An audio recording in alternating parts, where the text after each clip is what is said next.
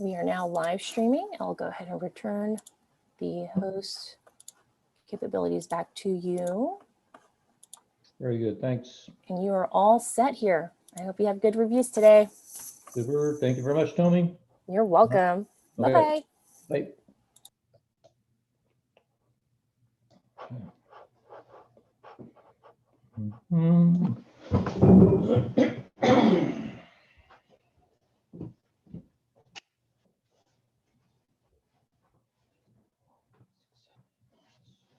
Let's do.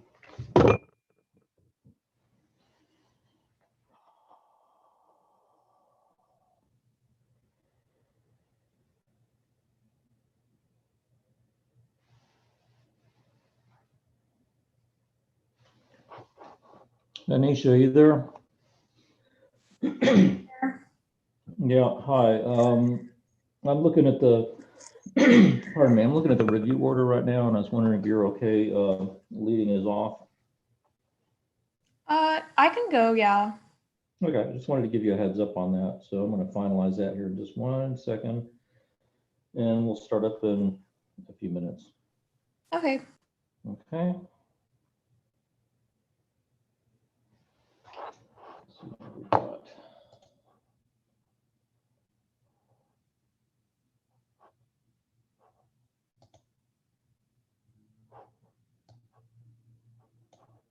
Oh, come on. No.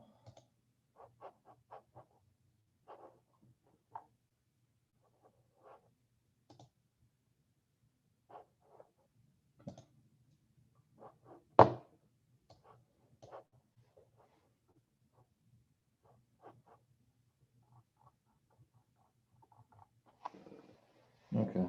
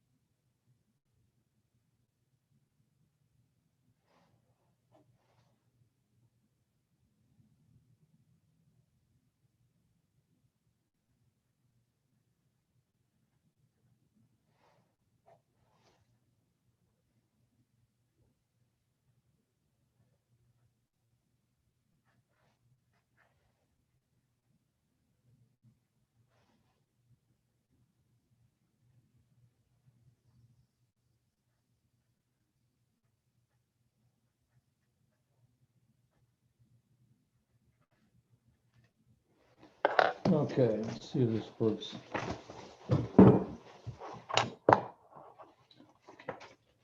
Okay. Meeting room. Admit all.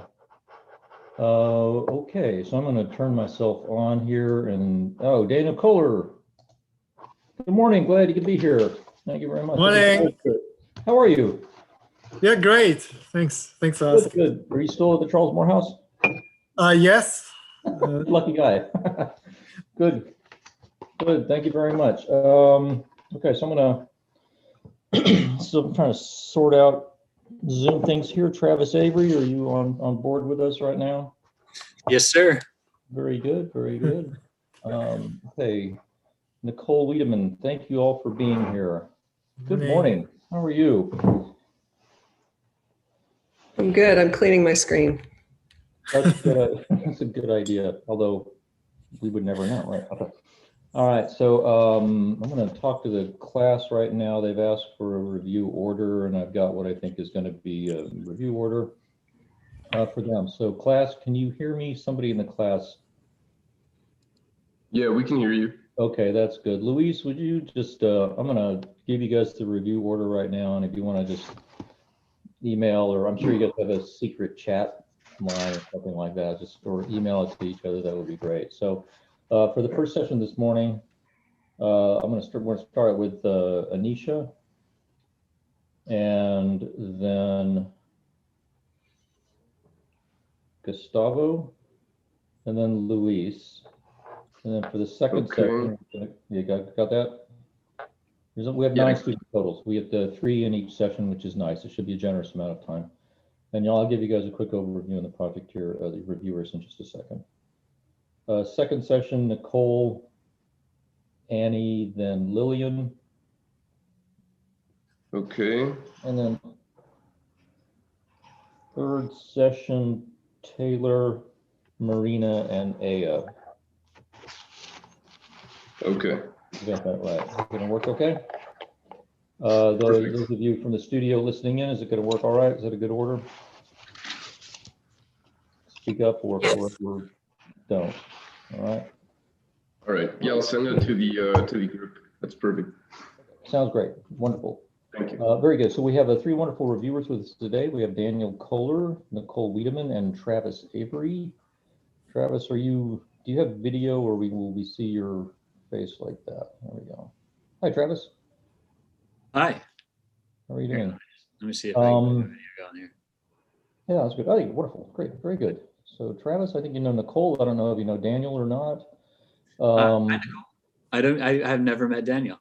Wonderful. Well, this will be very good. So we will we'll see how this goes. And of course, we're all live streaming and everything. So this is great. Do you want to give a brief introduction of just a little bit, like the 40-second introduction of who you are for the benefit of each other and the students?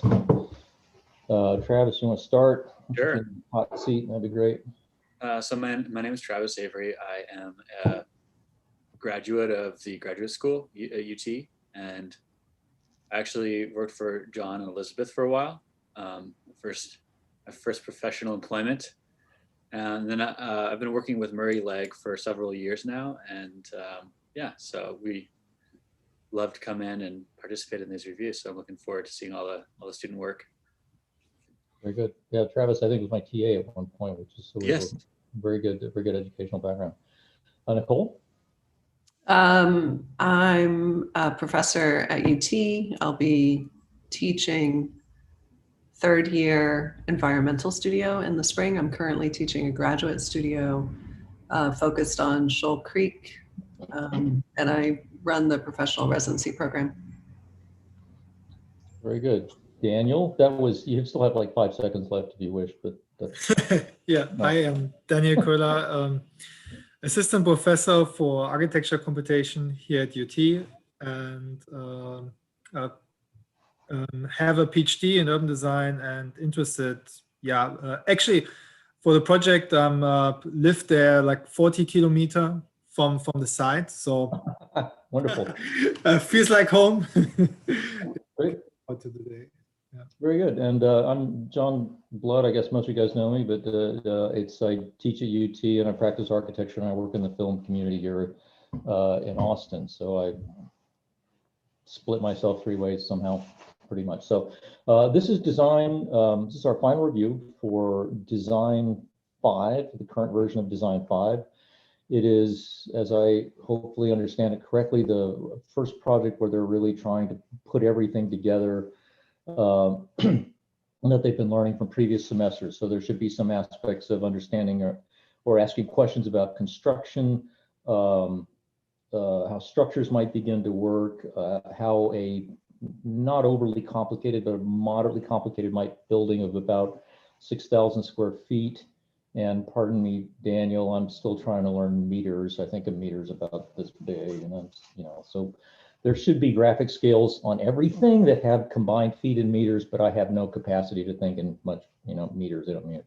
So about 6,000 square feet, which is, I think it's what, 60,000 cubic meters or some equivalent like that. 600 meters, right? I think. Yeah, okay. One way or the other. That has a slight a little bit of complexity to it, just the beginning of complexity. But they're really supposed to put it all together and together as a building and to start understanding integration. We've given them a site which is, I guess you know the site, Daniel. So I think it's one of the most fascinating sites in the world. Sadly, we've not been able to visit it yet, but it's on my list. It's on my bucket list of places I want to go and visit in the future. So I'll give you a very quick introduction. And to somewhere here is, there it is, Google Earth Pro. Very quick introduction to the site.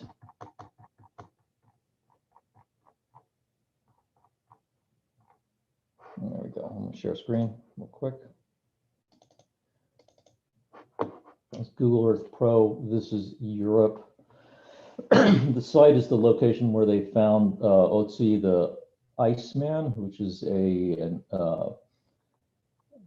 Iron Age, 5,000-year-old, basically mummy. It was a fellow that had been like shot in the back with an arrow and was escaping his murderers, and then died on top of this mountain right here. And then he was covered up by a glacier and rediscovered or discovered in 1992 and preserved. So it's an extraordinary archaeological find. It's a byproduct of what we're seeing a little bit of nowadays, which is the archaeological facts because of the recession of the glaciers. We're beginning to see some of these things uncover. So interestingly, this yellow line that you see running through the site follows the ridge line in the Tyrolean Alps, and everything to the north of the screen is in Austria. Everything to the south of the screen is in Italy. So the site has the potential to bridge the international borders of two countries. There are also, interestingly, because of the ridge and the disposition, there are glaciers on the north side of this dividing line, and there are not glaciers on the south side because of the southern exposure. So there's two different microclimates as well. And we've asked the students to choose somewhere in this region as a location for their site. So some people are relatively close to where Otzi was found. There's a somewhat flat, although it's still like 20 or 30 degrees of slope, a somewhat flat area in here. There's a very interesting bowl that's been carved out of the side of this mountain next to what's called Similon Peak. And so there's a project or two that are located in this region. Pardon me.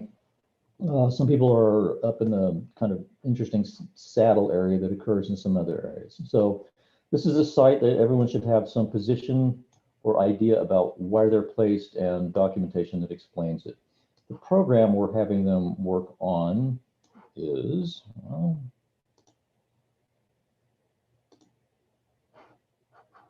the program is for a joint scientific team that will be spending some extended time up in this location. So I would describe it as a semi-hostile environment. I think we're at about 10,000, 12,000 feet in altitude, and it's pretty cold, but not, it's not inhospitable. It's definitely an issue in terms of the height. So there's a joint scientific team that's shared by two different areas of study. One is archaeological. So it deals with the fictitious premise that additional archaeological finds have been discovered in the region, pardon me, and deals with looking at the past and how it's brought us to where we are today. And the second scientific team deals with the study of climate change and glaciology, really studying how the glaciers are changing and what that's revealing to us. So these two different scientific teams will both be sharing a facility where there are support facilities, communal space, kitchen, dining, food, life support, etc., are shared together, and then they have separate working labs and some joint communal facilities, and then everybody has a living quarter. So the overall square footage is about 6,000 square feet or 558 square meters. There's accommodations for 10 people, 9 at about 100 square feet, 110, which I would describe as a micro hotel room kind of space. There's a very, very small shower that you can kind of turn around in. maybe a little space where you can work on a laptop if you needed to get away from each other. And we did do a sub-study where they looked at the unit itself and studied that at a larger scale. Some people have taken that unit, it's a simple repetition. Some people have actually used that as a base for something which changed or transformed throughout the project. One of them has to accommodate some kind of ADA. Now we're up on top of a mountain, so ADA presumably would be someone who might be mobility impaired that would arrive in a wheelchair and could be accommodated in one unit and then access all of the facilities there. It's one of the issues they're supposed to be dealing with in the studio. They share communal spaces. There's 2 communal spaces, one large, one small, which might be like a library, and that's so they don't murder each other or sort of joint forced isolation. Dining room, kitchen, library, some sort of gym or support, laundry, common areas. Some shop space will be shared. And then there's 2 research labs, one which is geological and the other which is archaeological. And they have some shared study space, which is combined. So a collaborative workspace. So if you're working at a computer and if you're actually doing like computer work and you're not in the lab, that would be a facility that's shared by both of the teams. And there's additional specific breakdown on the archaeological lab and on the geology lab in terms of how those things begin to function. There's some provision for the processing either of an archaeological specimen or a core sample which has been taken. So frequently they'll cut core samples and they'll bring them in and they'll cut them into sections and then archive those into giant refrigerators as part of what happens in the geological lab. And there's some provision for gear and equipment which is not conditioned but protected from the elements. So in a short version, that's what the program is, and then each of the students should be in a position where they can talk about what their idea is, why they position the site where it is, and how they've chosen to configure the building and orient it relative to those issues. So that's the brief rundown, which should hopefully bring you up to speed in the project. And do you have any questions about that, reviewers? Okay, sound all right? Daniel, have you ever hiked up to the top of one of these things? I have to find out if Daniel's been to the site or not before. Not specifically this site, but it's very common to hike up there. Yeah. Most of the ridges are actually accessible for common hikers. Like, well, you don't need so much skills actually. Yep. Accessible. Yeah, we had the benefit of being able to study the Monte Rosa project, which is this thing. It was a project that was put together by the ETH in Zurich and is very, very well documented in this book. It is a hiker's hut or a hostel for hikers, which is not uncommon in these areas. They are crammed in here like sardines, so you can start to see some idea of what the density of the thing is. And part of that is the byproduct of trying to minimize surface area and maximize volume because it's very expensive and complicated to do construction in this location. So there's a very good precedent in terms of talking about this, a very unusual one-of-a-kind foundation system that's done by these guys here. Some of their earlier studies, the idea of the mountain hut as something which is a cultural phenomenon in this area. We don't have the hut as a project, as a scientific facility, but there is the concern about how one would build in this location and what the nature of the footprint you have. So for some people, it's a real issue, some people less so. And they've chosen to sink their teeth into other parts of the construction. But just so that you know a little bit about the site, it's done by helicopter. So there's a lot of prefabrication. There's some concern about weight and material and efficiency in terms of doing this, but it's not uncommon. They build with helicopters on top of the hills all the time. So it's something that they can do and can be done. And that's a consideration for some people more than others, and I'll just let them identify it. Nicole, did you have a question? Okay, I think we will hand it over to the students. I've asked Anisha to kick us off. Anisha, you want to say hello? And the information, if you're not used to reviewing, is available on Box, which is accessible through the overall review schedule information. So I find it works really well to have the students' final documentation on a second screen, and then I can cycle through that while they take control of the presentation and direct what they want us to be looking at as they talk. Okay, so Anisha, are you okay? I mean, are you okay to start? Yeah, I'm okay to start. Let me share my screen. Okay. All right, looks good.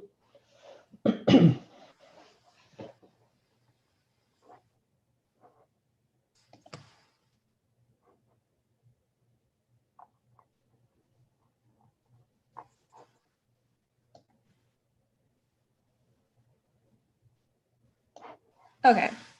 Okay, I think I'm ready to start. So I'll just start off with just a bit of kind of like a project statement, and then I'll kind of explain more as I go through the drawings and documentation. So the Alpine Research Facility is a live-work research building that houses small teams of geologists and archaeologists who study the receding glaciers and climate change in the Oetzl Alps and the ancient inhabitants and settlements of the region.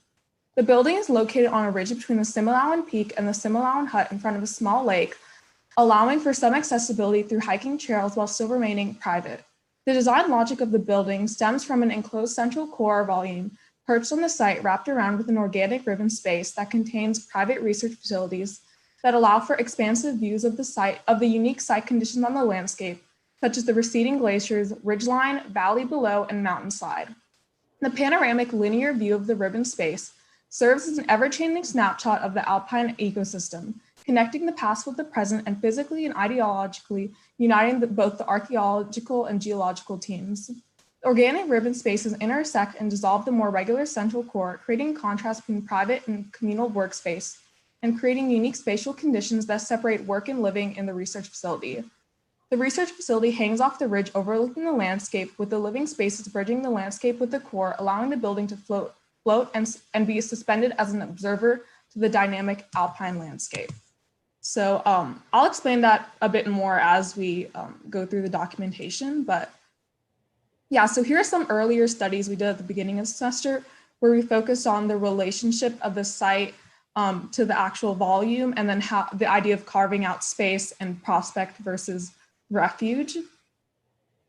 And then here's some precedents I looked at. So I kind of focused on a variety of precedents, some of which were more like vernacular architecture related to the site in terms of the Tracheoid Hut, and also another building I looked into was the Lumen Museum, which was located in the same site. Additionally, I also looked at the Zinc Mine Museum to kind of understand how, I guess, like the relationship of the building and site can be like perched or kind of submersed, more like the Tracheoid Hut. And then I also looked at the Pearl Museum and the Netherlands Embassy, because I was interested in how kind of the contrast between the stereoatomic central mass and kind of like a tectonic extension that was more different. So here's the site plan of the entire site. So as you can see, my building is located kind of at the bottom right hand. So it's located between the Similawan Hut and then the Similawan Peak, which is off of the right side. And you can see that there's a hiking trail that goes behind kind of the frozen lake that's there. So my building is somewhat accessible, but it remains kind of relatively secluded, and it's located near the border between the rocky mountainside and the glaciers, and it has a vantage point view of most of the site. So here's kind of a site section in terms of the relationship of the building with the landscape. So it's located slightly below the ridge with kind of the living spaces, which is in this kind of line, acting as sort of the bridge. So one of the things I tried to look at for my building was kind of how what were the views and like the different points. So in terms of the central core itself, like to the right, you would see the view of the glaciers and kind of the receding glaciers and the peak, and then forward would be the view of the ridge line and then the valley, and then to the left would be the view of the mountainside. So here's kind of a more localized site plan. So in terms of the building being located a little farther down the ridge and with the helipad being located at the very top. And then I kind of, since there's kind of like a height difference between the two, I proposed that there'd be kind of like lightly paved pathways along the contours that would allow for kind of movement of like supplies to the building, and also just like for access through snowmobile.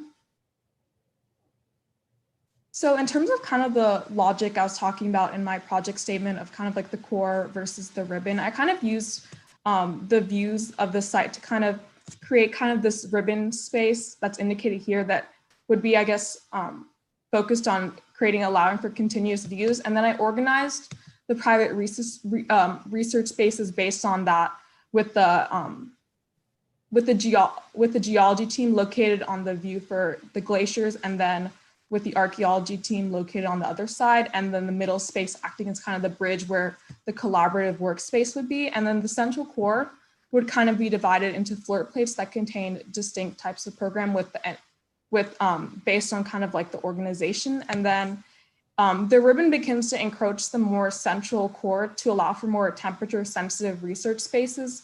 And those began to conform to the more central core logic. And then based on the kind of organization, it was modified to allow for more privacy between the research teams and fasted to guide circulation, and were based on programmatic considerations.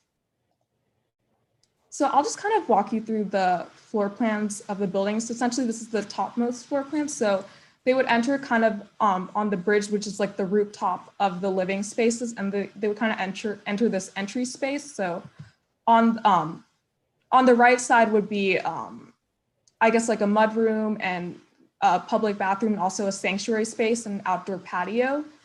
So from there, they would enter kind of the floor plate that was more for communal living. So in terms of kind of like an open space with kitchen, dining, and kind of a living room, and then kind of a small pathway bridge, which contains like the more specific living units. So Blood mentioned that we were kind of focused on kind of conserving space. So in my living unit plan, the bathroom is kind of nested underneath the bedroom in order to provide kind of the most amount of floor space below.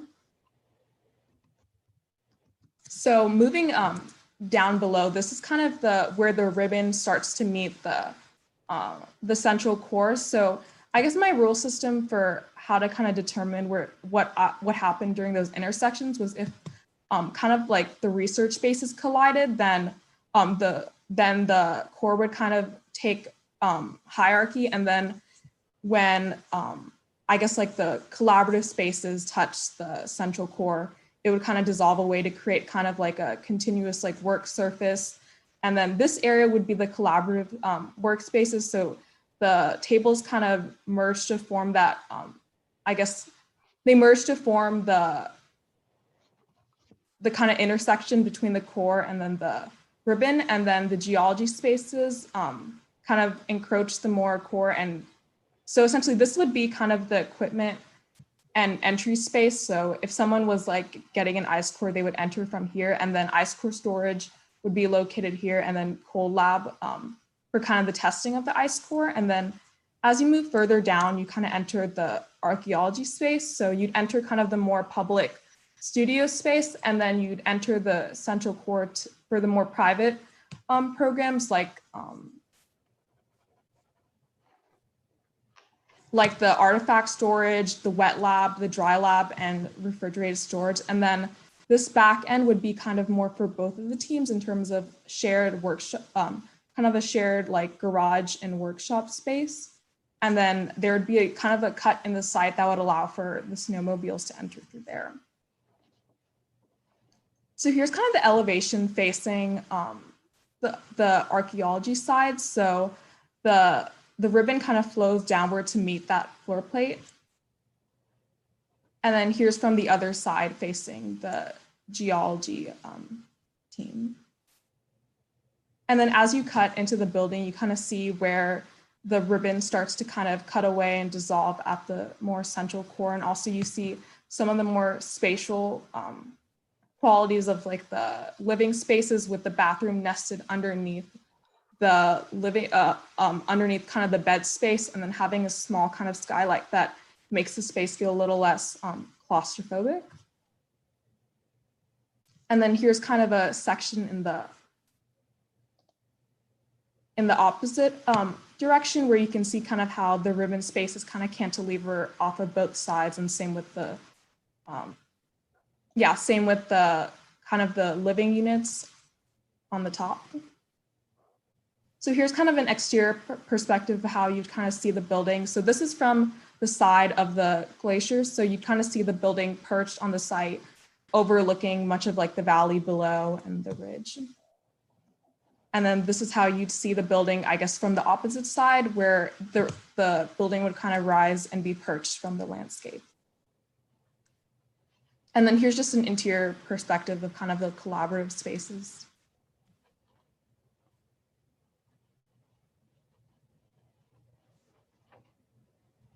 Oh, yeah, I guess I'm done. Oh, okay, all right. It's good.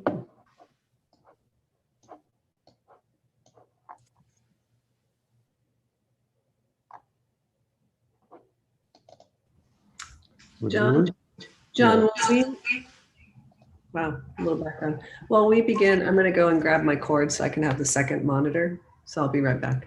Okay, that sounds great. The kids stole it from me. I'll be right back. Yeah, maybe I jump in. Yeah, Nisha, like thanks for your project. Very cohesive presentation. It's nice to look at. Maybe because the first presentation, some questions more to the side I would have. Did you how actually does the supply work? The daily supply, like with food and so on, in your project? Yeah. Let me go. Yeah, so let me go to the, so essentially most of the supply would be through the helicopter access. So much like there'd be, I guess, like proposed like weekly trips where the helicopter would come from the valley and then kind of sit there. And then there'd be snowmobiles that kind of, or path access that would allow for like movement of supplies. So extending is, okay, like a more local, mostly like the huts have a cable car connection, like a small, just for transport. No, they don't have that. They don't have it here, huh? Yeah. But then, like when you imagine, like with the, it comes out. I want to extend my question to the organization of your section. Can you come up with? Can you bring up the section, like where you, or like, okay, like you didn't, for some reason you're not cutting through the helipad. I know. Yeah. So, and I think you make it intentionally because I mean, I wonder when you say I'm delivering from the helipad, or everything what's heavy comes from the helipad. Or when you also think like this is the only straight, you're landing on a plateau and then entering the building, or like you don't enter actually the building on the plateau level, but you extend your building in height so that it's actually connecting to the plateau level. So for the organization of the building, I'm wondering why you put actually the entrance to the building on the ground level, but not reverse it to put it on up level, so that you actually enter from the helipad on the ground level. Oh, yeah, I guess the entrance is from actually the top level. So like, let me go to the, so this is like the rooftop of the, so you enter, the helipad would be here. So there'd be kind of a small slope. So these are not like at the same level. There's like a slight slope, but you'd enter from the top floor. There's just a second entrance below that's more for, I guess, like for research access. So the main like kind of movement of supplies is from the top floor. Well, you didn't want it to bring them on the same level, but there's also then extending this when you show the lab organization. Then, for example, the ice lab, you put actually on quite a slope, and I would enter now when I have an ice block, which might be quite heavy because ice is still like per cubic meters 1 ton in weight. I don't know how big actually these samples are, what you would as an ice or like as a geological artifact, if it's a big stone.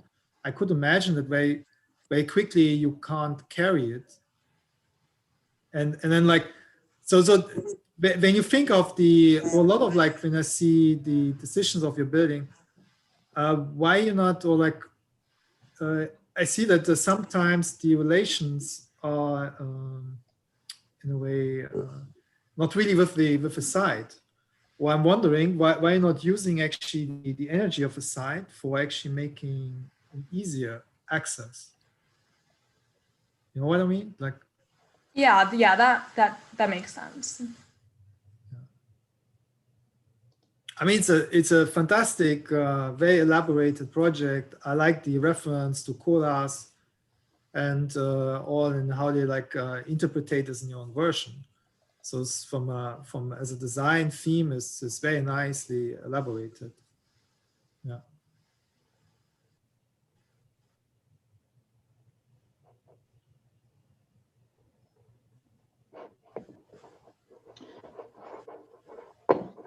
Does that make sense, Anish, in terms of the comment? Yeah, no, that definitely makes sense. And I think like I guess like if I had more time, I would definitely take a look at that again and consider that. Yeah, I think part of it is just the excitement of working on such a dramatic site. I was looking back through your earlier, I mean, there was a form study, like a fictitious section project that was done, and something that was just about prospect and refuge early in the semester. And actually, I see that those have actually carried through and resonated into the final project. One way to think about what Daniel said is if your project's budget was, if you were way over budget and you had to cut 50% out, is there a way then in the next iteration you could work with the site or the slope of the site in something which became more straightforward, or kind of yeah, a little more practical, but in thinking of that, there's a way to make the project better, or kind of cut out stuff that's not necessary in a way. So that's just a thing I would carry forward and think about relative to those comments. Yeah, I mean, I have a similar thoughts about the project. I think it's beautiful presentation. The drawings are immaculate and really well done. I love the aesthetic of it, the perspectives. From a conceptual standpoint, I really enjoy the tight core, and then the more organic parts of it spilling in and out of the core. So I mean, you've done a lot of really good work here, and I definitely want to commend you for that, because it's really comprehensive, and it's nice to see. I have a similar comment, just to reinforce the idea of the importance of the helipad with relationship to this, because it's the primary means of arriving and departing the facility. You can imagine in bad weather, or if there's an emergency like that's the most important thing, like how to get off the mountain. So I think having that connection, as exciting and as rich of an experience as all the other means of circulating around the project, would be the next step, right? Like the takeaway from that as well. So yeah, I totally agree about the helipad in relationship to the building. There's one slight, just nitpicky technical thing that can you go to the section through all the different rooms? This is just incidental comment, but like this tapering roof that you have in each one of those is going to be really difficult to build, just from a practical standpoint, getting the amount of insulation you need in weather like that, and also the flashing around your windows is going to be a nightmare with snow piling up and melting and leaking into your rooms. So just like, that's another level of development that happens later, right? Like just the articulation of those and what they would need to look like from a built standpoint. So that would be my only kind of criticism. So I like this project a lot. Done a really good job. Thank you. Yeah, definitely. I think the skylight was one of the things I remember Blood mentioned, needing the kind of extra space, and I probably could have made like made it more, construction friendly. But definitely definitely that's something I needed to consider. On that note, I think that you'd probably be better off from a technical standpoint with a curb mounted skylight. You'd be able to do a larger expanse of glass, and it'd be a lot easier to build and maybe easier to waterproof and weatherproof. Yeah. So I was trying to figure out, are you guys third year students? Or is it a mix, Anisha? We're all third years. You're all third years. Okay, great. I think this is a really nice project. I really am compelled by the diagrams and the types of things that I begin to think about, given the clarity of the diagrams, is the distinction between the core and the ribbon. And given I was thinking, like, if I'm in a really cold environment, like, I know that if I'm going to get frostbite, my body's saving the core and my extremities begin to go, right? And so with this, there's a similar approach that I think you could employ, which is that the core may be the most essential things and it doesn't have the most glass, right? It's a more contained piece. I know it doesn't include the living, but it still has sort of the heart of all the program held within it. And so when you begin to look at the sections, it's possible that there could be even more change between the core and then the ribbon, the extremities, which go on the outside. So you see it with the glass. It's possible that the core is really the place of warmth. Maybe the extremities can be closed off if it's a severe situation, which I think it is a lot of the time in the winter, where you really need to keep a part warm and other parts, because of the amount of glass or whatever it is more auxiliary. And so I think there are approaches to how it might feel, the materials, how you might build it, that could actually benefit from the structuring and the sort of the essential character of the core, and then the relationship of the ribbon to the outside. I begin to see it at moments in plan, and I think I see it at moments in section, but I could imagine that if this is something that would be developed, it could even be heightened, and it may actually produce a very viable way to run this place. You know, that it responds to its seasons potentially by shutting things down or keeping certain parts warmer than other parts. I think the resolution on the project, I think, is fantastic. It's really nice to see the plans that with this much thought in them, and then the sections, which are really so clear. I mean, I'm really impressed with the resolution of the project overall. I think a lot of it comes from a clarity of the diagrams to begin with. And so I wanted to say that. Thank you. Yeah, I think that makes a lot of sense in terms of like the core being kind of like all the central parts of the program. And yeah, I'll definitely that could definitely be more, I guess, like fleshed out. Well, I think you're doing it programmatically. It would be a question of whether there's a way in which it's made that might be a response as well. I noticed that in one of the sections, one of the ribbon pieces, I guess one of the ribbons acts as an anchor in a way. So that makes sense that it attaches in that way. The others float, which I think structurally is the appropriate response, in the sense that the core is the structuring device for most of it. Oh, I guess I have just a question in terms of like materiality, because I think that was one of the places like I struggled with in terms of, I guess, like how to differentiate with the core and the ribbon. I was wondering I guess how's there a way to use materiality kind of differentiate that? I guess I guess how you mentioned like that the ribbon kind of being like those extremities that get super cold, and then the warmth of like the central core.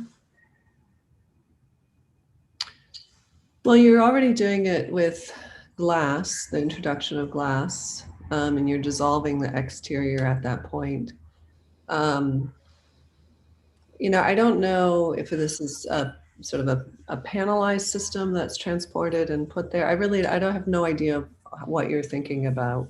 But it seems like there's a faceted approach, sort of a stylistic faceting of the ribbon, and that I don't think is necessarily related to anything specific. It's sort of like a patterning, a cladding. Yeah. I mean, don't. like, Go ahead.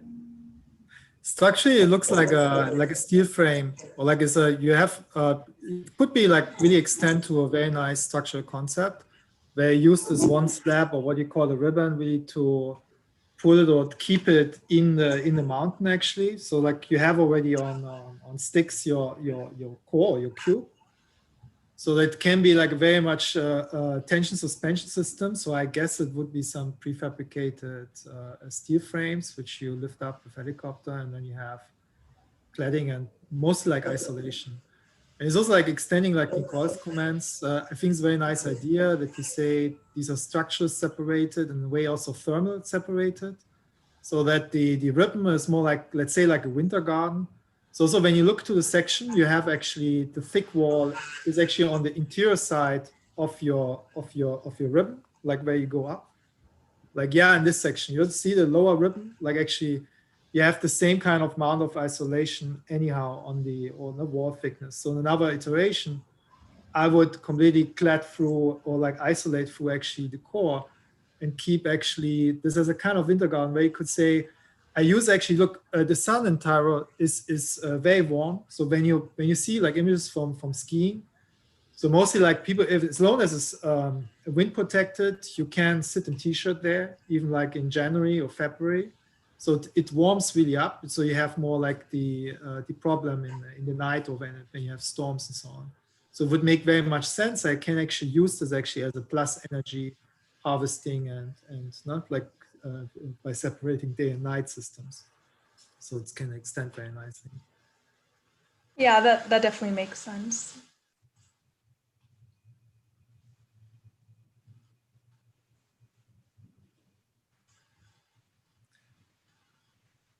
We're going to move into the wrapping up part. If there's any other issues, first off, congratulations on a very, very complete, very well presented project, and very both verbally and graphically, it's really spectacularly done, really nice. Any issues that you work with that you'd like any final input on, Anisha, before we move on to the next person? Yeah, I think just a question about structure. So right now, I guess like this living kind of like space is kind of like cantilevered, like part of it's submerged in the site, but a small part of it's like touching the core. I guess like structurally, like I'm not sure how it specifically work, but yeah.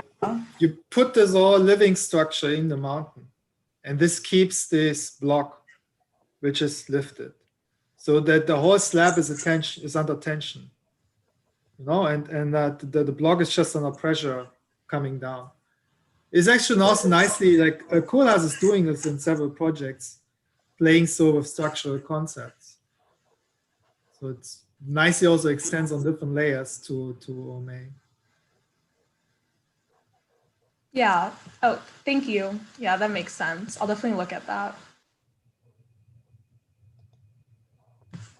Okay. Have someone hold your hands while you lean back. What? There you go.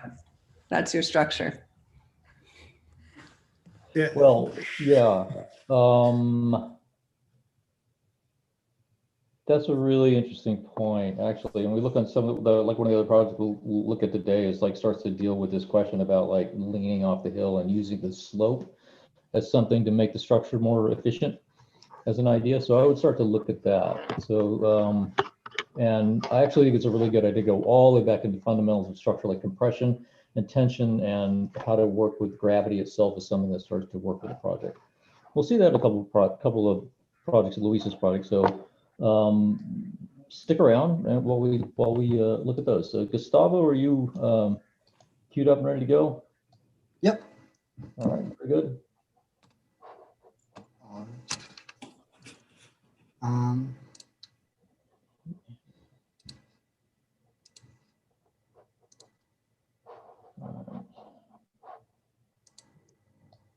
All right, so my aim is to create security and comfort within the vast and harsh landscape of the Otzal Alps. Through dense design and perceived haven, the project aims to create a space of sanctuary in the most unforgiving of climates, creating a living space sheltered from the elements while still providing access to the exterior world as to not neglect the true purpose of its inhabitation. I do so through a set of pavilions connected by a central spine. And the spine connects to those pavilions through a repeated node module. Starting off, I just have some precedents here. So for support Gustavo, underneath. like maybe we see a Google Doc. I don't know if it was intended. Oh, sorry for I don't know why that happened.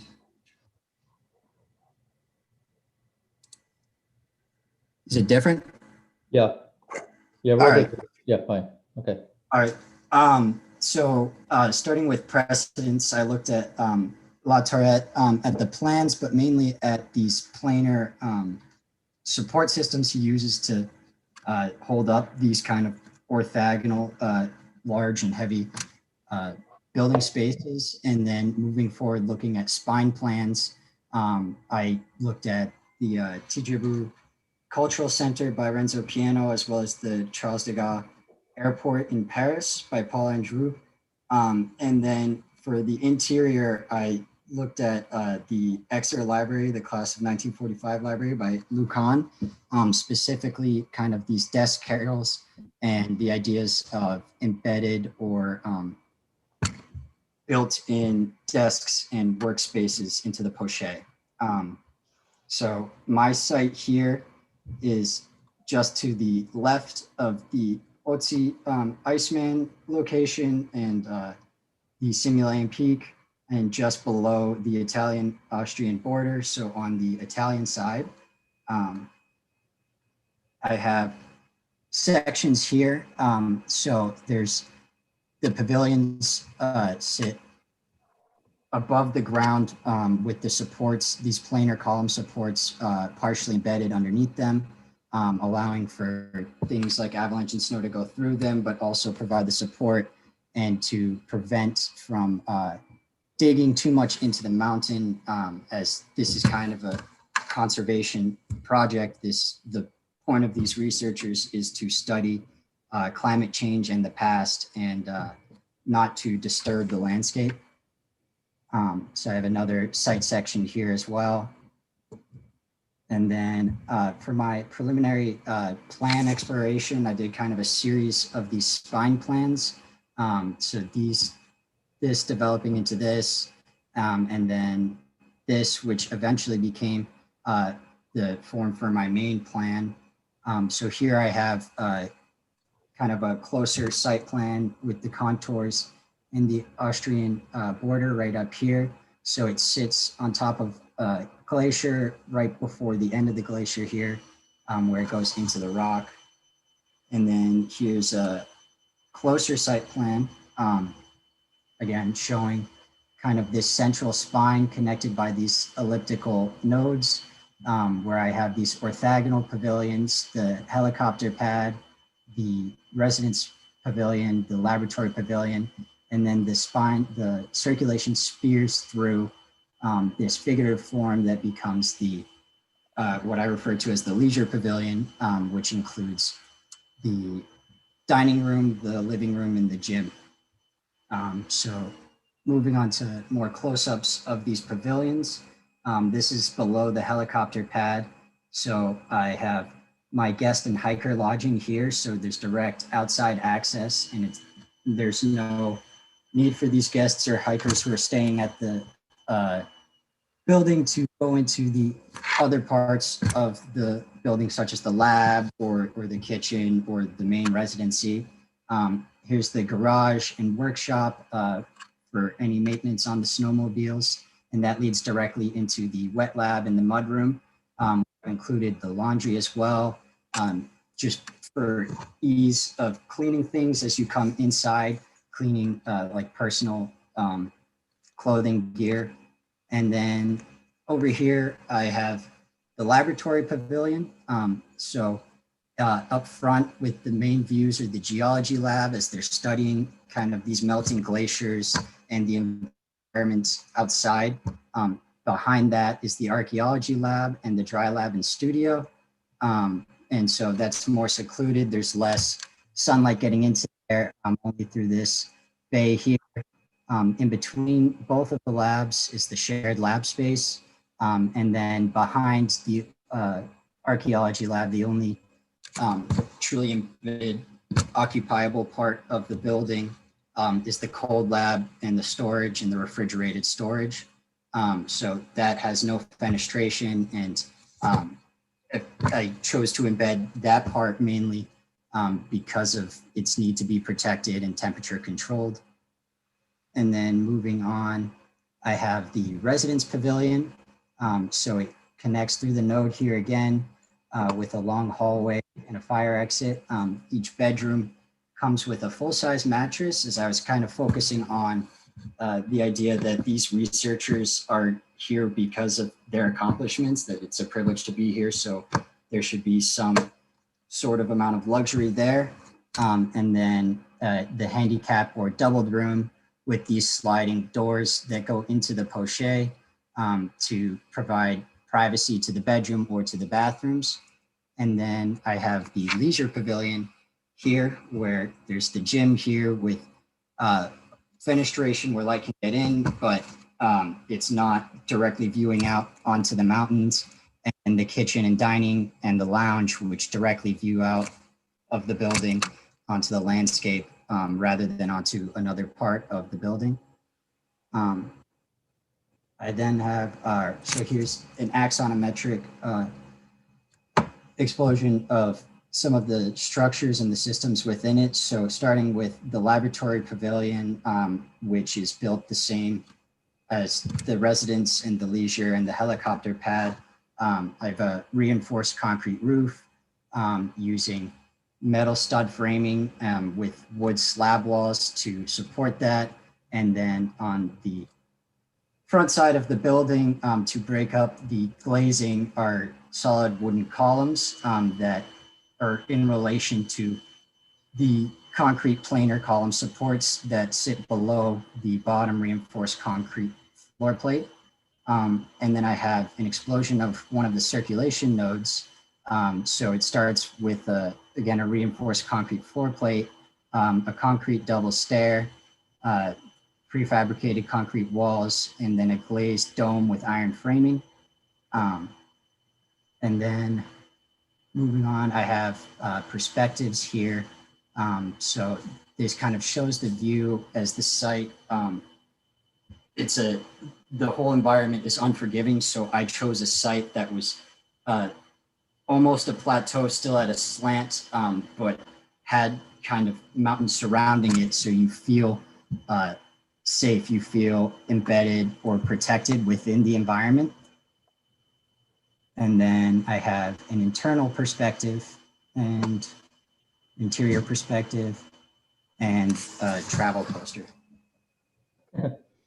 Okay.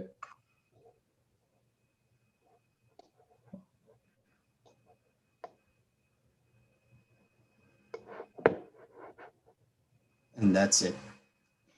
So tell me just a little more about this, why you picked this, the site itself.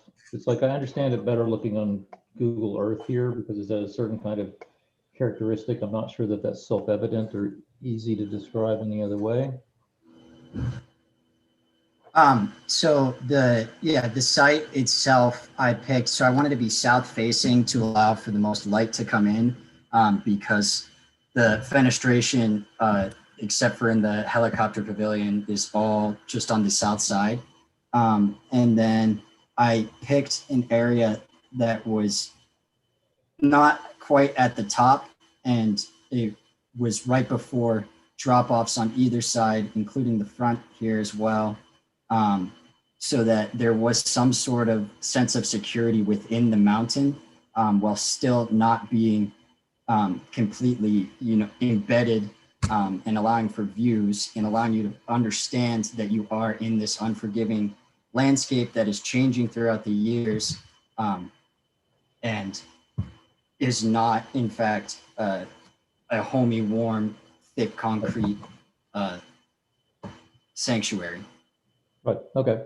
So the other thing that you might say about it is that like there's a ridge line that the borders follow, and projecting out to the south is another sub-ridge.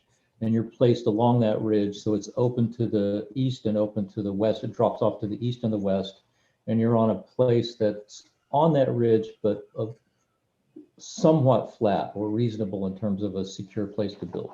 Is that another way to say it? Okay. Yeah. All right.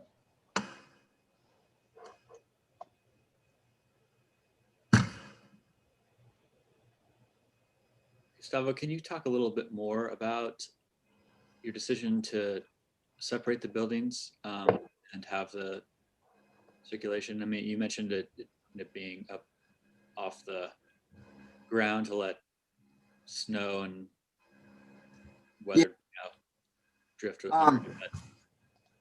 Yeah, so I began designing kind of each space individually. And so the decision to separate them into a set of pavilions rather than one building with kind of internalized circulation really came from trying to provide that sense of sanctuary within each of the pavilions, but through the circulation and the glazing on the sides of the circulation, I didn't want you to lose touch with the fact that you are in this environment and that your purpose here as researchers in this laboratory is very important in terms of climate change and anthropology and understanding the past. So I really wanted to make sure that there wasn't a disconnect from the exterior environment while still providing these kind of regularly shaped, thick sanctuary-like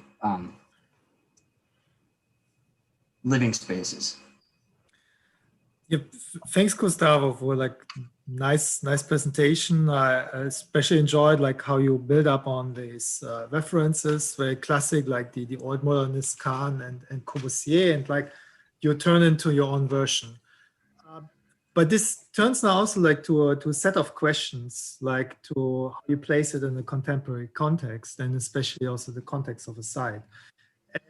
And for me, it leads like the motivation or the materiality, or like the motivation for separating like a very modernistic layout, no? Like organs of a body, you know, like a Bauhaus, like completely typical, which I could easily like translate into a modular building system, for example, lightweight, which gets lifted up with helicopter and so on. But you don't choose it, you choose like concrete. Which then, is there a modern, or like what is a contemporary version, or like how you give access to during construction to the site? And then also like now to another like question later, is you put your buildings on the ground in different, or maybe there's a different dialogue than like you should La Tourette and so on. No? So, but also like when you now consider snowfall at this height, they have between 3 and 6 meters per winter. Like you said, like how you consider it a scenario then during winter season? Yeah, so that was, I guess, part of the dense construction of it, was to be able to support that while still being able to achieve these regular kind of orthogonal and comforting shapes. So the dense materiality of it was meant to be able to support that kind of snow, as I understand snow doesn't generally fall off of a flat roof. And so those areas where there's less of that density, there's the glass domes and the slanted hallways allow for that to fall off instead of building up and putting more weight on top of that construction. So you intentionally want that your building gets snowed in? Yes, so there's an intent there to like, again, that's creating kind of the packed in cozy feeling of that sanctuary that I want to achieve, almost cave-like, maybe once the snow has fallen at the peak of snowfall during the winter. And So- I mean, I can imagine there's a very romantic or very atmospheric vision of an architecture that really gets snowed in a way, you know. It's but enable that now. When you say I'm using a concrete construction, and now like you want intentionally to put like 3 meters snow, like the load of such heavy snow. I mean, so what does it mean for the structure itself, for the construction? Did you have like some thoughts on that? Maybe it relates to why you like choose actually concrete at such a height as a building material. Yeah, so that, I guess that was the intent behind the concrete and the metal, the steel stud framing, was to be able to support those conditions, to be able to significantly within the pavilions, significantly separate the outside from the inside. And so the dense materiality and construction, I believe, allows for that, while still being able to support those live loads of the snow. Does that make sense? I think the question is like just the practicality of using construction as a building material of the site, given that everything has to be like lifted and brought in. Is there another way to accomplish that, or accomplish your intention that wouldn't necessarily rely on concrete literally because of its weight? So in terms of the roof and floor plates, I believe steel and timber could be used there. In terms of the planar column supports that go underneath, I think those need to be a material like concrete. I don't think I want them to be a cohesive like plane that allows you to like see through them, but still supports the building. So I don't think timber would work there. That's again why I was choosing to use like wooden slab walls rather than just a drywall or wooden boards to create that kind of cohesive feeling between the entire building. So You probably should calculate the weight of your building. Like that actually would be a reasonable exercise to do. Concrete weighs 180 pounds a cubic foot. And if I were pricing this, the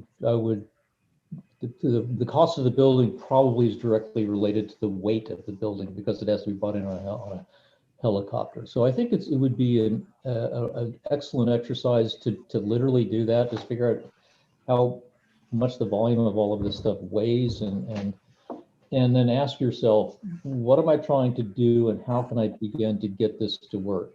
If you go back and read the Monte Rosa project and what it's about and how they calculated that, there's a similar idea. A lot of the structure is actually very thick, but that's because it's mostly insulation. It's like a big Yeti thermos. The whole building is kind of like that. It really wants to have thickness and insulation and separation of layers to begin to do it.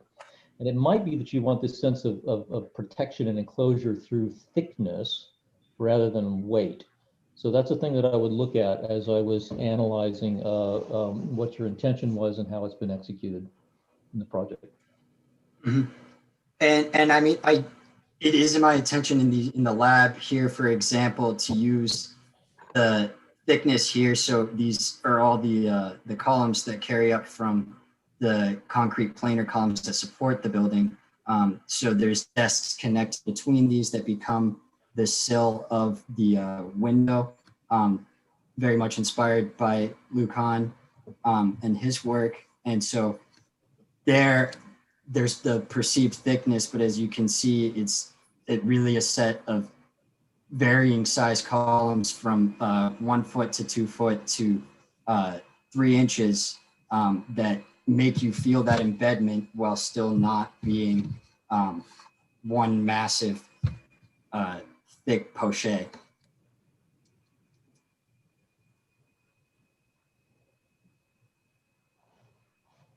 You you used the word sanctuary a few times. Do you want to talk about what that word a little bit more? Yeah, so I guess we had begun the semester viewing a documentary about the cave and cave drawings and kind of the space and the feeling that those created. And the documentary is very anthropological, but it discusses about the sense of comfort within the caves. And so that's kind of where I developed that idea for it, and then decided to create these thick pochets which in kind of shelves and desks and occupiable spaces emerge. So that was the idea behind the sanctuary for it. So It's can you show me the most sanctuary part of your building?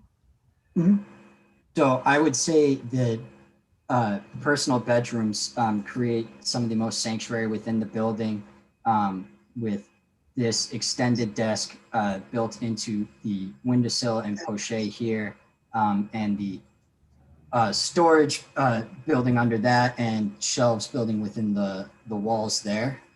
So that was where I aim to create the most comfortable and most secluded and sanctuary-like space.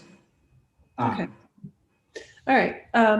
So that definitely has it's a small space with a lot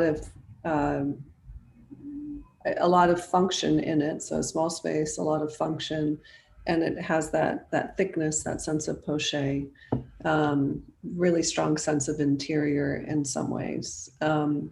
So in looking at this, I was trying to figure out what type of space you're trying to create. And I think when I looked at your precedents, the Lucan, what you chose as images, the Lucan desk was the closest thing to that word. And so I feel like there are a lot of things happening in this project. Not all of them are supporting your intent, if your intent is the notion of sanctuary. And I think there are ways that you can have differentiation in program. You actually very clearly said, well, I developed these pieces separately. I don't think that you're really benefiting from them being separate buildings. Maybe you wanted them to be separate identities or experience, but I don't really see any benefit as having them as separate buildings. So if there's the very small, tight spaces, which might be related to like a study carrel, or some work spaces might have that, some living spaces might have that, then the rest of it might want to be sort of more streamlined or economical, right? You could think about, this is not the project you need to design, but I could imagine I could have a pretty singular box, and then I spend a lot of effort in certain areas where I really want thickness and poche, where I embed a person almost in a threshold condition between heightened interior and exterior, like that joint between things, that sense of respite. There's an old project by Skagen, Elam, and Bray. It's a library, I don't even know if it's still standing, but a library that was done in Atlanta. And they did a pretty big shed building, and they made these little moments, these little reading nooks that sort of stuck onto the exterior. So that it's a pretty economical building, but an effort made at the point in which you would sit and read. So my concern with your project is, I think you need a little bit more self-critique and direction as you move through a project of this complexity. And it may be developing a diagram, or really, really focusing on those words and precedents, specifically the precedents. You could have found sanctuary also in La Tourette, obviously. But I feel like you're saying yes to a little too many things, like, sure, that's cool, oh, that's a good idea, without really deciding if it's in support of your thesis. But I'm happy when I asked you about sanctuary and you picked the rooms as a place, that I was beginning to make some very clear connections between the precedent, the room, and that kind of joint or threshold between a heightened interior and an exterior.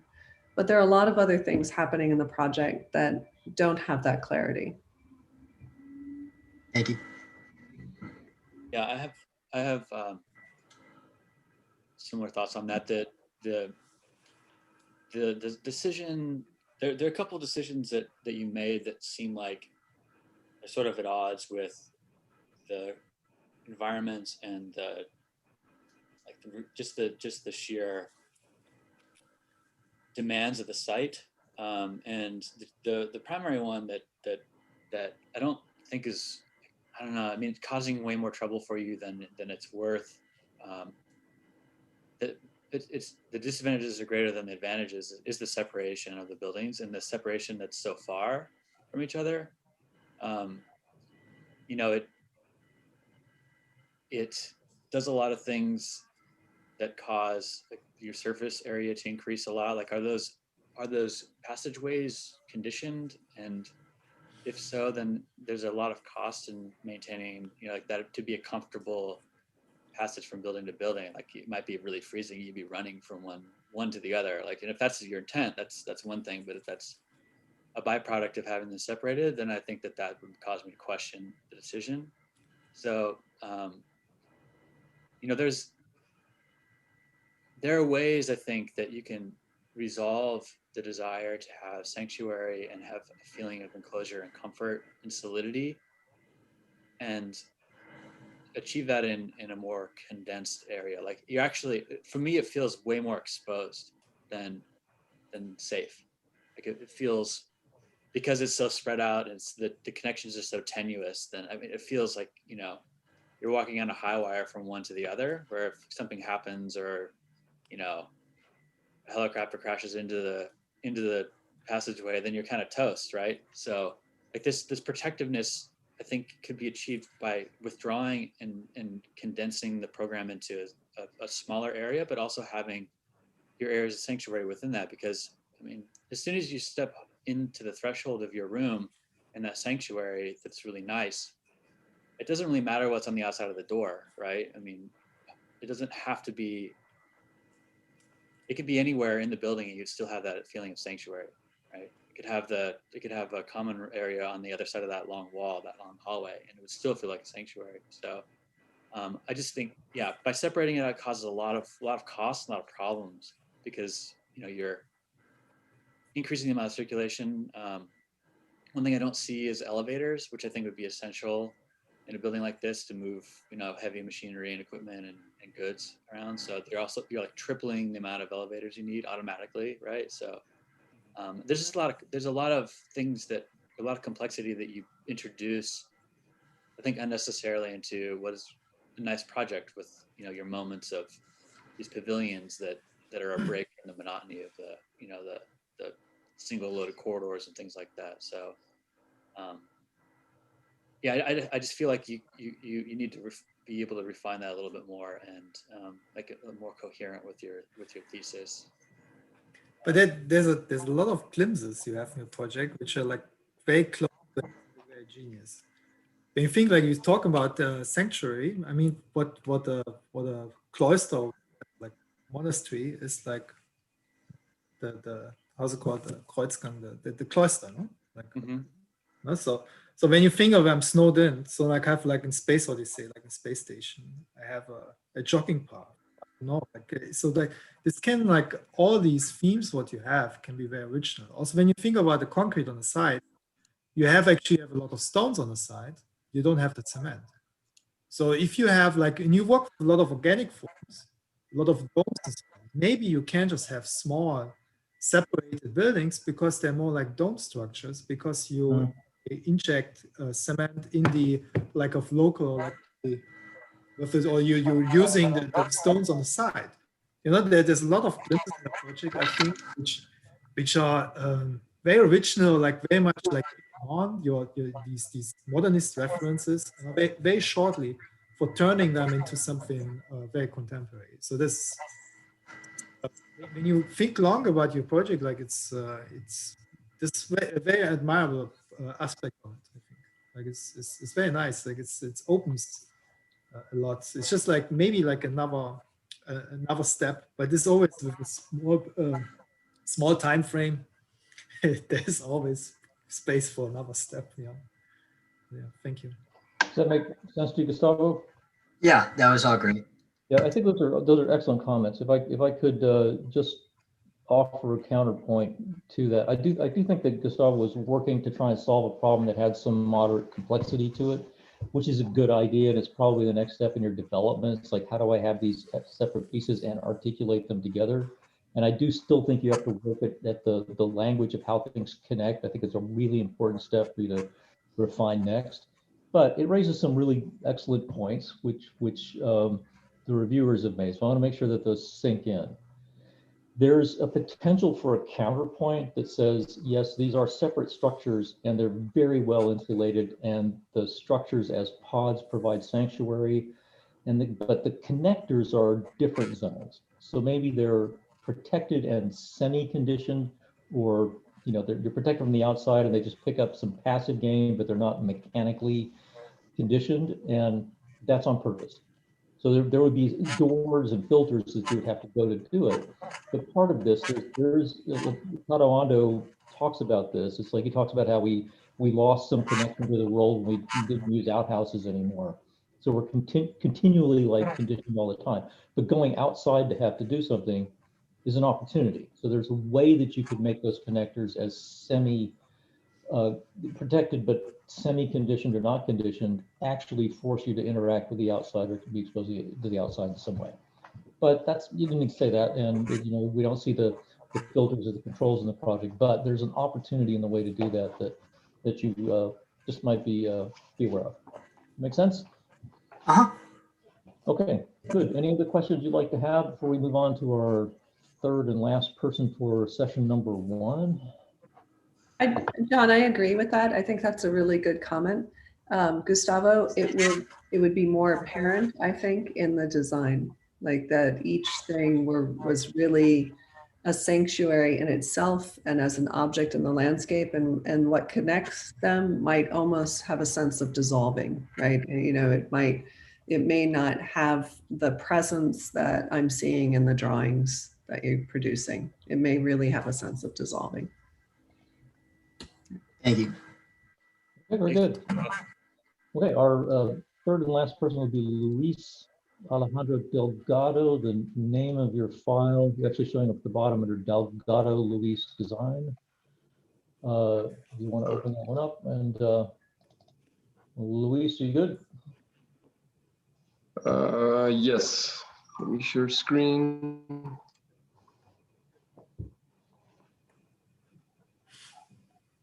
Can you see my screen? Yes. Okay, so first off, I want to thank you all for being here and taking your time for this review. So let's get started.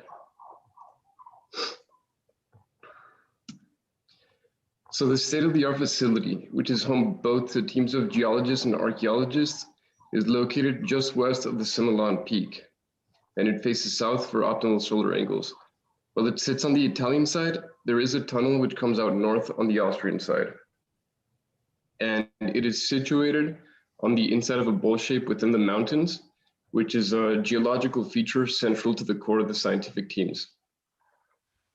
The bowl, which is marked in red here, is located above the Italian town of Vernago, and it's just below the more glacial terrain to the north, which provides the inhabitants with an incredible view of the more greener environments to the south. As opposed to setting the structure ordinarily on the site, perching it on the steep side of a ridge and making it accessible only via helicopter or a tunnel traversing the mountainside would provide residents with a distinct sense of adventure and a direct connection to the site. The structure, being elevated in light, provides a stark contrast to the surrounding environment of massive stones and glaciers. The presidents I chose to look at all inspired admiration for technological achievement, and more specifically, in this case, science, something which I thought was invaluable for this project, given the nature of the program. With that being said, I believe that my building should inspire admiration for the respective fields of the researchers. In order to emphasize the relationship between humanity, science, and nature, I set out to create a building which would resonate biomorphic qualities through unique structural techniques. In plan, the central core of the project could resemble a human vertebrate. In elevation, one could imagine a creature climbing up the side of a mountain. The structural mast and cable system could remind one of a spider weaving a web around its prey. So here in floor plan, you can see how the fluid geometry and horizontal span of the project can contrast the rugged and vertical mountainous terrain. So if we divide the project into 3 parts, there are the labs, the living quarters, and the communal living spaces. So I'll begin to explore the project part by part. Beginning with the communal living space, this contains the primary entry, which is the helipad. And the helipad also serves as a patio. So whenever the residents want to go out and enjoy the sun, this is the only flat exterior portion of the project. So it does come equipped with a drainage system, which allows for melting snow, which could either collect and be made use for the building, water, or can allow the water to drain through. This area contains the most open areas, which include the living room, the kitchen, and dining room, but it also does include some closed off areas such as the library, gym, and a private room for board games or reading and whatnot. And there's also an elevator here. So for example, when you bring in food every week or so, it's easy to transport the food down into the pantry or other equipment. Moving on to the units, each of these units is connected by and protrude out of a main corridor, and they come equipped with a shower and closet space beneath the bed. So this part of the project, it is essentially floating, and to enhance this experience, the corridors have porthole windows, and there's also a small window above the bed, which allow you to view the separate units in between them and like view them from the outside, so you can tell that they're floating around you as well.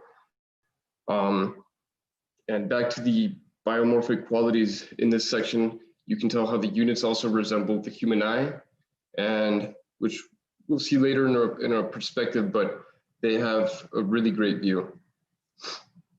So how exactly are these units suspended? There's a series of masts which hold up the corridor portion of the project, which work in compression, but the units are attached to the top of these masts with some cables, which allow them to be suspended in the air. And the masts themselves are held upright by a cable attached to the mountain. Now, the structure should be rigid enough not to move, but it does contain flexible connections to account for thermal expansion or contraction. The lab space portion of the project contains the largest rooms, and this was primarily to create a comfortable everyday workspace. Entering from the main corridor, you'll come across a communal workspace, which has a couple desks and stuff for light work and with both teams can engage. And then there are the large labs which are designated to each team, and these are very large to handle heavy workloads. There's also a cold storage area for the scientists to store their ice samples or artifacts which they collect from the outside. And there is a lobby which connects all 4 spaces. So this is the tunnel section. Now the tunnel is primarily used as an exit for scientific excursions, but it can alternatively be used as a different entry. And this tunnel cuts straight to an accessible part of the mountain, which the scientists would go to on snowmobiles. And moving into the tunnel to the structure, there's a garage at the bottom, which has a neighboring mechanic shop in case any of the snowmobiles were to break down. Moving past that, there's a dry room, which when the scientists are coming out or coming back into the structure allows them to take off their wet clothes and store them or whatever gear they need for their next excursion. And moving past that, there is a hallway which is glazed on all sides, which allows this very nice transition from the inside of the mountain out to the structure, and allows you to view how the structure is essentially almost floating. And moving forward, you can either go to the primary corridor or straight to the cold storage, which allows easy access for the transportation of the ice samples or the artifacts collected from the outside. Here's a perspective showing the project in its whole. See the helicopter there, the scale.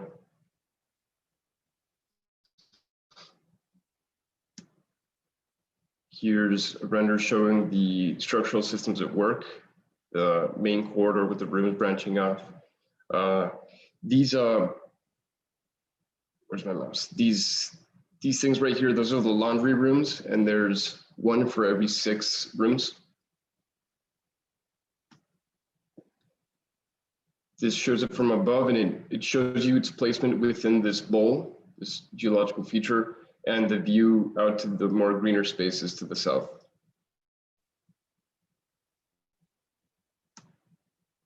Here is a render from the living room. This is essentially what you see from the living room.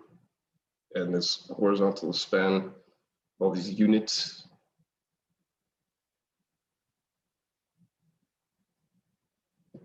And here is a render showing the quality of space within one of the labs looking in the other direction.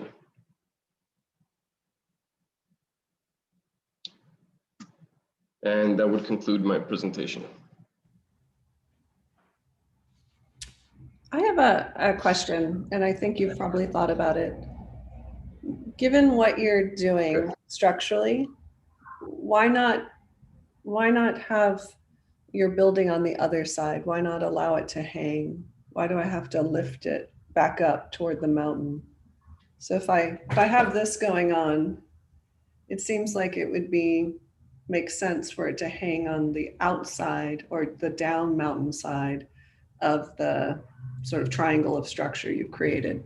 Maybe I'm not understanding it. It's just it seems like there's a lot of effort to sort of hold it back up on the other side. It seems counterintuitive to me. Do you understand what she's saying?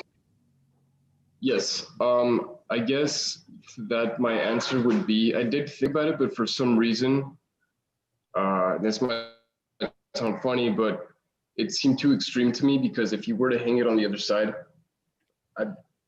maybe, like in my mind at least, I saw it'd be really, really hanging over the edge, like really lifted in the air. And I don't know, it just seemed a little too extreme for some reason.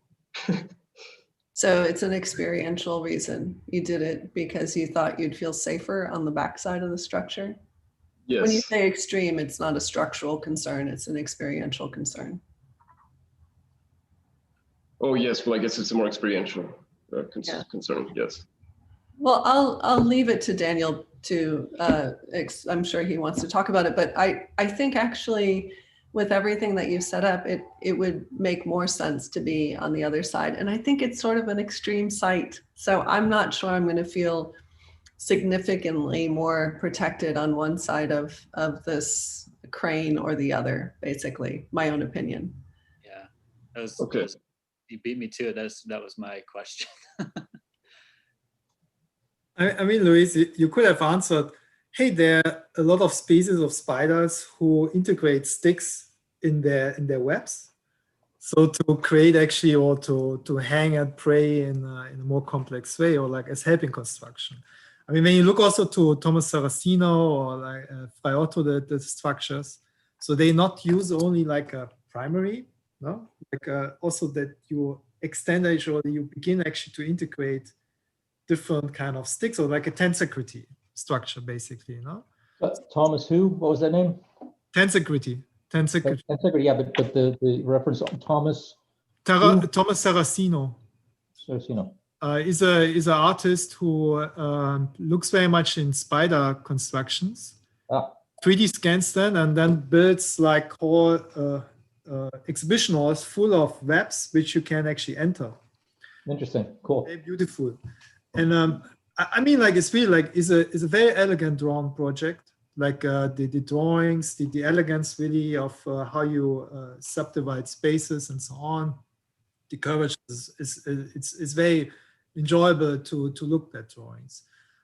Of course, like I see it more as an exercise also, or like that for you, like you're interested in a certain formal language. There's some like you apply this to the site. I would like now like push you forward in this exercise, like what would be motivations in a way to explore more complex relationships with your kind of what you're interested as to explore geometrically at first. No? And here's like what Nicole says, like, hey, can I use like the geographical situations? But when you think is further geographically, for example, when you make the space in the mountain, like when I'm using now actually a negative space vs the positive, no? Would that not mean that I'm using really or developing a completely different formal language? When the first one is like separated kind of X, so maybe that's more like works with intersection or like combination and so on. So that I think would be very much comes on next steps, like very much from the site, or it feels that it can be more informed from needs of a site that actually you push it into formally into new territory with that. So that would be very interesting. But so it's from the plan drawings, they're very elegant, very thoughtful, drawn, like you know, like these develop these curvatures and so on. So that's of course in this assembly. More on a smaller scale, I think it works on like why it's in the spine, right? It's too much on the biomimicry of forms, like that the metaphorical level, I would say. So then that would be now the next step now to actually, inform it on the level of structure and construction to have this feedback, I think, with the site. Okay. Yep. No, I agree. There's a high degree of elegance in it, and the aesthetic exuberance, which is fun.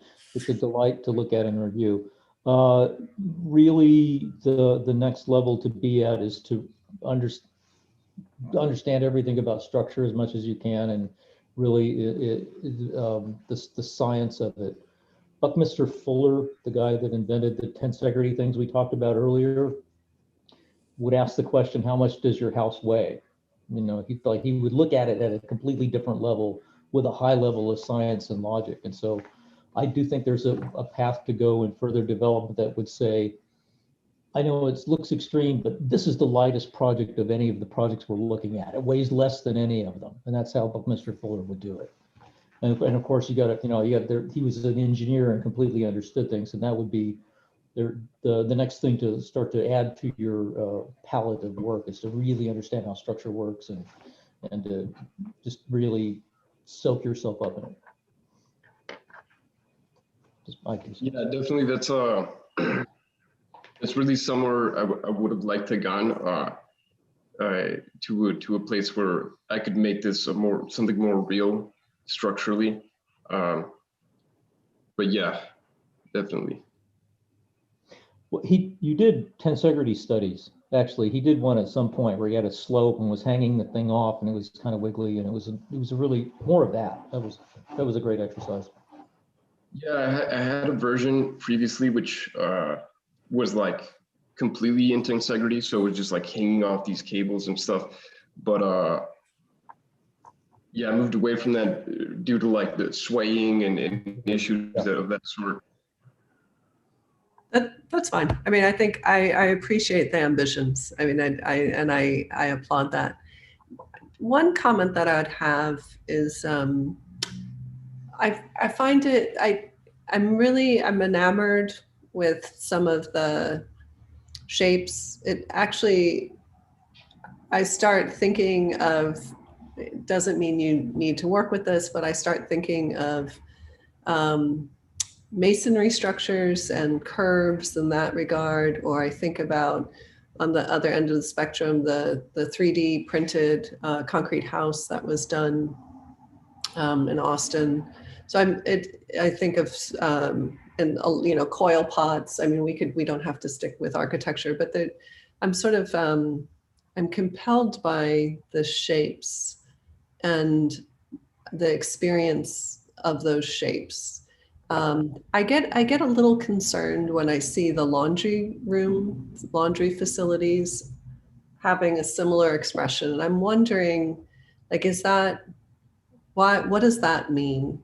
Like, I don't know that that's an essential thing to celebrate or to put the effort into. So there may be a way to work with these types of forms, and you have a lot of poche, and maybe at times some of the functions, whether it's mechanical or whether it's a laundry room, just gets absorbed. It actually doesn't have to have the same type of expression. So absorbed within the day. Sorry. Yeah, I mean, right now I think your laundry rooms, which are on the plan that you're showing, we're putting the effort to sort of bump them out of the circulation, and I don't really understand that. So there are moments when I'm looking at the shapes and the sort of effort of the expression itself, and I wonder how does it align with program? In what ways does it align with program? Does it need to align with program? Maybe you'd make the argument that it doesn't matter. Like, everything can have its own shape, and it just is an accumulation of those things. But it's a question that I have. I wonder about that. Okay. I mean, Yeah, I understand.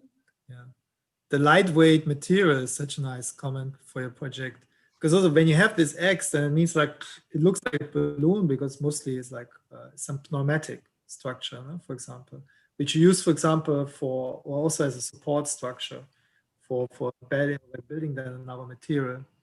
But then it leads it also the same. You could have gone like a much more radical approach to materials, which maybe is also like a right way when you're in such an extreme environment. Why we should always use like high isolation? Maybe it's a complete different form of a high-tech structure, which, yeah, over the Buckminster-Fuller question, actually, those in solar energy or any kind of alternative kind of heating form is much more sustainable at the end. No?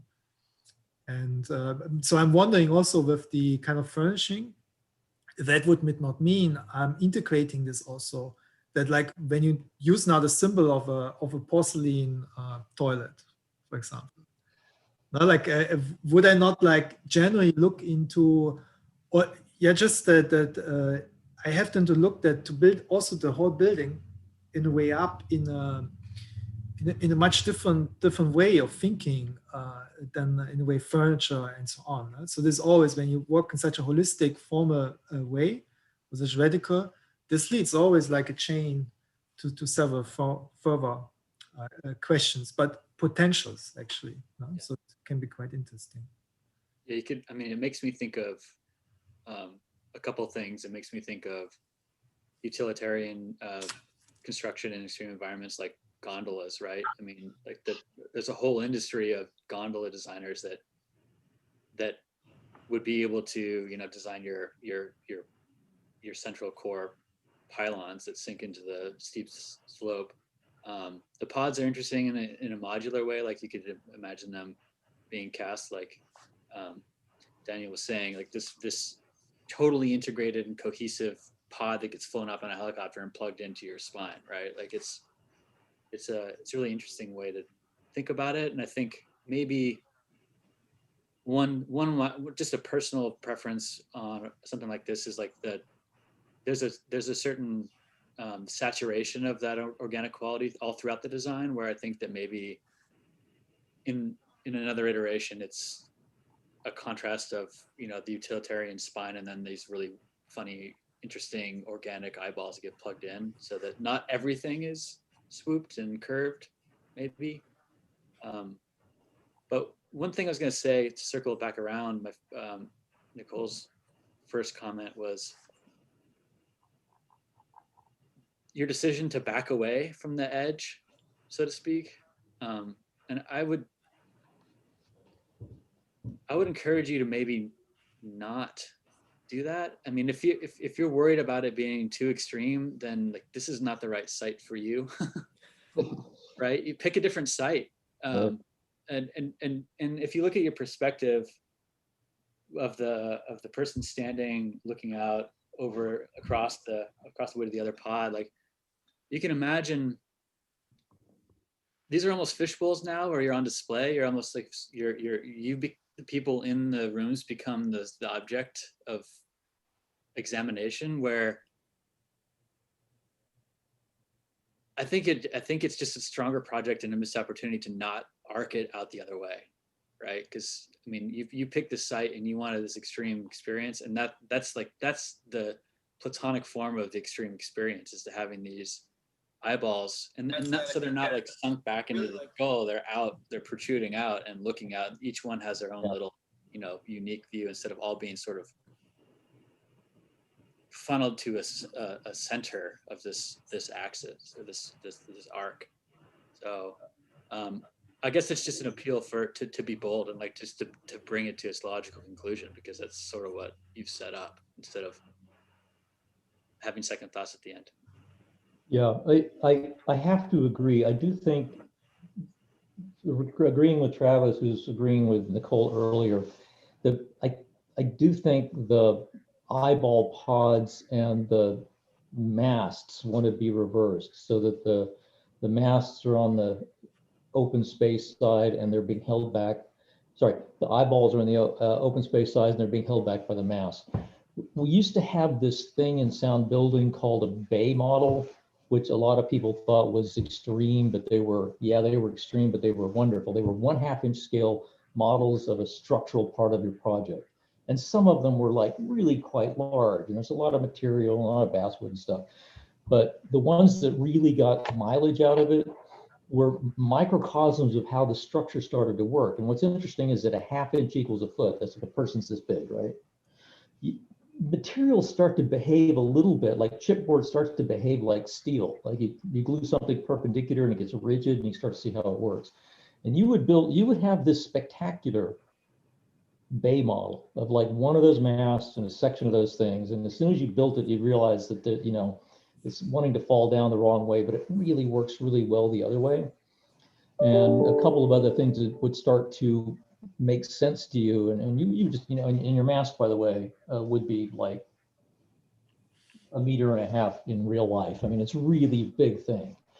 So it's the kind of thing it would be, it's a huge amount of effort to build and a huge investment, but there really begins to be, I see this like repeatedly with some people. They go, man, I really understand the idea about how the structure works. And this is the kind of thing you have to get your hands into and build to start to see it. And this is one where, yeah, it'd be hard to figure those curves and stuff out, how to actually build them. But then, hey, that's part of the problem. There'd be a real payoff in that. You'd really start to get it. Yeah, for some reason, I guess like I got tunnel vision or something, but I was working along the contours, that curve that it goes. Yeah. For some reason, I never thought about doing that, which is something that it's super interesting now that I think about it. Yeah, the whole advantage of your suspension system is to be able to free you from the topography. Like it's a Yeah. No, it's interesting. You have a real kind of aesthetic ambition, and which includes structure in it, but you're still getting your intuitive or empirical understanding of structure. So that's the thing to kind of fold into your skill set as you go forward. And for me, I would recommend like large model mock-ups of these things, so you really start to see how things work. I mean, if it was me, that's how I'd have to really understand things the best possible way. But no, it's cool. Yeah, it's a lot of fun. Appreciate the ambition. And you included the helicopter, and I like how you said that's a patio too, which is a real thing. There's a lot to learn from people that study things like helicopters at the same time, and aircraft and high-tech, high-performance things. Yeah, that was also a way of hitting 2 birds with 1 stone. in that area. Cool. All right. Well, I guess we've reached the wrap-up section of things right now. And then you can take a very short break and have some toast and come back to your next review at 12:30. Luis, anything else you'd like feedback on your specific project before we go to any quick general? No, not necessarily. I think we hit all the points. But once again, thank you very, very much for everything, for being here and taking your time.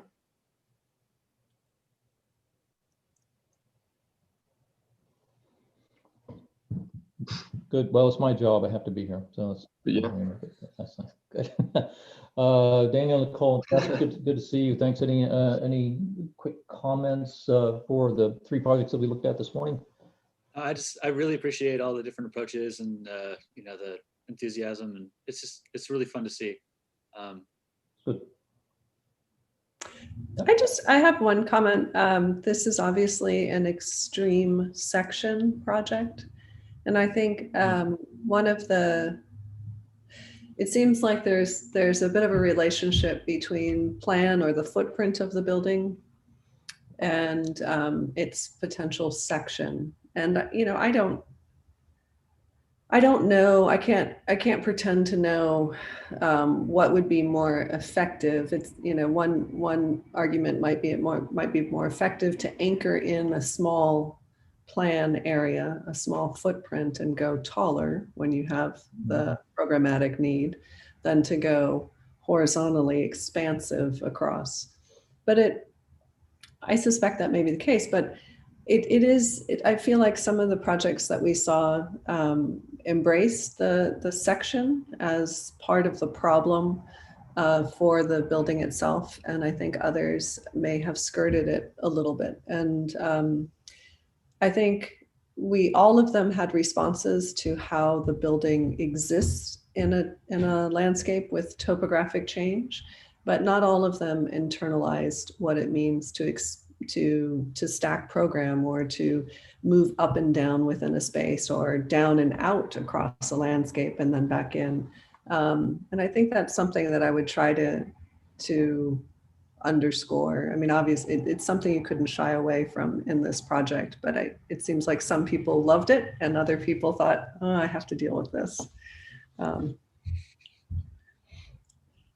Yeah, Fixer 2 is like, I think, a beautiful brief.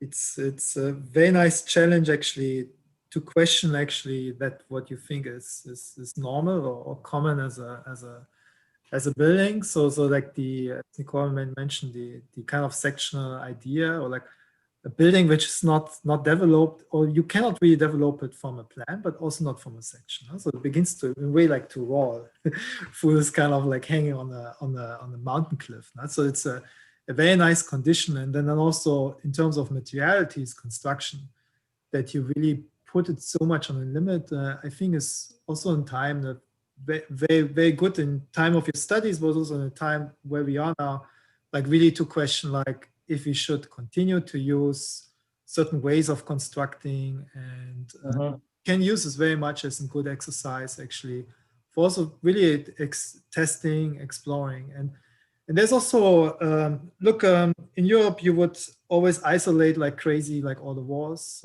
So like it's not what you see, it was 50 centimeters, like any kind of ordinary kind of housing block has minimum 50 centimeter with 30 centimeter isolation now in that area. So not only like up the mountains. But I think what you have in American context very much the kind of idea of a poché space, or that you use also programmatically, like really thick walls which turn into rooms and so on. So, and uses really as an opportunity really to push programmatically really over kind of like boundaries, the kind of program, and mixing in a way architecturally with ecological demands and so on. It's, I think, a very nice exercise for you all for really at the right time in the point of study, I think, like for making you really in the next phase of the studies, where it's like, I think really turning yourself into a position as an architect, where it's like the studio more concludes a kind of like learning construction and already turns into more like a phase of the studies where it's like being a self-critical, really architect, an active architect. So yeah, thanks for today. Very good. Thank you very much. Good. And we'll see you around reviews. All right. Yeah. Okay. Very good. So we're going to sign off until 12:30 when we'll have the second group, which will be Nicole, Annie, and Lillian. And good to see you guys. Thanks for coming to the review. Much appreciated. Thank you. Nice work. Cheers. Thank you. Bye. Bye.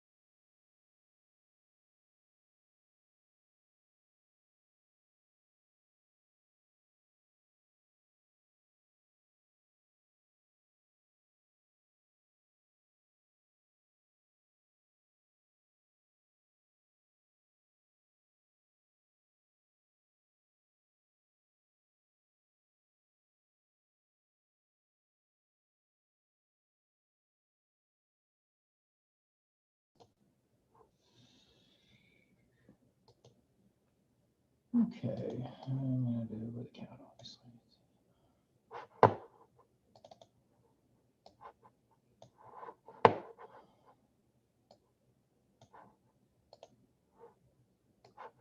Hi, Shelley, how are you?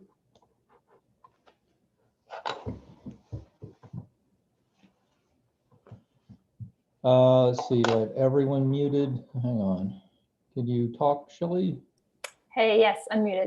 Fabulous, very good. Okay, good. All right, so we're just waiting on couple others to get here. This will be Coleman and Benjamin. Not see him here yet, so we'll give him a minute. Coleman, how you doing? Good. How are you? Good. Hey, Good to see you. Hi. Hey. Good to see you. Hey. Very good. Just checking my schedule for the next couple days. I can't remember my own name. That's a problem, though. Okay. There we go. I think it's David Heyman, if I recall. You're probably right. Yeah. Okay. All right. Fine. That doesn't matter. Fine. Good. All right. Wonderful. And we'll give Benjamin just a minute or two to get here. I actually gave him a bit of a run through earlier, so I'm gonna just bring you guys up to speed, and we'll give him a minute or two to do this. So the Coleman, do you know anything about Shelley? How much of the earlier walkthrough did you get? I got all of the walkthrough. You got all the walkthrough. Okay, great. Fine. Yeah. So I'll do this for Coleman's benefit then, because Benjamin got it also. Great. Share the screen. This is Google Earth Pro. This is Europe. Oh, don't do that. Sorry, I have a cat here. There's a cat. She's going to walk on the keyboard periodically. Okay. In the Tyrolean Alps,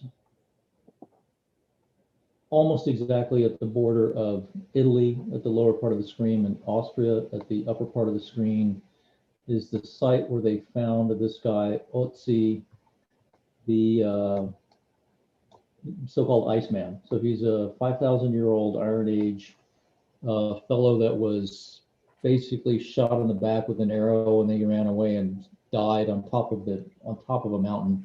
And he was covered up with a glacier for 5,000 years. And in 1994, they discovered him. So it was a really remarkable archaeological find right in this location. We're giving the students this site to work with, and they will be selecting a site somewhere in this region.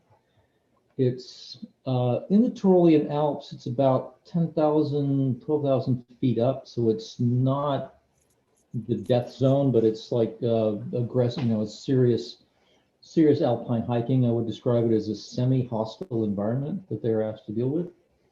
The range of sites they're picking is from over here, which is Similon Peak, which has this interesting bowl, to there's an area that's somewhat kind of flat in the middle right here, and there's a saddle area and a couple of other things. The area is notable. There are a couple of these little alpine huts, which are refuges or hostels for alpine hikers. And a little bit down the way over here, there's a ski resort that was built on top of the ridge with a cable car connection and a ski slope on top of the glacier at that point. So the site in general can be described as being at the border of two different countries with two different cultures. Also on the border of two different microclimates, the north side just being marked by receding glaciers, and the south side because of its solar exposure, by not having glacial presence. And we've asked the students to design or provide for a scientific research center for joint study that's split between two different scientific teams.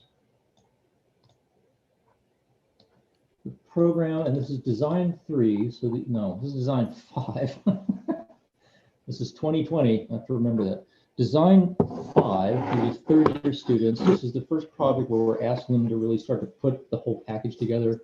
So it has a moderate degree of complexity, which I'll go through in the program here in a second. And they're asked to make it like it's not a pavilion, it's more like a piece of architecture where they're starting to think about structure and construction and more complex issues as they put the program together. So we've given them about 6,000 square feet. You guys are still seeing the screen, right? 6,000 square feet for the Center for Joint Scientific Study. It includes an archaeological team on the fictional presumption that because of the receding glaciers, they're getting fresh new discoveries from a comparable time period. And another scientific team, which is a geological team studying the recession of the glaciers. So it's glaciology and a pretty rich layer of subspecialties that fall into that. So one of the scientific groups looks at the past as it informs where we are at this point in the present. And the other scientific team deals with looking at the present conditions and with some eye towards the future as to where we might be going. So we are putting them all together in this program and asking them to share space. So the basic provision is for 10 researchers for 2 teams, 5 geologists and 5 archaeologists studying artifacts down in the glacier. And the design includes spaces for both living and researching while also considering the harsh climate and slope of the site. So thinking about comfort, accessibility, energy conservation, construction methods, and the natural context when designing. So design 5 is also supposed to talk about basic accommodation, life safety, the beginning of ADA issues and some things like that. So some basically schematic design on these issues. There are 10 living space accommodations, very small units. I would describe them as, because of the premium on construction here, everything has to be either collected on the site or flown up in a helicopter or ferried up on a snowmobile or something. So there's a premium on construction and the square footage is created. There are 10 rooms, kind of like a micro hotel. If you think about a really smallest hotel you've ever been in your life, it's a little bit like that. A bathroom that's you can turn around in and a small space to sleep, and maybe a little place where you work on your laptop if you needed to be away from other people. One of them should have some ADA accommodation, some accommodation for staff and visitors. So there's a living component or living unit component. There are communal spaces. There's a larger communal space about 400 square feet. There's a smaller library or separate space so that they don't all have to be in the same space at the same time. Or you can imagine the condition of being isolated and how that might be challenging socially. Dining area, kitchen with pantry and galleries, a gym as a support space, laundry rooms, some common shop space, mudroom, public bathroom, a sauna, 20 square feet, something small, HVAC, etc. There are 2 research labs, one for archaeology or geology and one for geology. There's additional information here about 1,200 on the archaeological, 800 on the geological, and then there's a collaborative workspace. A lot of work just happens sitting at a desk with a computer, and we're having all the scientists be put together into that common area as a means to, again, force them into a kind of collaborative environment or encourage that as it works. There's additional information on the specific archaeological lab breakdown, which some of the students have some more information than others, and geology information, etc. So the students did a fair amount of research on this and are up to speed on it. We had the benefit of studying in some detail this project called the Monte Rosa Hut it was a project done by the ETH in Zurich. It's very well documented in this source material. This is a kind of high capacity mountain hut or hostel for hikers. I think that they are jammed in here like sardines, in my opinion. So it's a little bit claustrophobic. You can start to see how many people they have jammed in here in one room. So, and it actually takes the approach that it minimizes surface area and maximizes volume. In my opinion, a little bit at the expense of the quality of the living environment.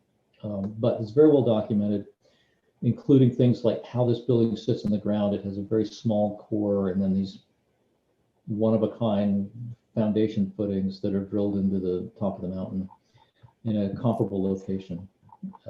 Good research on early studies, et cetera, and then talks about the way that they built the project, which was to in a way, minimize the footprints. Some of our students are approaching it that way. Others have chosen to chew on another piece of the program more than another. This one was completely prefabricated and brought in on helicopter. You can see the nature of the construction and how this starts to be put together. So it's a very interesting project, very well documented, and starts to get into construction and how this system is put together. So there's a number of good issues for the students to be chewing on. Here, studio research is a fair component of research that has to do with the breakdown of the archaeological team versus the geological team. There will be processing of some artifacts that come in, and the geological team will be processing ice cores, which they bring in and kind of cut them into pieces and then archive them in large refrigerators that are inside the space, kind of like this. Okay, so that's the quick overview for where we're at. Any questions from you guys about what we're working on here?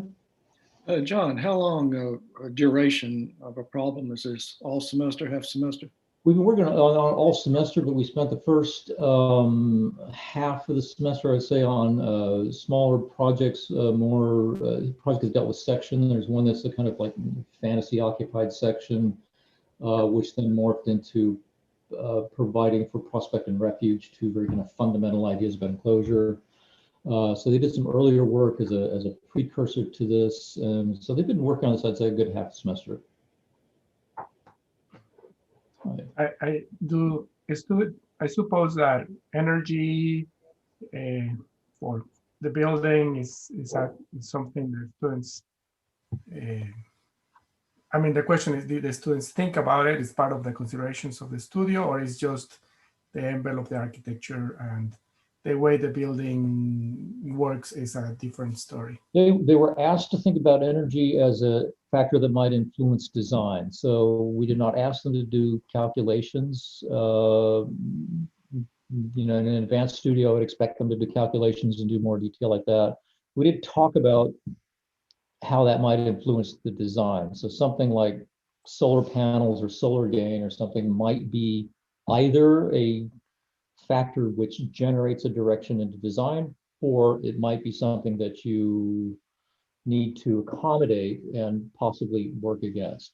My caution there is that the Monte Rosa hut is kind of like this very dense blob that sits on the hill, and if you only look at one criteria, then you just have to figure out how to sort that out relative to your particular design intention and approach. And did they take the factor of this being brought in by helicopter and components? Was that part of the design process as well? It was mentioned at the beginning and throughout the project. So some students have more so than others. So the question about what your impact on the site is might be more aggressively addressed or embraced as a factor in the design approach for some versus others. And some might have not really dealt with that so much in response to looking at it a different way. And also just the logistic side of how you build something in that location. Well, like you mentioned, the thought about construction in terms of the impact on the site, but did they also think of it in terms of how it actually happens in that location? They should have, yes. It was a factor we talked about. There's a couple. Everything has to be brought in on a helicopter, which apparently is they do all the time in the Alps. So on the one hand, it's like not a big deal. On the other hand, it's pretty expensive to do. So it's the weight of your building is to be a factor, and it should be an issue. It's not been a demanded criteria, so the students should be able to address that if you ask them about that at any point. There are other ways. Sometimes they set up like makeshift pulley systems to get materials up there. So there's some other options about how they might drag lines or ways they might be able to do some of the construction. But that is a factor. We did ask them to include a helicopter pad also. So it's the kind of thing where they would bring researchers in and out, or if you have to go study a glacial field, you would arrange for the helicopter to come and pick you up. And so supplies and daily maintenance and support of the place would likely be supported by helicopter or snowmobile delivery. And how long would these researchers in this program stay there? A week, month, days? That's didn't talk about that in detail, but I imagine it would be something where there's an extended fellowship program or something. You know, one of the things about the American Academy at Rome, where they take different people and they're there and they're supported for their research and they're encouraged to be interactive with each other. So it's of that nature. I would expect multiple months of being in this place with other people. So yeah, very good. So Nicole, we've got you kicking off this afternoon. Are you present and queued up? Also, if you have the student work, it's up on Box. It's very helpful to look at that on a separate monitor. And Nicole will show up under. Nicole has two files. Nicole. Oh, go for the one that says final version. Final version. Okay. So yeah. Great. Oh, didn't load. All right. So when we received the site, it kind of like immediately put me in mind of Italian mountain villages, which have kind of fascinated me as a way of, you know, building on the site with the site, but also like in a way taking command of it. When we received the program that this was a research facility for two like very separate teams, I also believed that this form of the village would be very good for the communal aspect, kind of representing that. And so I took this village organization, and that was the kind of base concept for the building that I was making. And it allowed me to focus more on like individual rooms and their orientations, and their relations to the site, especially in the residential areas. And I'll show you when I go through my drawings. But these are some of the things that I was like looking into for each individual unit and how they fit together, how they fit with the site. And also I wanted to try and make everything very ADA compliant and accessible. So that was a goal of mine. And I chose the site that I did, which is up here on that ridge up there, because it is very south facing in orientation, which allows a lot of solar heat gain.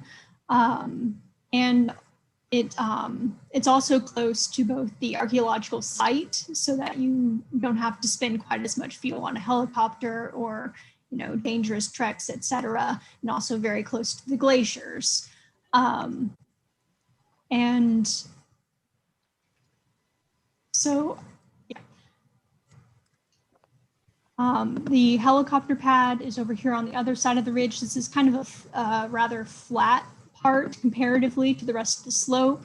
There are 3 floors to the building, each arranged kind of in units with kind of the village orientation in mind.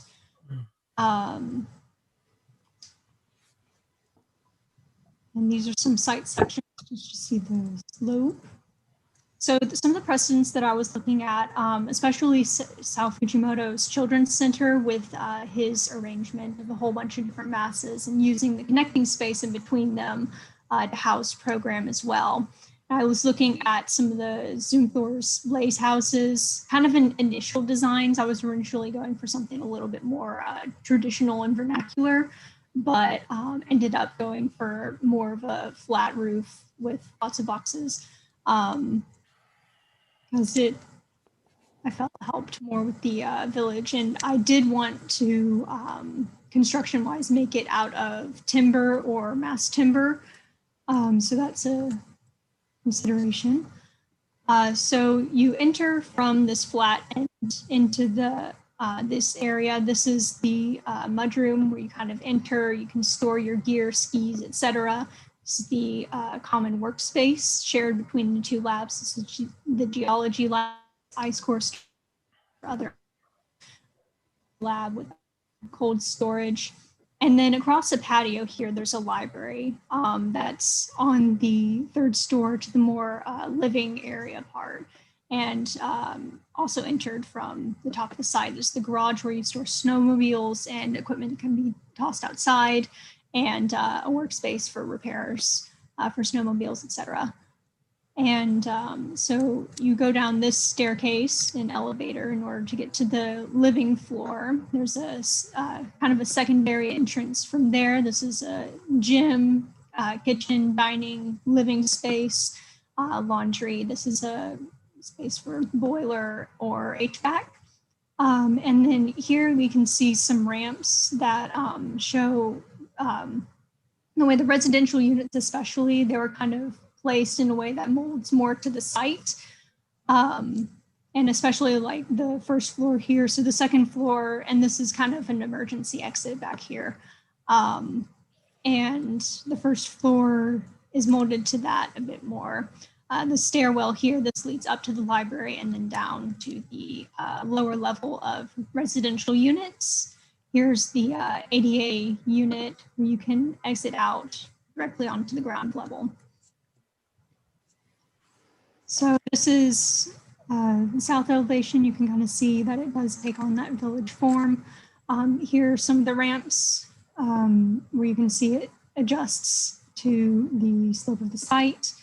We have stairwells, and this is the office space in the patio that you can walk on. The helicopter pad is behind here, visible beyond the peak. And then we have this view where you can see some of the stairs in the library areas. And the library area is special because that is like one of the only places. I tried to keep the fenestration minimal on the sides of the building that weren't the south, because like minimal heat gain from those directions, that's useful, but it does provide some nice views. So the library up here is one of the few places that has actual like nice views out to either side. And then we can see the lowered area of the gym, some of the patio, and this is the archaeology lab here.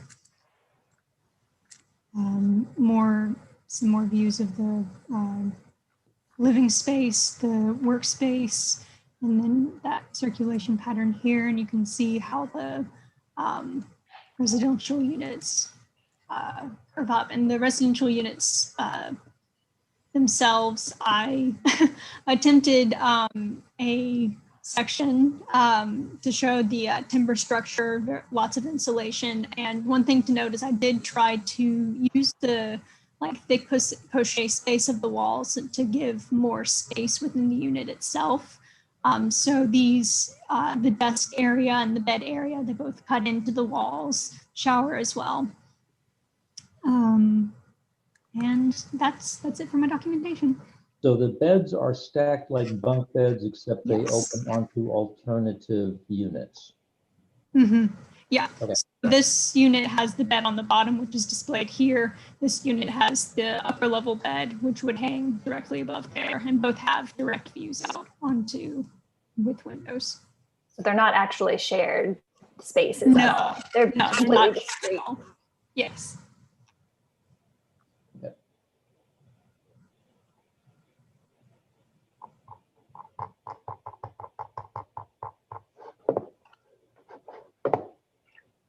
Can you talk a little bit about the structure in terms of what's shown in your perspective views of these kind of fin-like things dropping into the site? Yes, those would be made out of concrete. They're concrete fins too.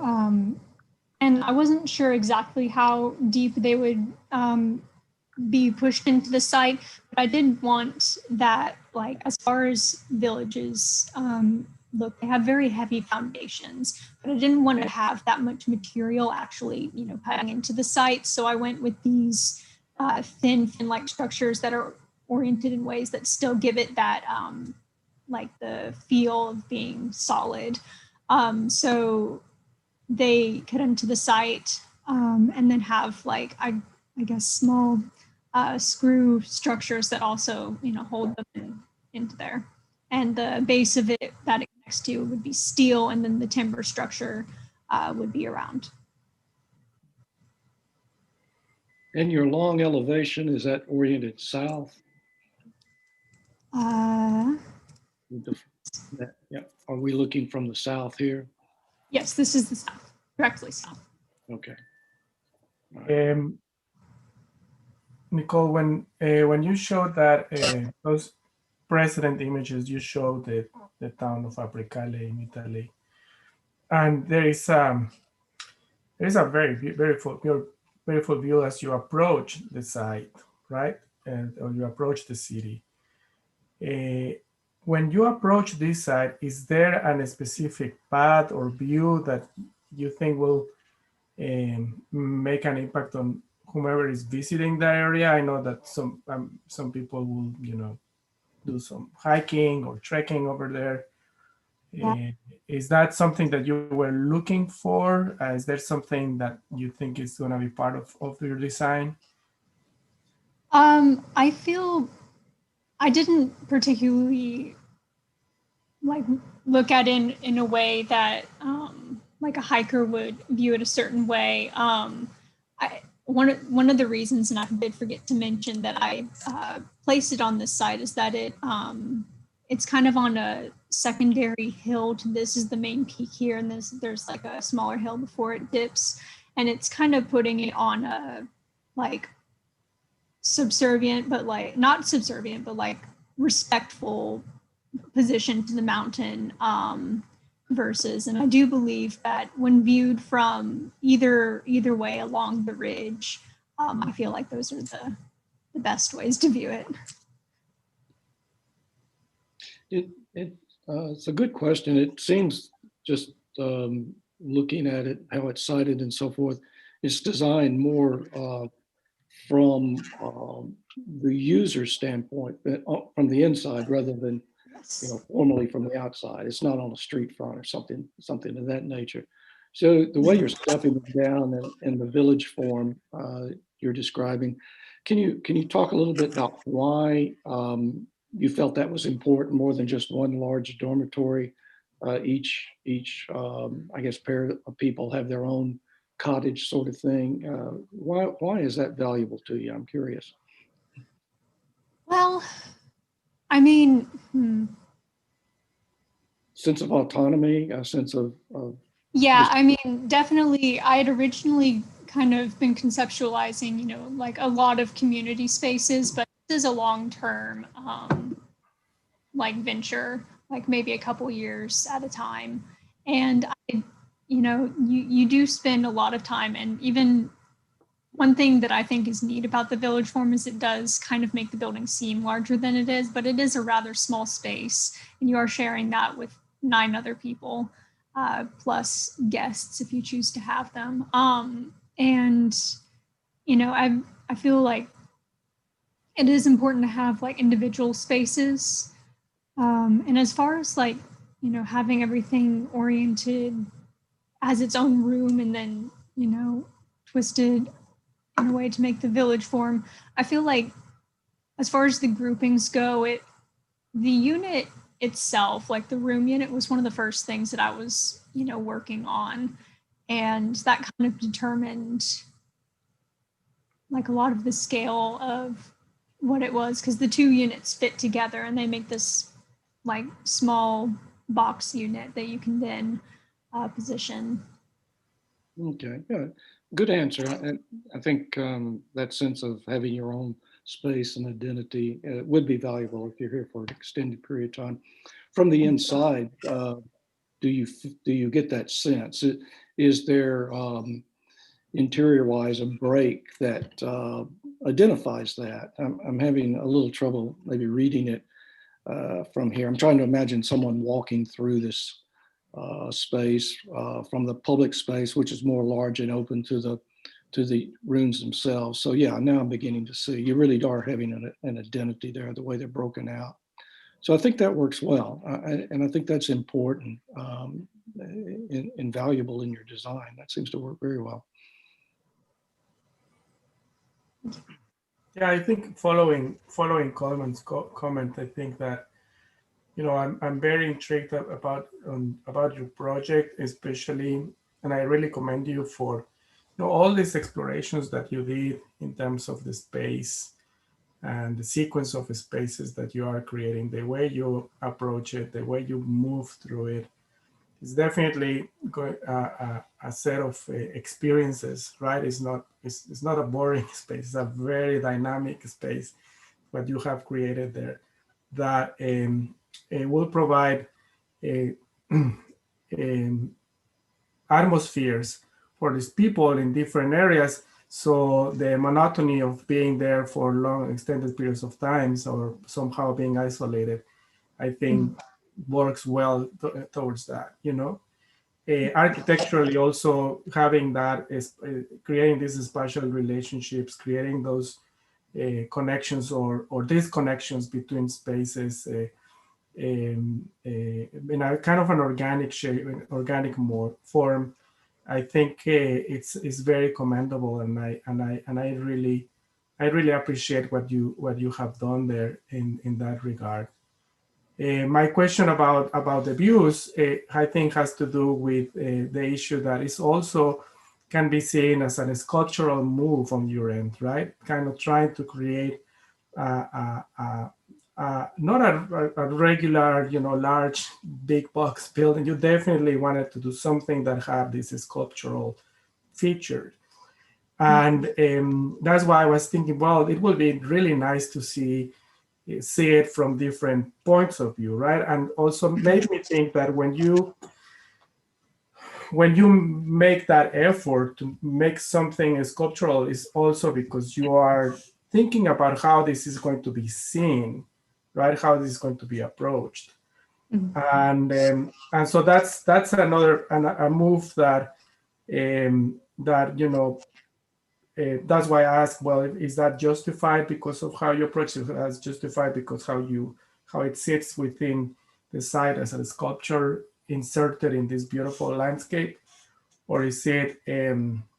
But you say it's more about the inside. So I think that your project also will benefit, I think, on a different stage, right? I know that you can get as far as you can with these projects in exploring in a more, I will say, tangible way, perhaps with models, or perhaps with perspectives, or perhaps with, you know, some type of renderings, or some more experiential type of images here that helps us to well, not helps us, I think help you to prove that those relationships that you are creating between this organic and although organically arranged, right? It's not organic because they are square. Yeah. But that sequence, the series of experiences that you are creating there actually are as effective as you think they are, you know?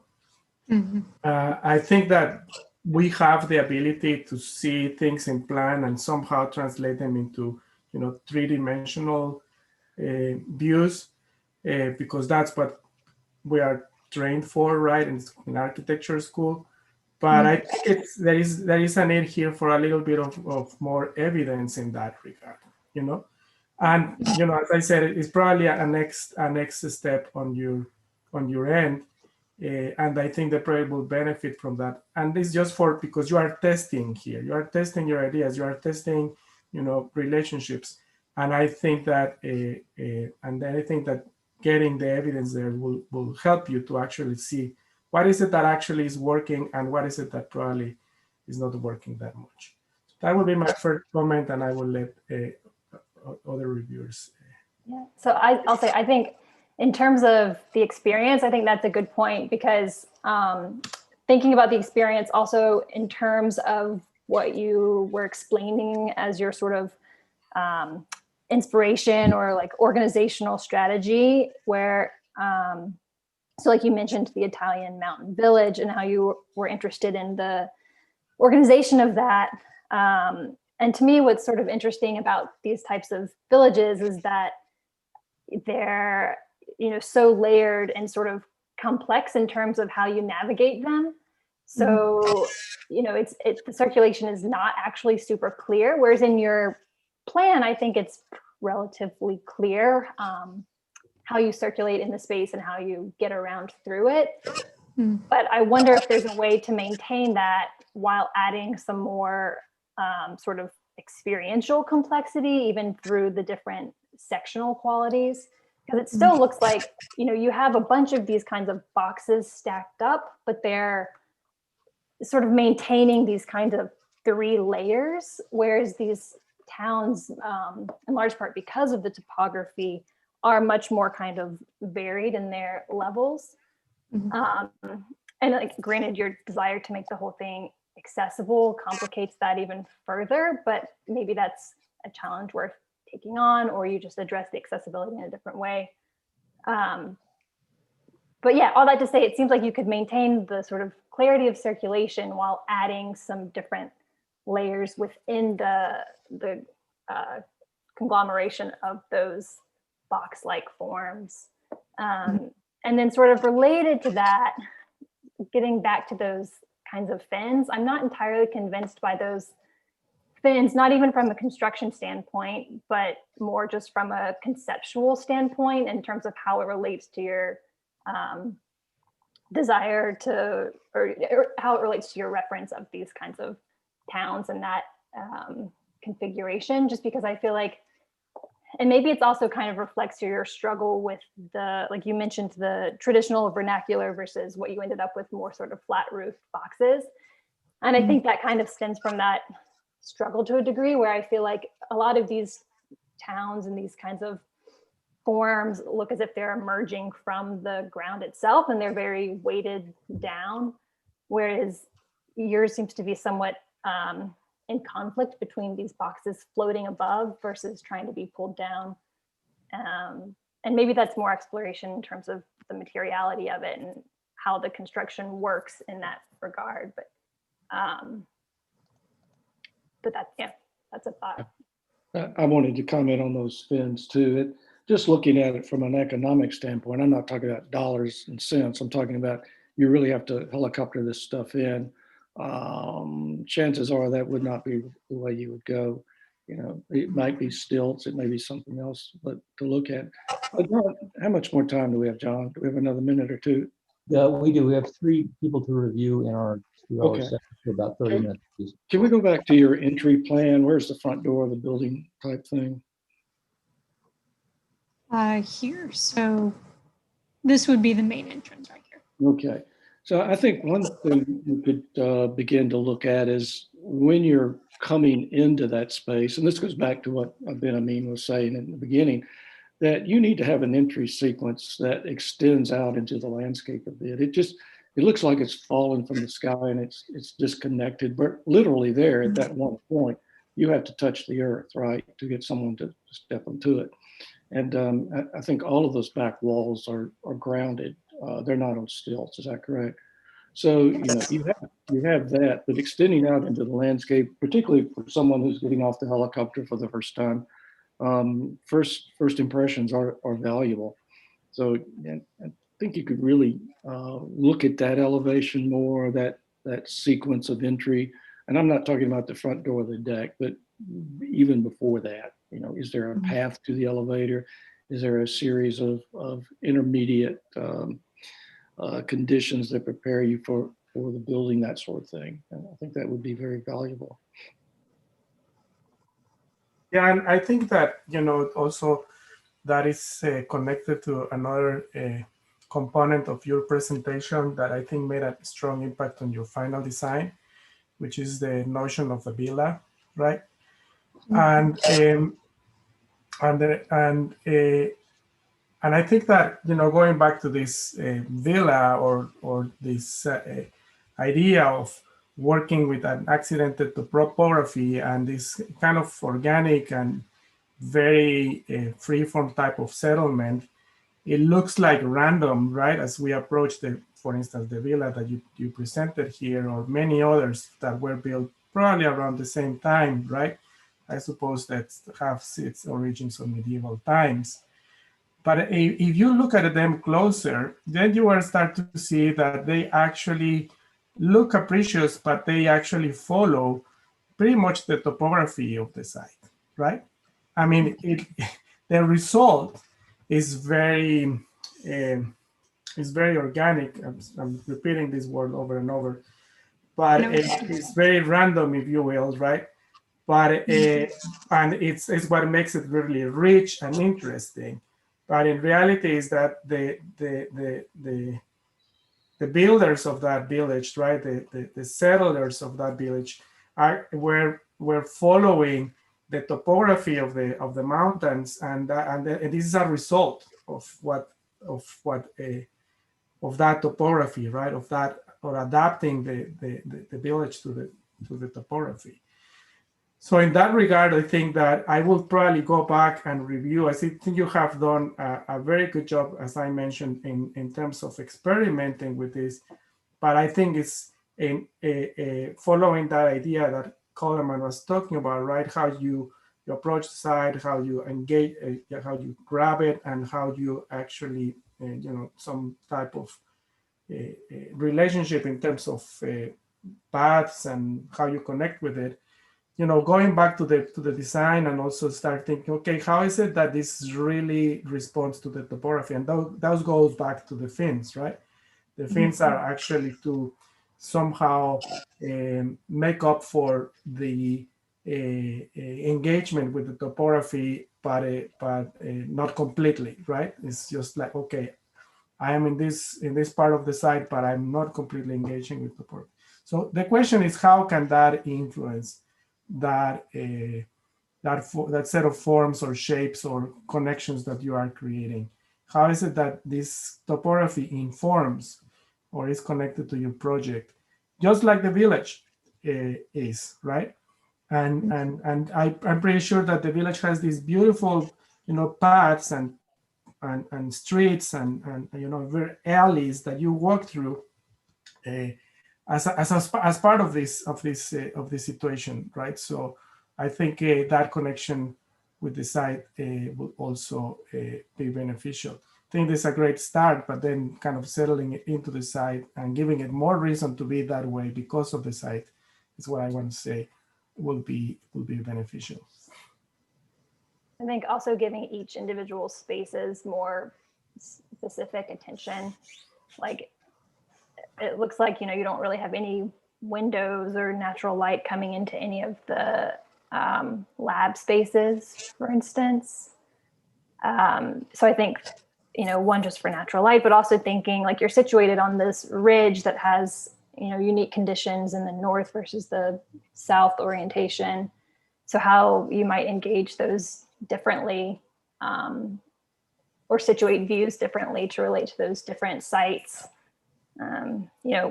Thinking more specifically about your proximity to the archaeology site and what that actually means for your building.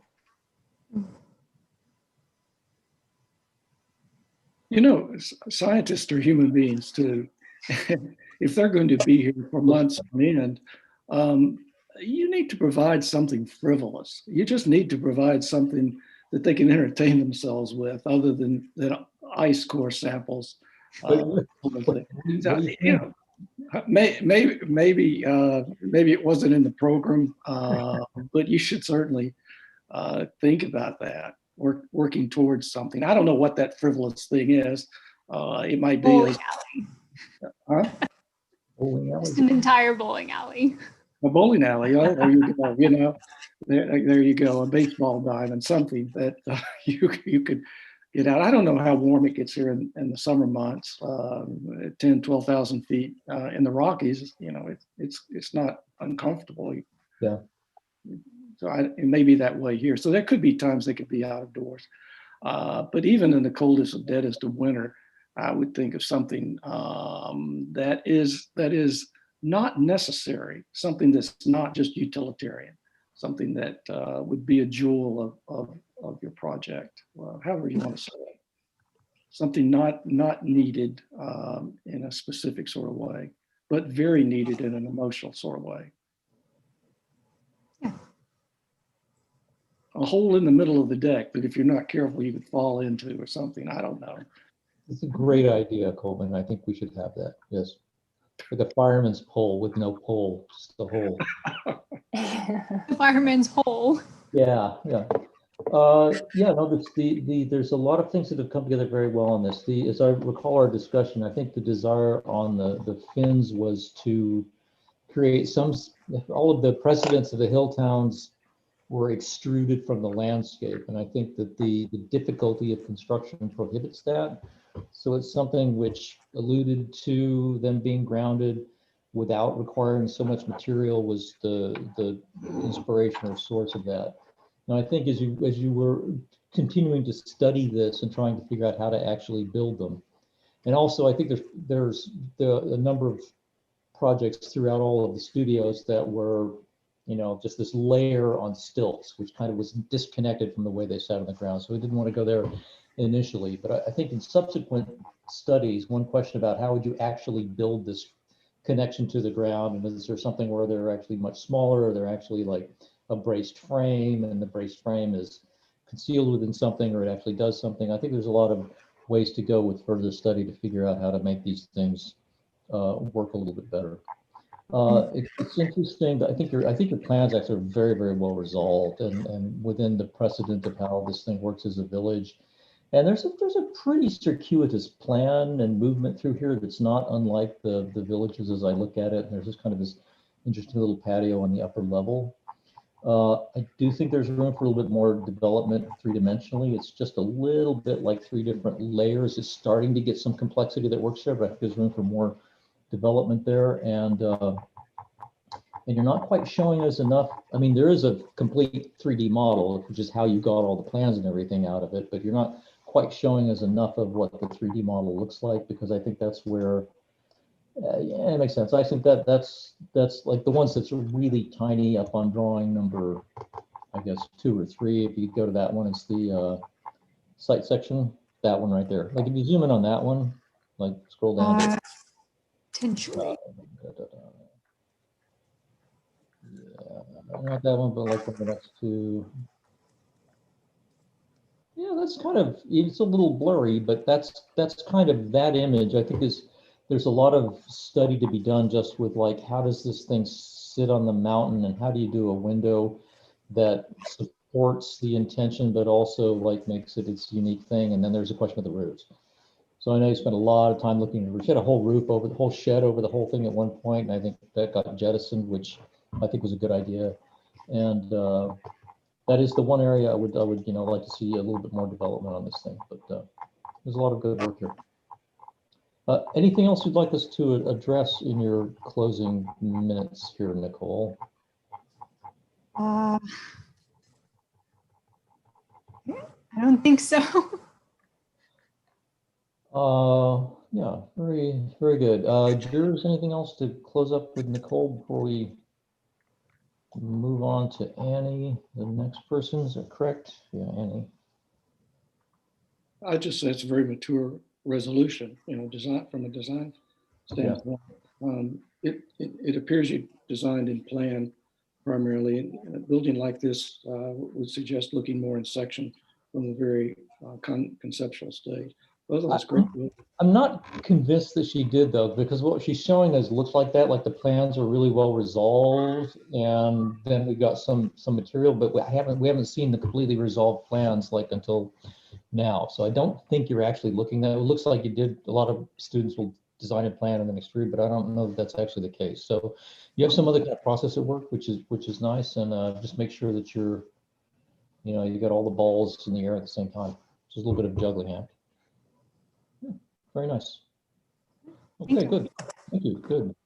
Annie, are you ready? Hi, good afternoon. Hello. Hello. Hi. All right, so let me go ahead and share my screen. You're ready for the holidays, Beth. I see your decoration. Yeah, I wanted to help boost y'all's serotonin levels because I think we all need it this year. We need it. Yep. All right.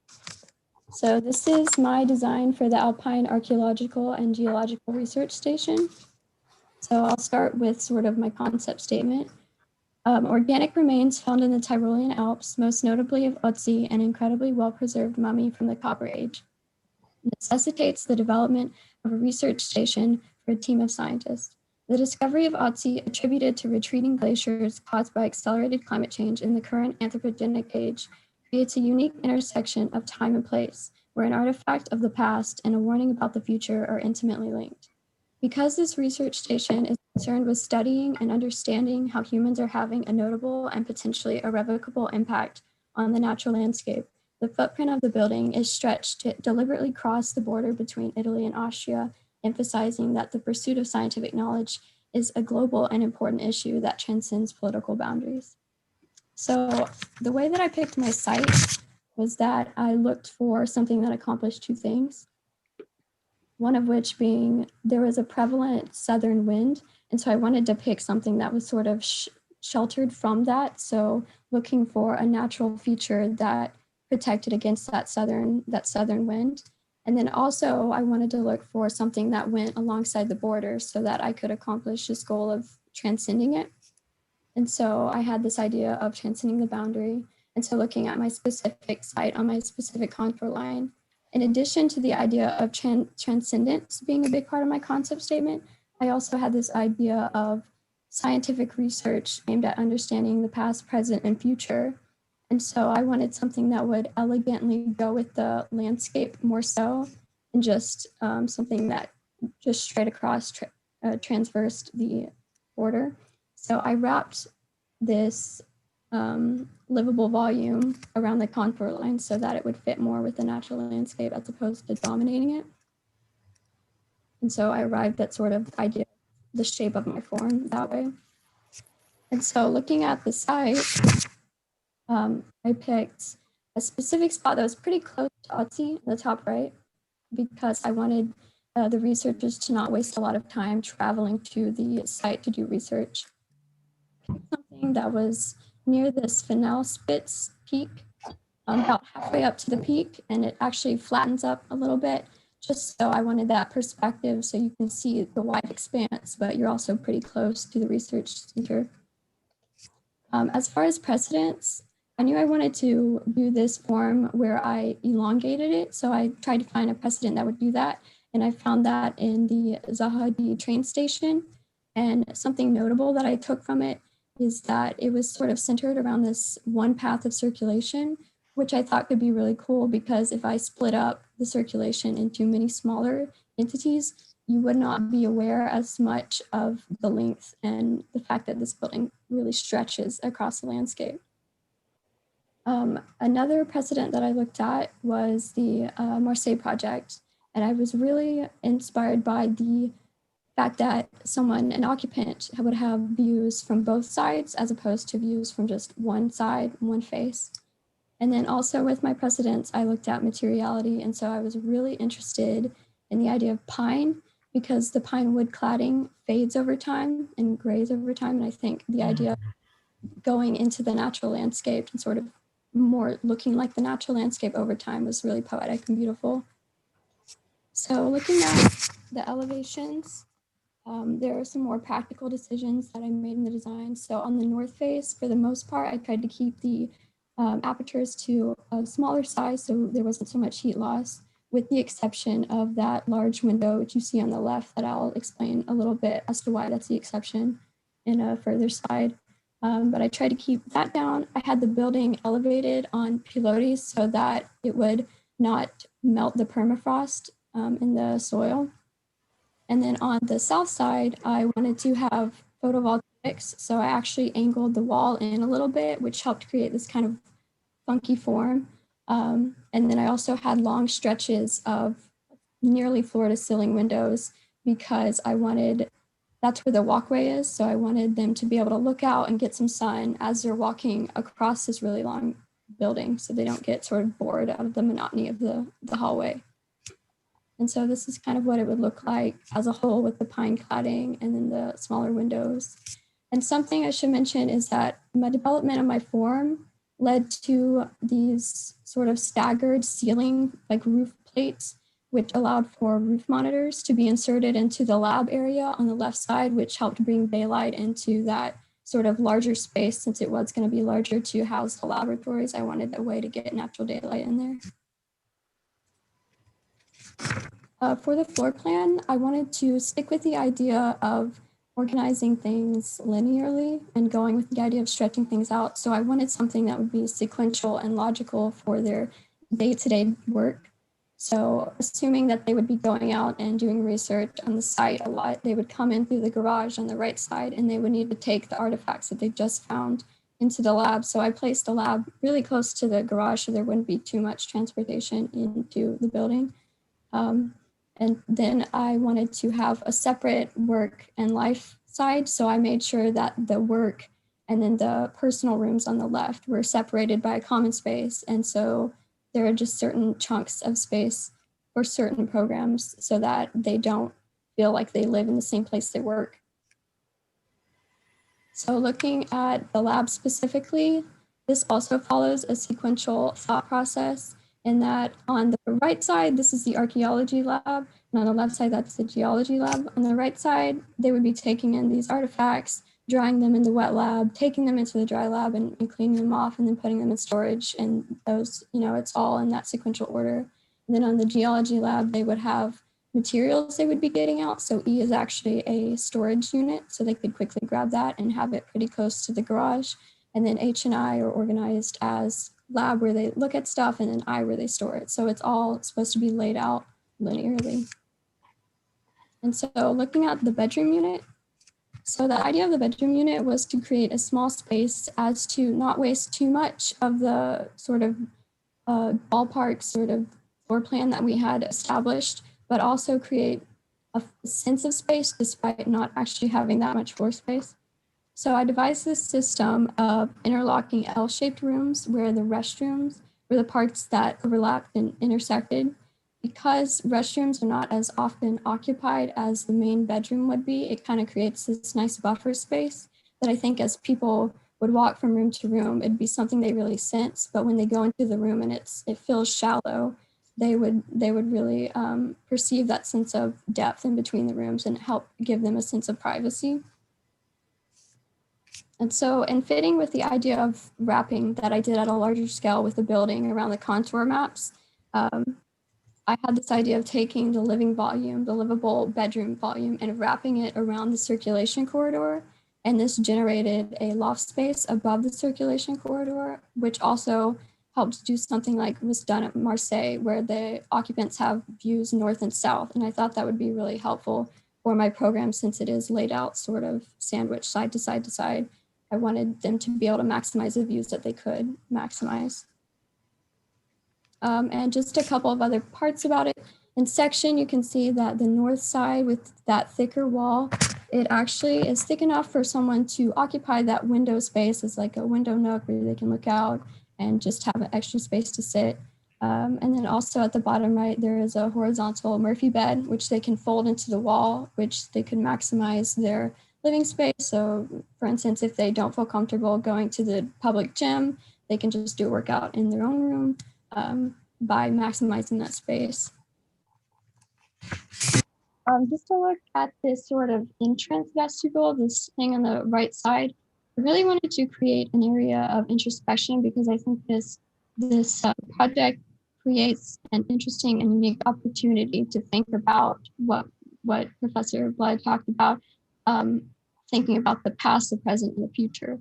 And so that big window, which I said that I would talk about later, is an opportunity to look at both the past, present, and future. So from this large aperture, you can actually see the spot where they found Otzi, the glacier where they do their geological research, and then the archaeological site. So it's a way to create a space of introspection and reflection before they either go out to research or if they're coming back from research. And so I just wanted to take advantage of that interesting and unique opportunity. And yeah, that's what building would look like and why I formed it the way I did. And that's it. Thank you.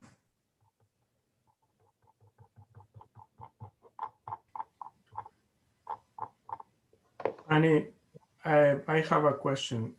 Yes. At the beginning of this conversation, when John was presenting the project to us, he showed this case study that you guys reviewed, where the construction system is very well documented, and it's important because of the location, right, of the hut or the facility. what is your take here? What is it that you are thinking about in terms of how this could be built up there and material wise? I mean, I know that there are some materials so explicit in the renderings, but what is it that you envision happening? So I think I want to do something very similar to the Monte Rosa hut, where they had people come on site to establish the foundation and then put the pillars in and then do this sort of webbing or like steel webbing to create the floor plate. And then I would envision that they do these more timber focused pine cladding elements, and they split it up and bring those prefab to the site on a helicopter. Yeah, helicopter. And the pilotis, or those columns pilotis that you were looking at, they will be what material? What do you think? I was thinking steel, just like they did at Monte Rosa. Mm-hmm. So it will be like a steel frame type of platform foundation, and then on top of that, this wood timber panels that will be prefab to build this out. Yes, that's what I was thinking for the construction of it.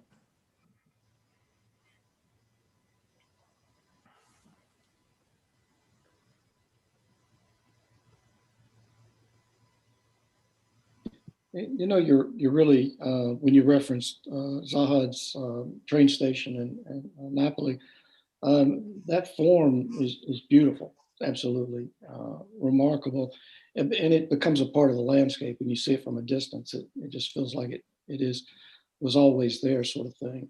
And you've used the same strategy of this organic form that stretches out. I wonder if, you know, being up, you know, and you see the common, let's call it ground plane, the bottom floor of it.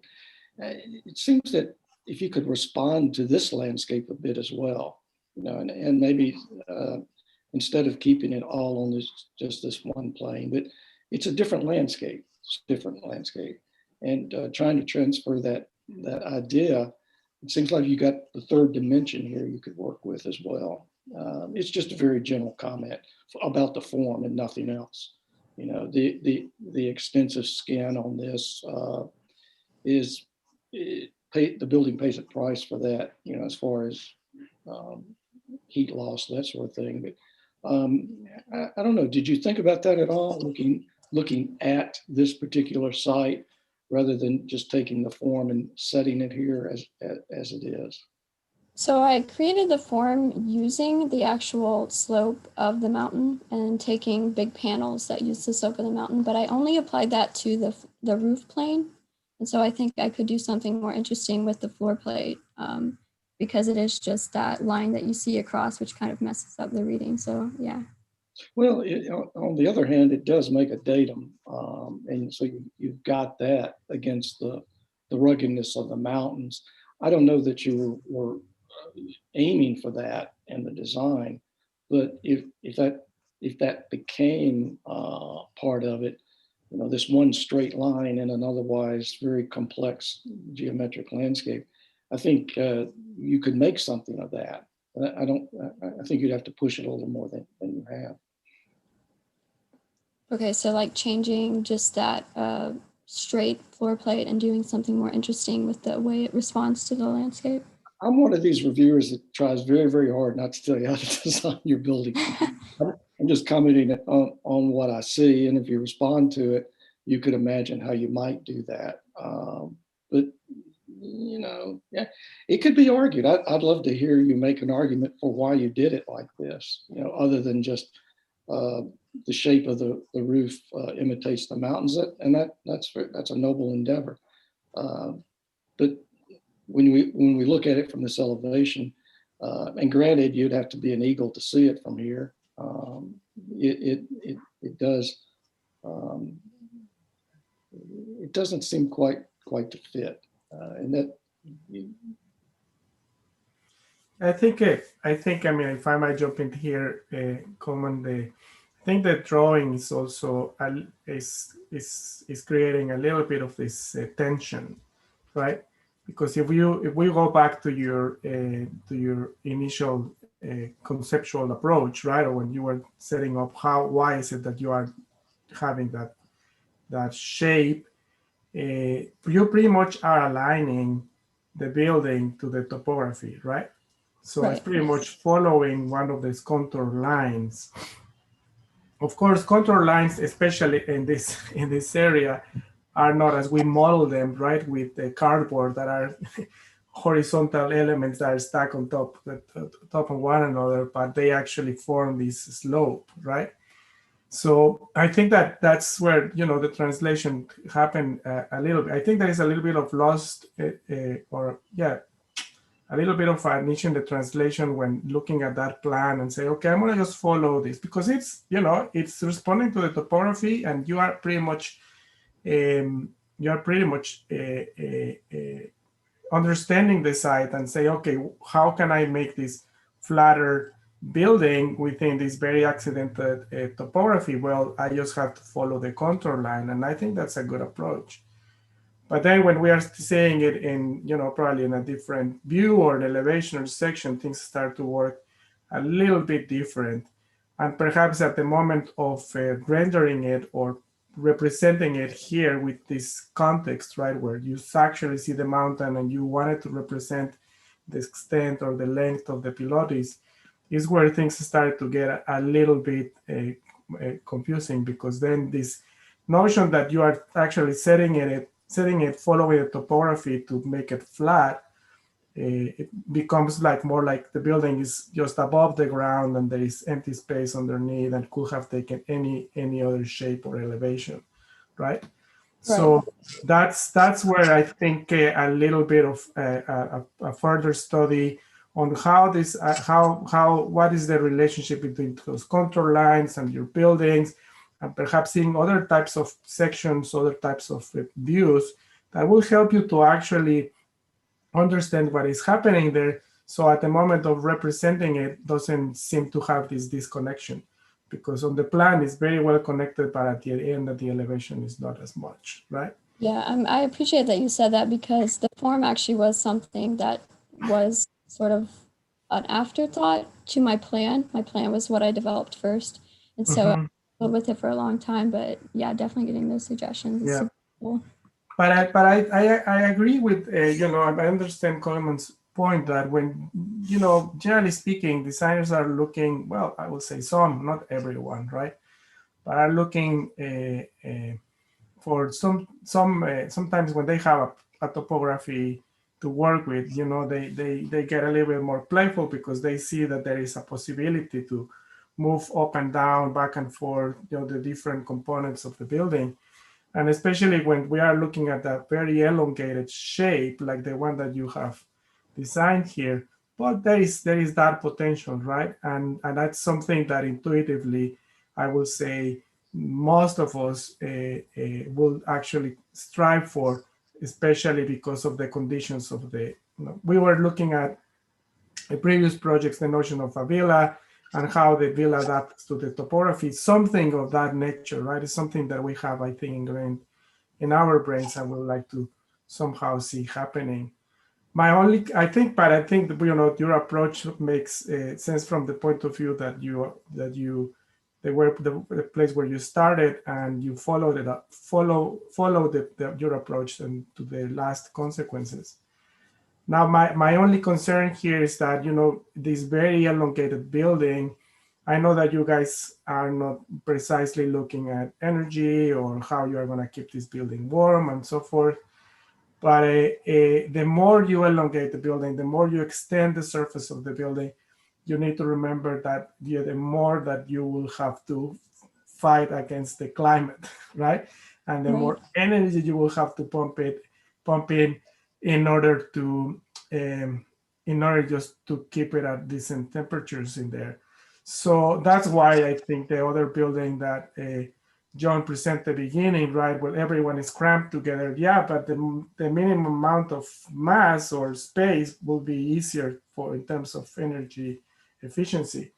So here, I will say, the next step will be to say, okay, how is it that component of the energy efficiency can bring something to the equation, and what is it that you will change, Right. Do the dorms have to be on a single, flat level? Can they, be on two levels, especially since you have that precedent, right? The Marcel building by Le Corbusier. Do you see that you actually saw that the stacking of the units is what makes it rich, right? So how is it that something like that could happen here in order to kind of make it more compact and help energy-wise the building? Otherwise, there is a lot of surface. You are maximizing the surface that is exposed. If the building couldn't be longer, you made the longest building possible with the program, right? Mm-hmm. And more extended building possible with your program. And it's an interesting approach. I think it's valid, but when we start looking at practicality or just the idea of actually maintaining it, then things are going to start kind of pushing back at you. So then I think is when you will have to compromise a little bit. Right. That's why I did add the south side having so much glass, because I was worried about heating the space, especially when it gets super cold. So I wanted to bring some natural heat, some solar heat gain. But yeah, I can definitely see what you're saying about minimizing that surface area. And going back a little bit, sort of the previous discussion bit, but I think you really need some sections through there, like a long section. And then like short ones would be nice just for individual spaces. But I think to sort of conceive of how all those spaces relate to each other, and then also to convince us of the logic of those light wells, which I think is a potentially a good strategy for getting light in there, and just for the dynamism of the form. But it's hard to understand what they're actually doing and where they're located just from the 3D. And so it just seems somewhat arbitrary at the moment. And then the other thing I was thinking about is, you mentioned wanting to locate this along the border in order to transcend that border, but I haven't heard anything further about, how this actually does that or how that happens, other than just the fact that there's a building on the border between those two countries. And so I think that might also be a source of decision-making in terms of what that does to the form of your building. Like, is there some kind of connection from one side to the other, some exterior space, or more of the sort of large window you were talking about? I don't know, but something that actually addresses that location in terms of the two countries that they're facing.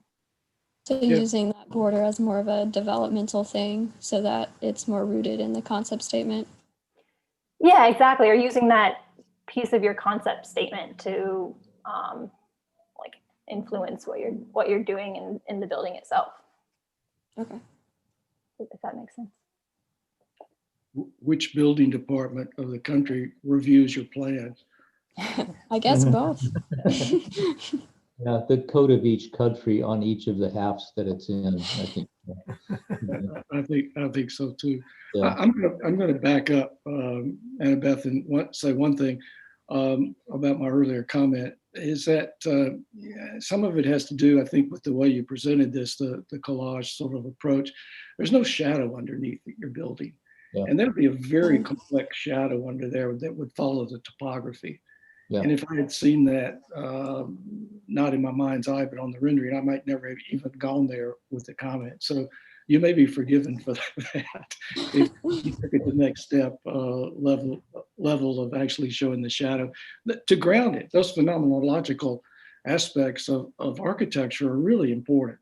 It's not just about developing a floor plan, not just about resolving a profile of a building, but what happens to the shadow, throughout the day. Oftentimes it's what activates a building. So thinking along those lines would help as well.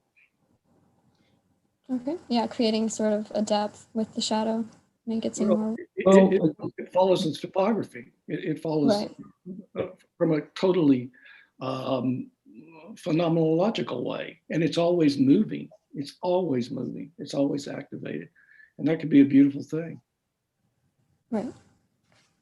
That's a very good comment. Yeah, this is not your most flattering view of your project the way that you have it here, just by fact of this. Because it's a flat elevation, it talks about how the pilotes are one thing and the buildings above that. And Coleman raises a very good point, as do the other reviewers. There are a lot of nice things about this that I just want to make sure you don't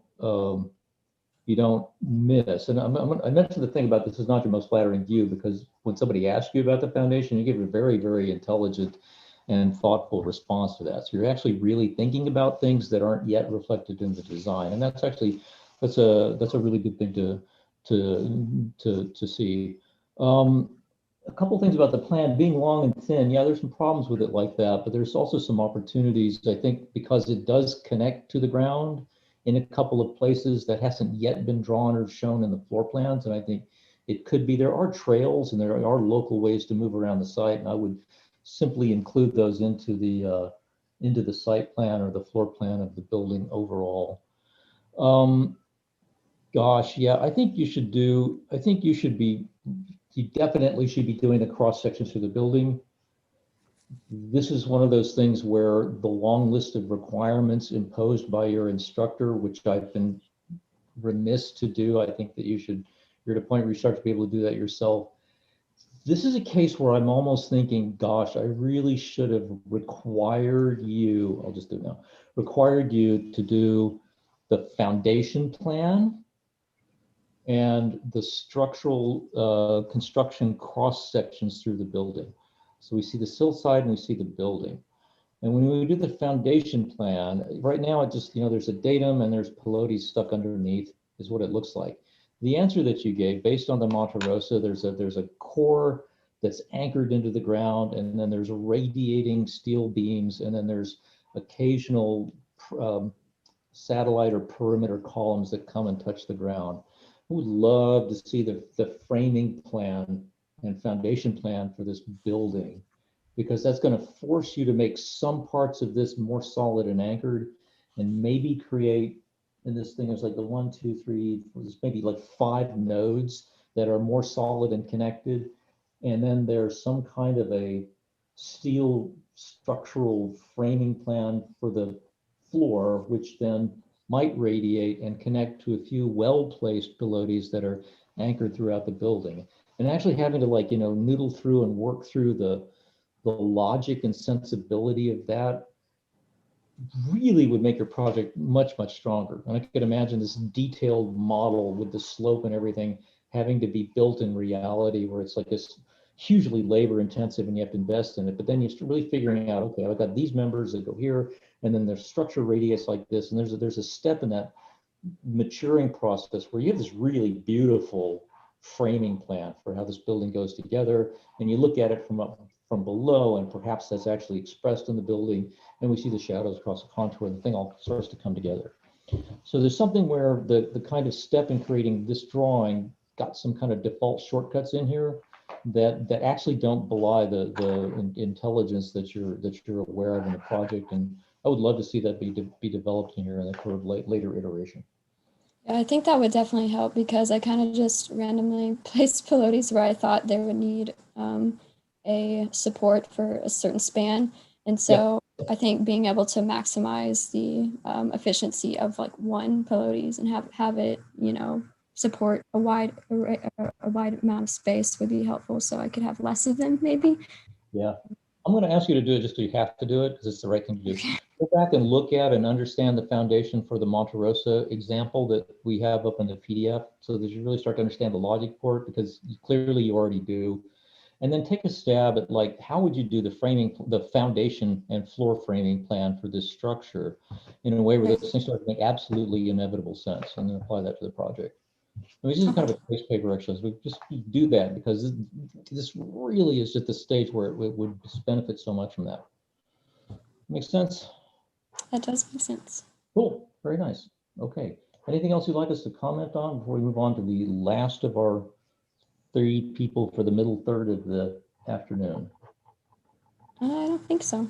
Okay, so Lillian, very nice, very good. Good stuff here, very good. Lillian, you're the next person up. Are you good? Yeah, I'm good. Hey, can you hear me fine? I can hear you fine. Normally Lillian has a very underpowered microphone, so, but I can hear you perfectly fine. Oh, yeah. Great. John, I'm I'm going not to take using the Yes. microphone today. 1 minute. Yes. Coleman's going to leave the screen for a minute. Okay, so don't say anything yet. So I've got your thing queued up right here. Looks good.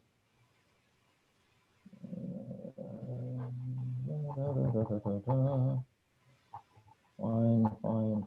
So, okay, good. All right, looks good. I changed the order of some of the drawings on Canvas for my presentation, Okay, that's fine. so that might be a little bit confusing, but That's fine. Okay, cool. Now it looks like there's a it's good complete documentation here. It's nice.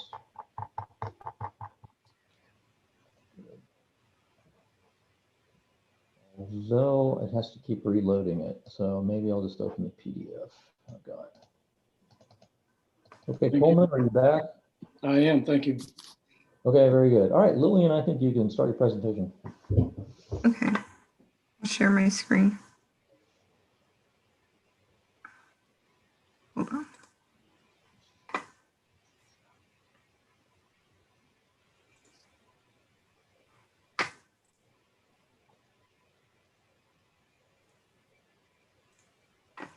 Okay. I'm going to start with a project statement about my form. So the assignment is to design a research facility for a team of archaeologists and geologists in the Tyrolean Alps. My main idea for the form of the building is for it to look like an artifact being uncovered from the mountainside. There's a juxtaposition between form and arrangement using regular cubic volumes that intersect each other in a random, more organic pattern. Metaphorically, this form is about the strange relationship between our abstract understanding and the randomness of nature. Okay, and then I'll talk through my process and the site. Could you repeat that last sentence again, though? That was really poetic. Oh, okay. Metaphorically, this form is about the strange relationship between our abstract understanding and the randomness of nature. So we kind of like come up with systems and understandings to try and break down nature's like random occurrences. And like that's just kind of what science is, and this is a research facility, so I thought that would be a nice idea to explore. Okay. Thank you. Nice. Okay. This is part of my process and inspiration, so I have some precedents here and I have some earlier projects. My final form is heavily inspired by pyrite crystals, which are interesting because they kind of embody my statement. You can tell that they're natural because they have these strange connections and they're embedded into the rock, but their form is overall cubic, and that's something that we'd usually pair with being more like manufactured or like man-made.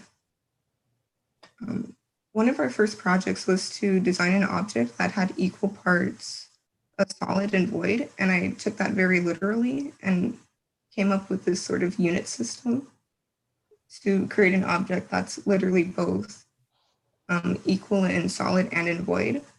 And then our next step was to make a section and then try and embed it into the site. So I took this object and kind of rotated it in different ways.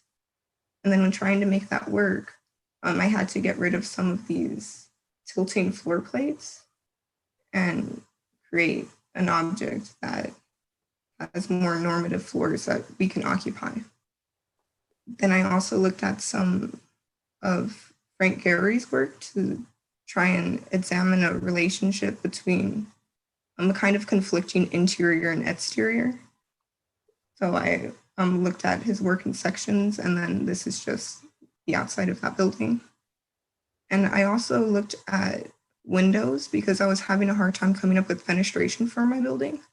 And I really liked this project because it uses windows as an opportunity for like more occupiable space. Okay. This is the site I chose. I have another statement for the site. The site I've chosen is slightly to the east of where Otzi was found. The excavation site is accessible from the research facility through hiking trail. Across the ridge from the building is the helicopter pad. And the building is on the south face of the ridge.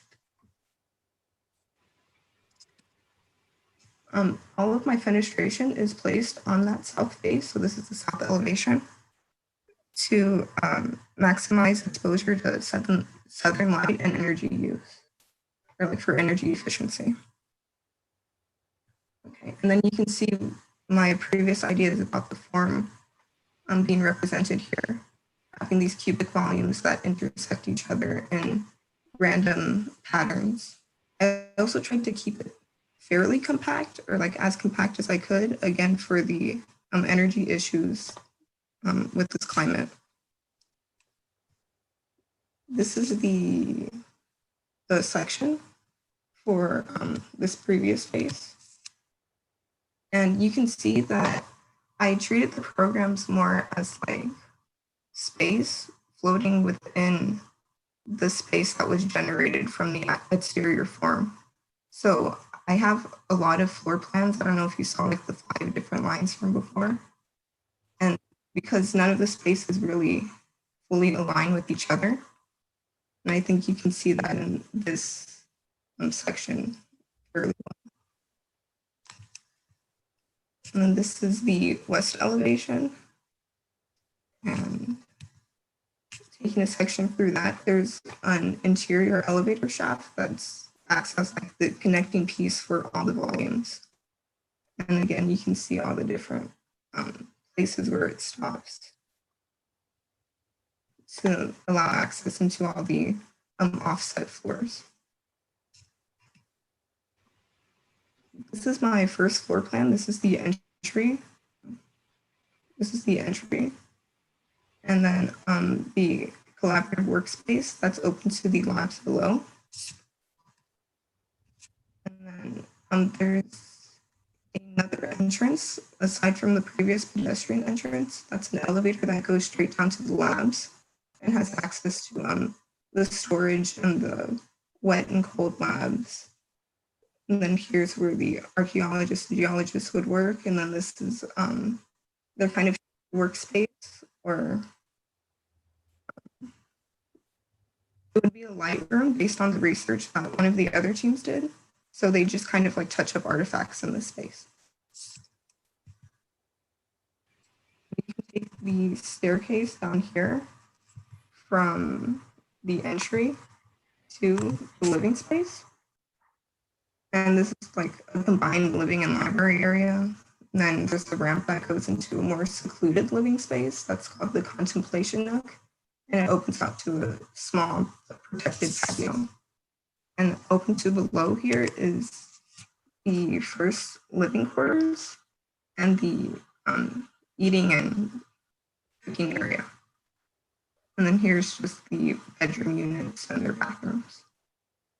And then there's another floor below it, but I didn't make a floor plan because it's fairly similar. And this is just the a second look at the living units because they're kind of 2-tiered. So this is just isolating one of the units that I thought was a little bit interesting, and most of them are pretty similar to this one, where you have a loft bed and a space beneath, and the bed and the desk kind of open up and reclaim some of the poche space of the wall to make it usable. Like here, it can be used as a shelf, and here, let me see that she's just enjoying the view. And then this is the exterior perspective from the hiking trail. So this is how the building would look like as a user approaching it. Yeah, I think that's the end of my presentation.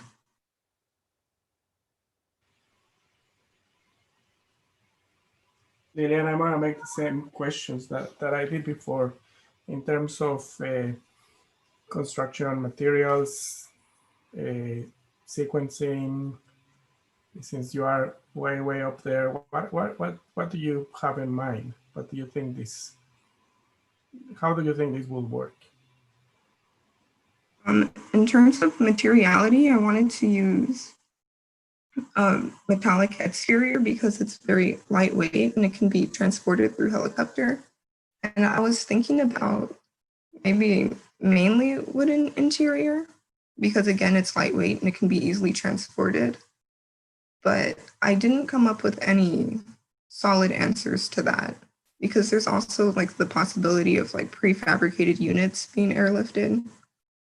It's just something that I didn't explore heavily.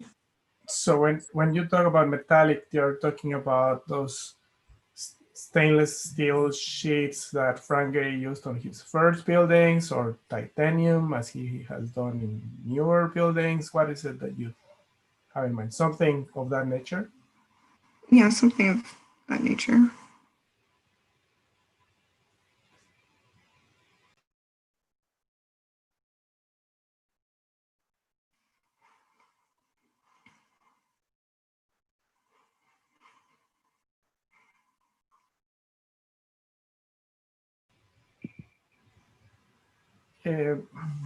Well, I see. Coleman, go ahead. Well, I don't take all silences as we're dumbfounded or speechless. We're just still thinking. So I like the forms. I think the forms fit really well into the site. And I might not have said that even to the conviction that I'm saying this if I had not seen your precedent. How it fits. You know, it's literally a translation of that, which normally I would have some issues with, but here it seems to work well. I guess when I was looking at your plans sections, I saw a lot of poche there. Just a lot of poche in the building. I'm wondering what can we do with that? How can we make that a place for hide and go seek? What do you do there? How could that be utilized in some way? I'm being a bit frivolous when I say that, but at the same time, it seems that if you took the volume of this building and then compared it to an actual area that you inhabit, you would have a pretty big difference there. And it goes back to the section of Frank Gehry's building. You know, they're very complex and organic on the outside, but inside they're rather conventional buildings, as you say. And to me, that's a bit of a failure when you could activate those interiors in a reflection of the exterior. And I know Frank Gehry works quite differently than what I'm describing there, but I think you have opportunities here that if you had more time to spend on this, you could take advantage of those. So not a negative criticism, it's just food for thought when you look at it a little deeper. Yeah, it's a good point. We talked about this. I'm going to interject because I'm realizing something that I should have said when we last spoke, and I didn't say. It did not occur to me. So I'm going to interject right now. When she ran through the documents she had for the final, it occurs to me that she's missing a critical document, and I should have pointed it out, and I did review them. So you don't have a section through the building that shows the largest condition of the interior space. And that's one that I think is an absolutely necessary. And part of it is it takes a long time to figure out how to use sections and how to really make them work. So you really should have a section that cuts through and shows the largest expanse of the void inside the building, even if you have to jog it a little bit. You do have one through the elevator, which is usually, it's a problem except for construction documents where you want to show that condition. But I would definitely have one that, because you have a lot of double height space and you have a lot of interesting complexity going on inside the building, we don't really get to see a section that cuts through that largest volume. And I think if you did that, then Coleman's question about the volume of the building to poche to void ratio will actually be diminished a lot, because I think it's the one section you got through the elevator shows its worst case scenario, and you did show that to me, and sorry I didn't say anything at the time, but I would definitely create that drawing as something not just because you should do it, but as a generative idea. So it's almost like the volume inside the building feels bigger than the building looks like from the outside. And that's actually something that you should aspire to in the further resolution of the building. So instead of feeling like I'm walking into 8 cubes that are collapsed on each other, I walk into something that actually feels much larger than what it looks like on the inside. And I just mentioned that because in a lot of ways you're already doing it presently in the project. So thanks. Yeah, because it seems like looking at the plans, you actually have a really nice kind of hierarchy of spaces. Like you enter into a kind of nice sized entry vestibule that makes sense. And then it opens up into this larger and then double height space, and then shrinks back down again to some smaller spaces with that auxiliary little patio. So it seems like the sequence of spaces and the varying sizes of them is really nice. And I think that section would also better even show that relationship between some of those spaces. So that rather than them being discrete little nooks within that section, they're actually interrelated. That one of mine, sorry. I'm gonna just jump in. Is that okay, Shelley? Okay? Yeah? Yeah, go ahead. Okay. So yeah, your president's board is really inspiring. I found it really strong. I'm assuming that those white models are your models. Is that correct, or is it something that? Yes. Yeah. So those are really good, really strong. I mean, and the pirate structures or sculptures that you are showing there are also really nice. And so your sources of inspiration, I think, are really strong. And I think that you follow them up really well, and created a remarkable structure here.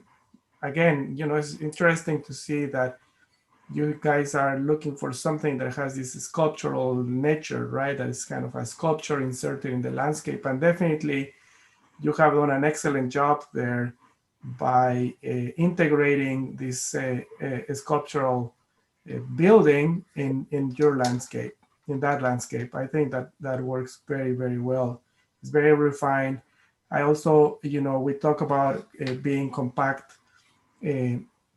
because of the nature of the building, because being up there, because energy wise is more efficient, and I think you are doing that very well.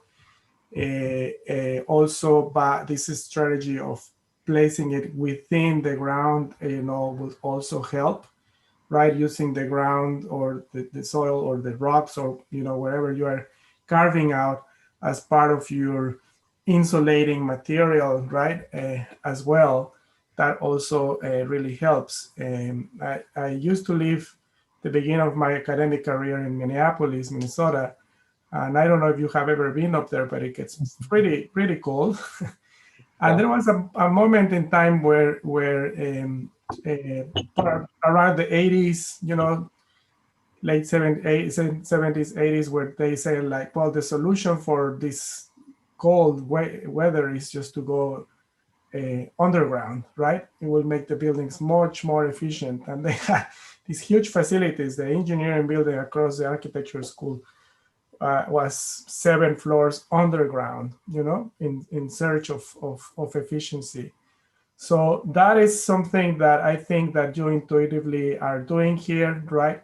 So being compact, going underground, attaching it to the ground. I mean, all of that I think is really working on your favor, and really shows an awareness of one, the landscape and how you integrate a piece of architecture within that landscape, and the other, the conditions that you are going to be dealing with, right?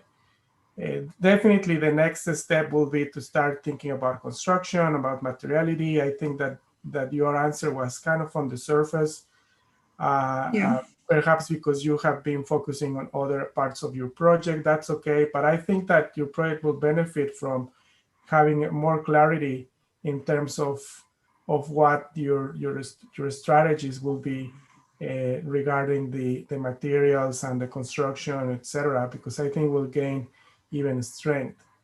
Have you been in any of Gary's buildings? No, No? I Okay. haven't Well, traveled when much. you have a chance, well, probably, what will be the closest one? I don't know, around here. What will be the closest one to town? I have no idea. But I'm this not sure. reminded me, again, one of his very first buildings, I'm going back again to Minnesota, right? Is the Fisher Museum in the University of Minnesota. And I invite you to review that building because it has these very first attempts of Gary to create these curvilinear shapes on the facade, kind of cutting volumes, but he was working with stainless steel there and really struggled I think the contractor really struggled to actually make it happen. Then they came back and then started to do an addition, but then they use a different material. But there is an area of the museum that has these very similar arrangements of kind of intersecting cubic shapes, similarly to what you are showing there. I remember, following Coleman's comment, I remember visiting that building for the very, very first time and being very excited first because it was Gary, and second because I was really expecting to have this very attractive set of shapes and the spatial configurations being kind of right there to me, right? And it was kind of disappointing when I started to see that it wasn't precisely the case, that the interior was very kind of, orthogonal and vertical and right, and that those shapes were just for show to the exterior. I think that Gary has worked that out a little better in more recent buildings, but that first one, I was like, oh no, really? I was like, felt kind of disappointed.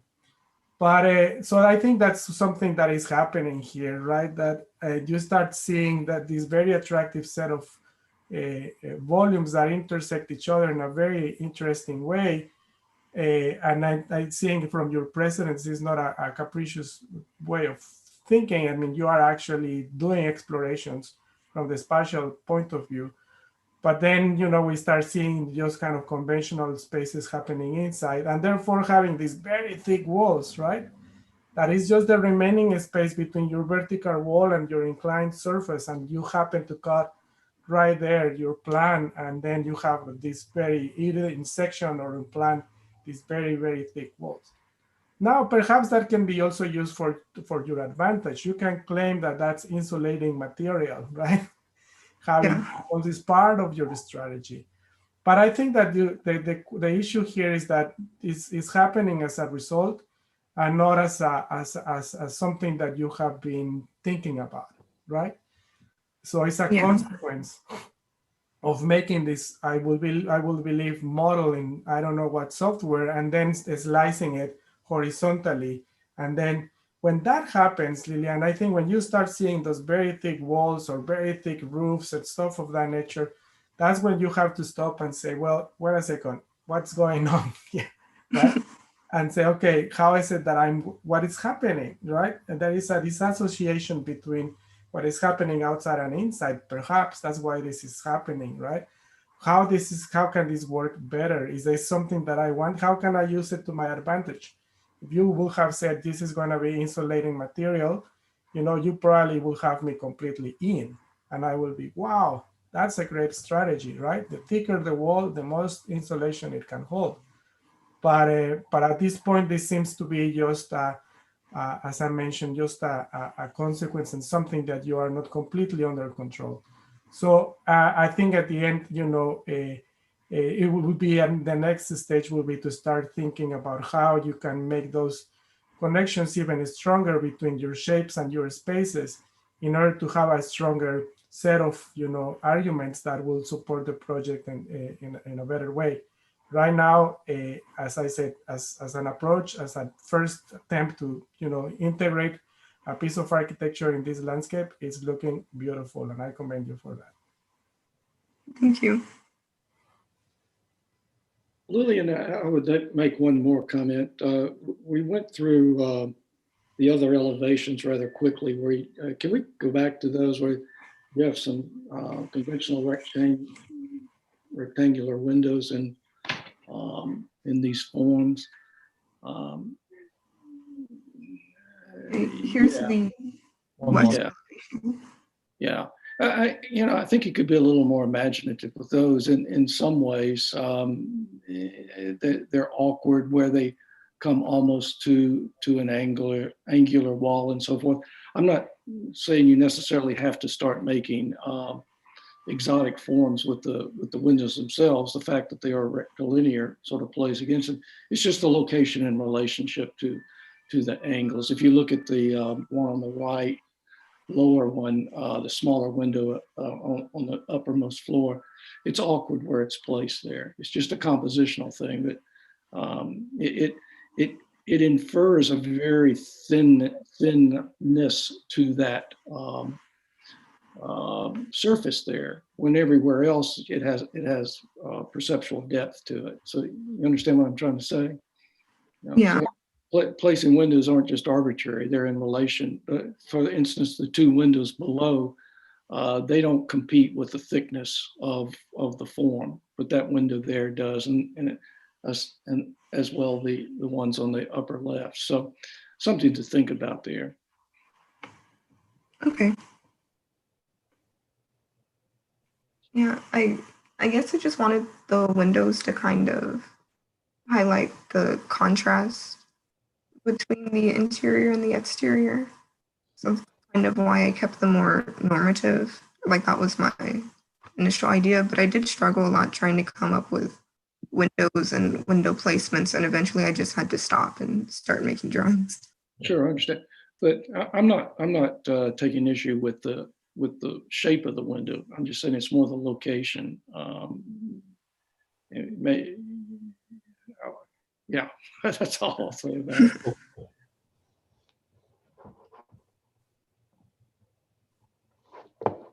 Good. All right. Any other issues you'd like us to address in your project that you worked on, Lillian? No, I think I'm okay. Yeah, that's good. I would, yeah, sorry, I'm starting to ask people to do things. I think you really should try and go to your section. If you go to the floor plan above, sorry. Floor plan, okay, right there. You've indicated the section cut not through the elevator, but just through the entry sequence right here, which is probably a better location for that section to be done. So I would just, because it'll flush out your drawing set really nicely, I would just do that section, because if you go through the floor plans after it's done, you can see that below there, it cuts through multiple double height spaces, actually. And at this level, you might actually cheat it over to the, so you can't see what I'm doing. At this level, you might, instead of cutting it there, you might actually like cheat it over to here. So you're actually cutting through that space. Do you understand what I mean? So on the floor, as you go down, it might actually change location just a little bit, because you want the section to capture the spatial essence of the building. And that's going to work better if you show us this space, which if you go down a level below that, like go down one. Also, I think your numbering is upside down. So floor 3 is 3 floors down from the top. So here it goes through a space, which then has a connection to a floor below and a connection to a floor above, all going on in the same thing. And go down one more floor. And then down below, we have some connection into this space. So these things start to interweave and interconnect with each other. And it'd be nice to have one drawing that captured that spatial essence of the project, because it's present in the project, but we don't quite get the one kind of really most important section document that captures that.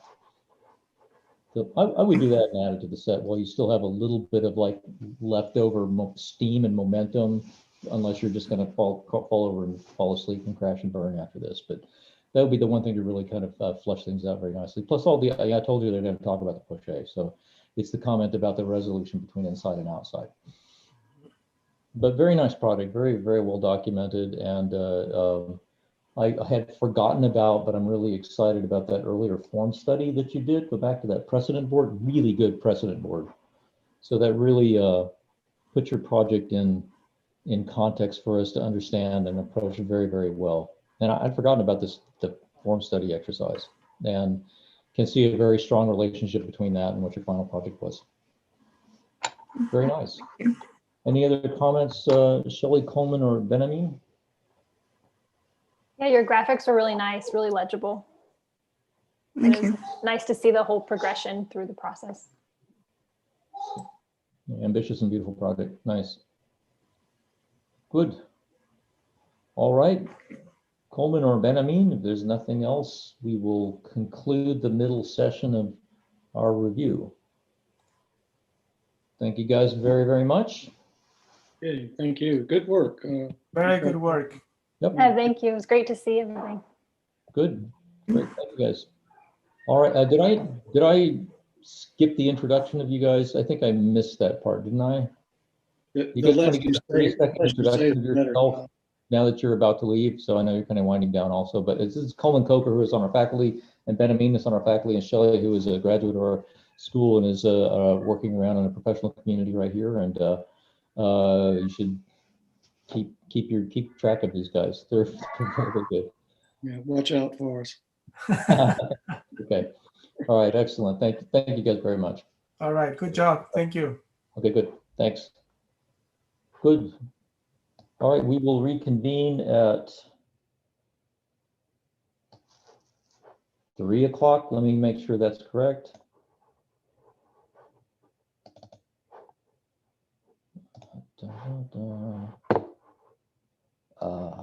Final review schedule. Session 3 starts up at 3 o'clock. So I will see you guys at 3 o'clock. Okay. Sounds good.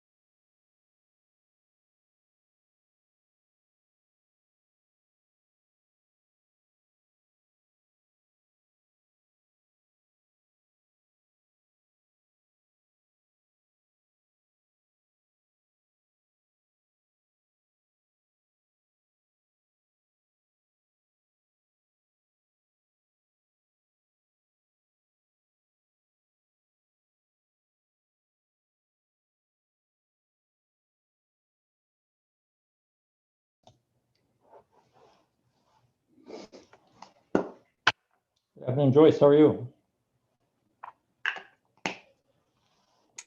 Hi, John. How are you doing? I think I'm doing okay. This will be my fourth walkthrough of the project description. So, yeah, we have the review sessions at 9 in the morning, but if people are in multiple reviews, they can't. Oh, okay. Yeah, so that's fine. It's cool. It's okay. How you doing? I'm doing well. And, you know, Review was good the other day. Elizabeth thought the work was very good for design one. that's nice to hear. Well, she definitely had a role to play in that, but she was a great reviewer on our review. It was a really, really good review. The students got lots of constructive feedback. Wonderful. So, yeah. Claire von Monfriends. Hey, John, how's it going? Very well, very well. How are you? I am great. I'm doing well. I've got quite the aura around me. You do. You do. Where are you? What part of the world? I am in Grand Junction, Colorado.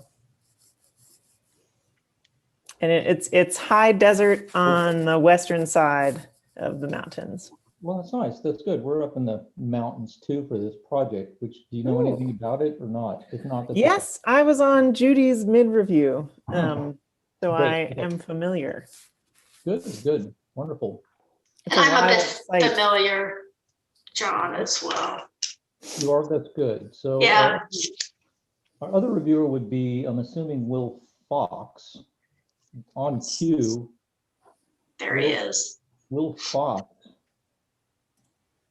has left us. There we go. Will Fox, how are you, man? Hey, good. How are you? Very good. Good to see you. Great to see you. Glad you could be here. Yeah, thanks for having me. Very good. Good. Good. You are. What are you doing these? I forgot to do the introduction of these words for the second.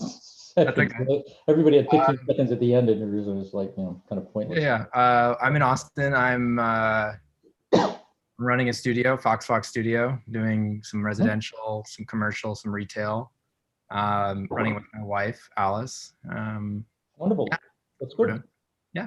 And I'm teaching here too. I'm doing a vertical studio this semester as well. So that's good. That's good. That's good. Yeah. Yeah. No, I've seen you around at the faculty meetings and such. So very good. Yeah, that's good. Hopefully that's been a good experience for you. That's great. Mm-hmm. So I'm going to give you guys like 40 seconds to introduce yourself. So you could segue with another 10 seconds if you'd like, Will, or something like that. That's up to you. So that you guys know, so that our reviewers, so we have 9 students total. So we'll have 3 students this afternoon, which is a nice, 30 to 40 minutes, which is a really healthy, the correct amount of time. It's a nice way to do it. Good. So anything else you'd like to add? Most of your 10 seconds are, by the way. I'm a graduate of the school of UT for undergrad, and I worked for several years at Gary Partners out in Los Angeles, and before starting my own firm. So I think that pretty much covers it. That's good. You were here and then you did grad school, is that right? Yeah, I was at Yale. Yep. Okay. Cool. Very nice. Very, very good. Claire, how about you? Sure, yeah, Claire Van Montfrans. I work with Mel Lawrence Architects in Austin, but I live in Colorado. And I am also a graduate of the program, the master's program, maybe 5 years ago. I taught a vertical studio as well. And let's see, what else? I sometimes do public art with Elizabeth Farrell under 2+ Collaborative. We're exploring some ideas around how that might look all remote since she's in Marfa, but yeah, cool. I'm really glad to be able to participate in final reviews from afar. That has been my silver lining here. Good, that's wonderful. And you probably know Joyce, but Joyce, go ahead and say something about yourself. They do, they all know me. And this semester, when I had all of you guys, I taught first year design and Viscom. And in the past, I've also taught vertical studio, but primarily now first year, and then doing some freelance or installation art outside of school. So. Good to have you guys. I'm looking forward to it very much. Okay, so I've done this 3 times already today. This is my 4th time to walk you through the project very, very quickly. There's this guy. He's dead because for a long time. This is not going to be the good version of it. So the site we The strong start. Mozart almost. No, it's a little older by a couple of years. This is, let's see, the Iceman. If you don't know who he is, he's this mummy that they let me try and be coherent and serious. Okay, the site we gave the students for the semester is located in the Tyrolean Alps. I want to share screen to go to Google Earth Pro, which is an excellent resource. This is Europe in the Northern Hemisphere. Located on the border, literally between Austria and Italy to the south, is the location where they found this mummy from a receding glacier in 1994. He had been attacked and shot in the back with an arrow and climbed up to the top of this mountain to die, where he was consumed by a glacier. And this is, I didn't make this part up, this is all true. And then he got thawed out and some hikers found him. So we are placed along this ridgeline, and the ridgeline, as in many places, forms the border between the two countries. It also forms the border between this region, which is glacial, and this region, because of its southern exposure, which is not glacial. So it has two microclimates. It has two political and cultural boundaries that exist, and the project is placed on the cusp or border or boundary or link between those two conditions. So the students have been asked to pick a site somewhere in this region. They generally range from this very interesting little bowl over here, which is at the base of what's called Similon Peak, over to this other bowl, which has a glacier and a ski resort in it, curiously. The site is, we're categorizing it as semi-hostile. It's about 10, 12,000 feet in elevation, so it's not the dead zone or anything like that, but you've got to be a really hardy hiker. There is precedent in this region for little places like this, which is a mountain hoot or refuge for hikers. You can see one of the hiking trails that goes up right there. So trails are all laced through this region, and our facility is placed somewhere in this location. And the students, the three we have this afternoon, will talk about where their building is sited and how it's configured. The program we've given them as a scientific research center. It's an institute which combines two different disciplines with a joint center for study. It has an archaeological component on the fictitious premise that which actually happens due to glacial recession, more pristine and organic archaeological elements are being found. So the premise is that there are additional things would be located here that are worthy of being studied and explored. So one team is archaeological in nature, and the other team is related to climatology studies and glaciology or glacial studies, which falls under the category of geology. So there's a geological component and an archaeological component, and you could talk about the archaeological component looking at the past as a method to understand how we come to be where we are in the present, and the climatology / glaciology component dealing with understanding where we are at the present with an eye towards where we're going to the future. So it bridges or links those two time realms as well. The program is on my desktop someplace.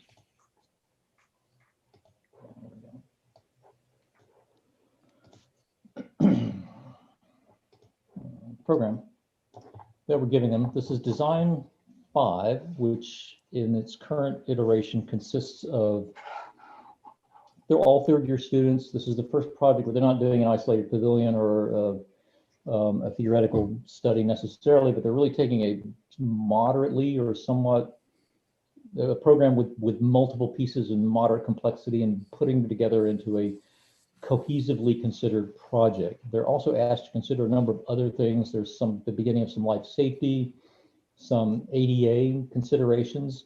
I'll talk about that in the program in just a second, as well as some structures and construction and technology. That is something that is on their plate. Some people have embraced that a little bit more deeply than others, but it's a little bit like sound building, like light or super light. And Will, I still remember your project in sound building. So 30 years ago, whenever it was. The program is to design a space that accommodates 10 researchers, 5 geologists and 5 archaeologists studying artifacts found in the glacier near the Otzi Peak. And the design must include spaces for both living and research while also considering the harsh climate and slope of the site. So think about researchers there, like select researchers. This is an institute that's desirable, so select researchers with enough, not slumming it, and that have to be put up with each other for an extended period of time. The program elements consist of 10 rooms of accommodation, one of which would be ADA compliant. The understanding here is that you might have a researcher want to come and study at the place that might be mobility impaired, which they would be occupied in one of accommodated into one of the spaces. And the units are rather small, so these are 110 square foot each. This is comparable to like a micro hotel room. This is the kind of space where you got a bathroom you can turn around in and a bed you can sleep in, and if you want to work at a place with your laptop, then you could do that as well as a place to get away from the other people. One sub-study we did for the program was to look at the unit itself, maybe begin to start to see how units might nest together as a multiple or a basis for multiple, and also as part of the way that you want to make efficient the square foot volume that you're creating for the project due to the difficulty of construction. The communal spaces consist of a large communal space, about 400 square feet, a dining room to support that, which could also be a place for one conference room kind of meeting for everyone, decent sized kitchen. There's a second communal space, which would be a library, because you kind of don't want to have everybody have to be social in the same space. So there's some alternative for how you might hang out in the place, and a gym. It's also laundry, a shop to support the scientific research space, mudroom, one public bathroom, and a sauna. It's just kind of a reasonable support space. There are 2 research labs, a geology lab of about 800 square feet, archaeological lab of 1,200 square feet, and 1 collaborative workspace. So I imagine a fair amount of the work you might do would actually be at a computer terminal at a reasonable desk or a laptop or something, and that is shared between the 2 research teams into 1 common area, as a way to think about it. There's also some unconditioned space protected from the weather, but not conditioned for garaging snowmobiles, drills, other gear, etc., etc. The students did a fair amount of scientific research into how the facilities would work. There's a wet lab, dry lab, studio for layout space, and refrigeration storage for artifacts that might be found and processed for delivery for additional study, and storage for inorganic artifacts. Geology lab consists of a cold lab. You can imagine going out to a glacier, taking cores, bringing the cores back, cutting them up into pieces, archiving and storing them in racks that would be refrigerated and controlled, etc. Miscellaneous gear, drills, tool, equipment, etc. So that's the research there. We had the benefit of one project that's pretty well known and very, very well documented that was done by the ETH in Zurich, which was for the Monte Rosso hut. Basically, it's a hiker's hostel for a lot of people, but it was done as a research project by the ETH. There's very good documentation on it, including their design studies and how they arrived at what the project is that they settled on. It has a very strong position of minimizing surface area and maximizing volume. The byproduct of this is that it has the hikers jammed in here like sardines. So there's a certain not exactly livability. You can see 1, 2, 3, 4. There's 8 or 10 people per one of these little quadrants in here. So it's actually pretty youth hostel-like, in my opinion. So it's not exactly like this as a module. However, this document has the benefit of exceptional documentation. Sorry for the redundancy. It's very, very well documented in terms of design process, precedent, the various mountain huts that are in the area, as well as how it was built and what the structural considerations are. I don't know if we have a good finished image of what it looks like. It is it's kind of a sort of faceted. Well, you don't know. It's kind of a shiny, faceted thing that sits up on top of the hill. Some things of some particular noteworthy is how the foundations were done, because there's some desire, certainly within this team, to minimize the footprint and to be careful about the permafrost. They did it by having a centralized core that was relatively small. There's radiating steel girders for perimeter, some perimeter columns to be placed on. Here you can see one of those things right here. And there is, the components all had to be prefabricated or done beforehand and hauled up by helicopter, which would be the typical method of construction at 10 or 12,000 feet up in the Alps. Now, apparently this is not uncommon. They do this relatively often up there. Still pretty expensive. So the weight and extent of the materials that you're using would be a factor to consider, etc. This also has structural loads, framing, etc. You start to see the nature of the hybrid connections between steel and heavy timber. And it's a very, very good resource, including some construction details, which I'm not sure we quite got to in the semester, but it's a useful bit of information to understand. So this is that youth hostel room with its one little window. This guy in this bunk bed gets a view out. This guy does not. But there is a good, thick, highly insulated layer of material that goes in here. That's the quick version of it. Anyone have any questions up to this point about the site or the program before we go to the students and the dog alarm's going to go off? So I'm going to mute and queue up Taylor. If you have questions, you can ask them and I'll come back on.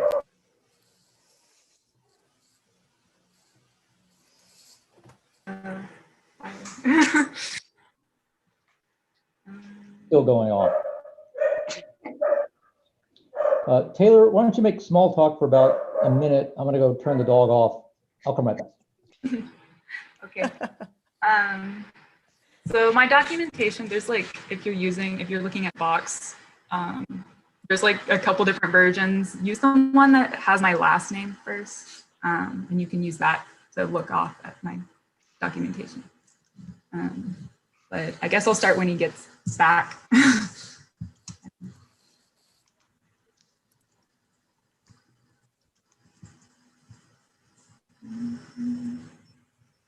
Taylor, where are you from originally?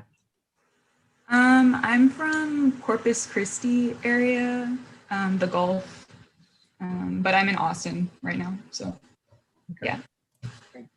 Will, when did you graduate? I graduated in 07. So did I have you in first year? I don't. Who was your first year so. instructor? I had Uli for structures when I was. No, but who was your first year design instructor? Oh, who was mine? Yeah. It was Pankaj Gupta. He was a visiting. He was here Yeah. for. Remember Pankaj? Yeah. I had Pankaj, and then I had. Wait, yeah. I actually had Elizabeth Danzy, and then I had John, and then I don't remember now who, but yeah. So that was my first three. Okay. I don't remember Pankaj teaching first year, but Yeah, I think he might maybe it's been the first semester, but he taught it that first year. Yeah. Very first semester there. all right. False alarm. There were half a dozen Amazon delivery men hiding in the bushes waiting for like to go to the house. Please, my dog and Amazon. Taylor, you're up. Also, if you have access to the box link that's on the master review, you can look at the work on the second monitor, but you probably already know that. And this is Blood, if you're looking at it, it's the one with my last name first. Taylor Napier final documentation version. Yeah, it's one that starts with Napier instead. Oh. Sorry. Oh, yeah, okay. I uploaded a few, but I kept making changes. But okay. Got it. Okay.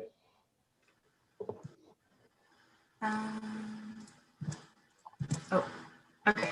So at the beginning of the semester, we did this early structural analysis, and I looked at Toyo Ito's building, Sendai Media Tech.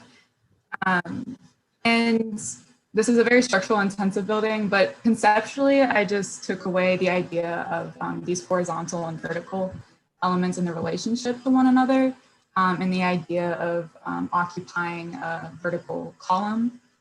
And then moving forward with the site itself, I kept looking at precedents more in this area, in this site condition. And I looked at the St. Benedict Chapel, particularly for its aesthetic and material use. And I just like the light quality and the beam diagram that the roof framing diagram that it has. And then I also looked at Jungfrau Joch, that site. It's a research facility, and it has 3 separate buildings based on program use. And then this crazy railroad system that runs like through the mountain, connecting them. And I just liked the idea of the separation of program, especially up in this sort of environment. I feel like it's important to separate work and living. And so, and then the minimal aesthetic of the transportation I enjoyed, but so I took that into consideration when designing this project. So my site particularly is adjacent to the Similan Peak and faces that bowl to the south of it, this geological feature, the crater, and Otzi is up at the top. So for these 2 research teams, I selected this site because I wanted 2 alternative site conditions. One that is close in depth with the glacier ecosystem, and then one that's more in depth with the earthly condition of that crater to the south. And then this is just a closer local site plan of just that Similan to the east that I wanted to have use of along with that crater. So my idea is to create a comfortable living environment that separates the living spaces from the workspaces by completely detaching them from one another, only to be connected by a singular, elegant, linear funicular system that provides a beautiful view to and from work and give you this view of Similan to the east and that crater over to the west and the southern part of the slope.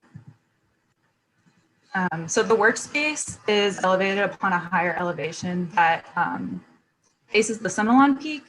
And then I did this in the idea of being located high up on the mountain creates a closer, more intimate relationship with the glacial ecosystem to the north, which is the subject of the scientist's research. And alternatively, the living spaces are found further below on the side of the mountain with a vast view of the Earth's depths below. This is to create a more intimate and earthly condition for the living spaces, while they're also horizontally aligned with those contours. So it's hugging that side of the mountain. And then these are just early studies I did approaching the idea of how those 2 buildings would relate to one another and connected by that linear funicular.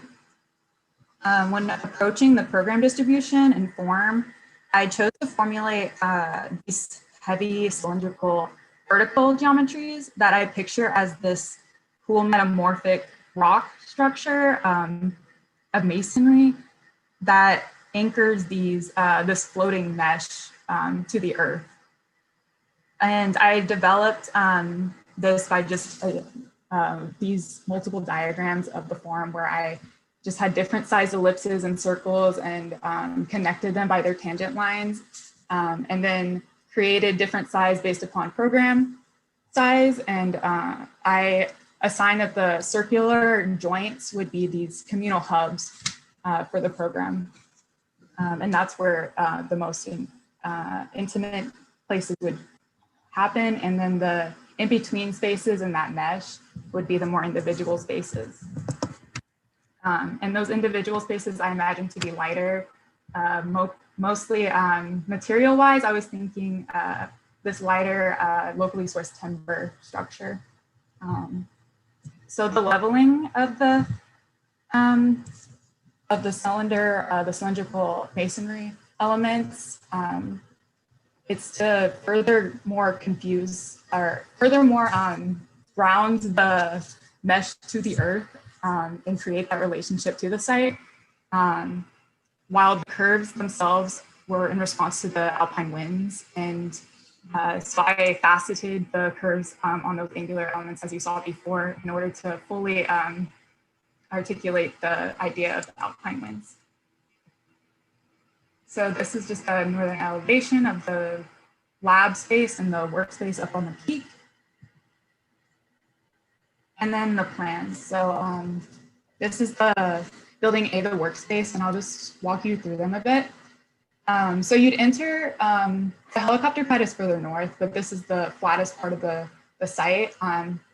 It doesn't quite touch, it's, because I wanted to emphasize that floating mesh and minimize excavation, but the vertical column does touch. So you ramp up onto this floor, and with the idea in mind that you might have sensitive material on hand, I have vertical element here that has an elevator shaft that takes you down to this, into the earth, to this temperature controlled space for sensitive material specifically. And it's only accessed by this elevator. And then you next to it up on that floor, you have the wet lab, dry lab studio, which all belong to the archaeology lab. I placed the archaeology labs on the side closest to that earthly crater condition, in contrast to the geology labs, which are facing that glacier side of the site, as that's their expertise of study. And so, and then circulation-wise, I wanted to create this breathing space around the program spaces that completely connect the communal and independent spaces. And it's just this open space that you walk around, some have little moments where you can sit down and relax. And then there's incorporated seating around this glass facade that wraps around the more protected program spaces inside. And then on the far left, in these communal spaces, you have your communal office to the right, and then the library on the left. And then I also use these vertical moments as your moment of circulation as well. So you would go up, if you go up, you hit the meteorology observatory, which I added to the program. And then to go home, you'd have to go down onto the ground level, which is also your garage, and that's where you would enter the funicular, which rests in there. And then if you went further down one other level, you'd hit the temperature controlled storage, which is more a communal storage for the researchers that isn't quite as sensitive, but it's for ice cores and things like that. And then the lower building, this is your housing. So you take your funicular down into this housing building, and you enter into this mudroom, which is, I consider it a communal space. And in this, I did this so you, as soon as you get off, you can take off your wet clothes and then go to the washer and dryer if you need to. But then you go down this threshold to your individual bedroom space. And then at the far right, you have your large communal hub, which incorporates your kitchen, dining, and lounge area. And then this ribbon window surrounding that as well. So you have that moment to look out at Simolan to the east. And there they are together. And then this is just a diagram explaining how I further developed form in it. In the building, of the top building specifically, the workspace. And I like the idea of these communal spaces having this intimate light quality, just like I mentioned the Benedict Chapel. So I developed this beam system that would slightly suspend the roof system of the the towers themselves. And so this light, the skylight would peek through to the communal spaces and cascade down those metamorphic rock walls. And then I also wanted this exposed structure in the mesh. So I developed these beams that based upon where a program was laid out and where those walls are for support, I developed where those beams would be placed, and some were radially around the communal spaces. And then I wanted to create light within those lab spaces. So I developed the beams in accordance to that. So I created these skylights that run over the lab spaces. So you would have some exposure to the outside while you're working, as I believe that's pretty important for work environment. But you can't have too much light, obviously, because there's artifacts in there. So, and then here's just a section of me explaining where the skylights are. This is the archaeology wing. And then to the right, you see the vertical tower, which has your observatory, library, and garage.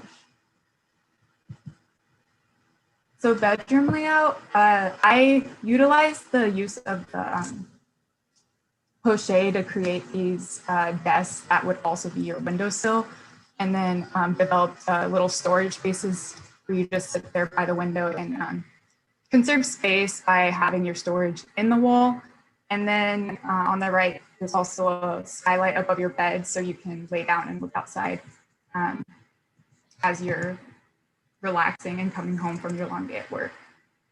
And then to conserve space also, I just embedded the beds and the bathrooms together into the next unit, as you see on in the plan. Here's some section perspectives just so you can get an idea of the space inside and their relationship to one another, the two buildings. So you have your dining, kitchen, lounge, and that back sauna space, which is closely interacted with the back side because I wanted it more of an earth homey space, more individual and hidden. And then you have your gallery space on the left, or not gallery, but breathing space that goes around that ribbon window. And then here you have your bedroom on the bottom, cutting through that desk window. And then at the top, you see that deep storage for sensitive material in the earth. And then your lab space and communal office. And then here's just the mudroom where the funicular would enter. And then you see up at the top, the gallery space surrounding that library. You can walk around and look out at the landscape. There's just some perspectives. This is the communal office, which I also developed the desk to be entered into the wall. So it becomes your windowsill as well. And then that flowy space surrounding the program spaces that I talked about, facing the landscape. But yeah, that was my presentation.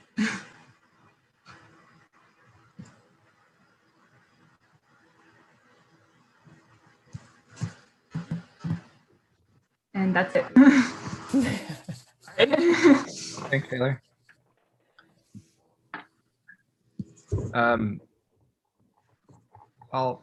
Thanks for the presentation. I really like the project. I think you've done a lot of really interesting things, and you know the precedent's obviously clear from sort of how that's been pulled through, but I think it makes a lot of sense, and I think you've really made it work kind of programmatically, how you have these vertical cores which work structurally, and then the way you've really developed those spaces, and I like how you've made the kind of community spaces actually a little bit more, I don't know, for lack of a better word, like cozy. You know, they feel kind of intimate and more cozy spaces where you actually going to be around a group of people, which actually makes a lot of sense. I like that. And you know, again, just good presentation overall. I think really kind of nice drawings, clear process, good renderings and everything. So congrats on that. One thing, when you talked about the kind of vertical versus horizontal, I think the horizontal plane is really interesting to me. One area that I was just curious about with the funicular is I wondered if you could have pushed that idea of the horizontal plane a little further, and why there was, I guess right now you're sort of showing three elements. There's the vertical, and then there's the kind of horizontal building element, and then you have the funicular. And I mean, I guess it makes sense in a way because it's its own thing. I just wondered if there was an opportunity though to actually almost pull the form of the horizontal member and somehow connect it with the funicular, if that would be something that you could have explored as well. Like create almost like a elongated entrance. Yeah, maybe. I don't know. It just feels like, I'm not sure it'd be better. It just is something that I was thinking about, like when I was looking at the plan, just because you started with that as being one of your main focuses, or the thing that you took away from your precedent study was the idea of the horizontal and the vertical. And I just was wondering if that idea of this kind of almost ribbon-like horizontal structure could actually kind of follow and almost connect into that funicular and become that transportation connector piece between the two different levels.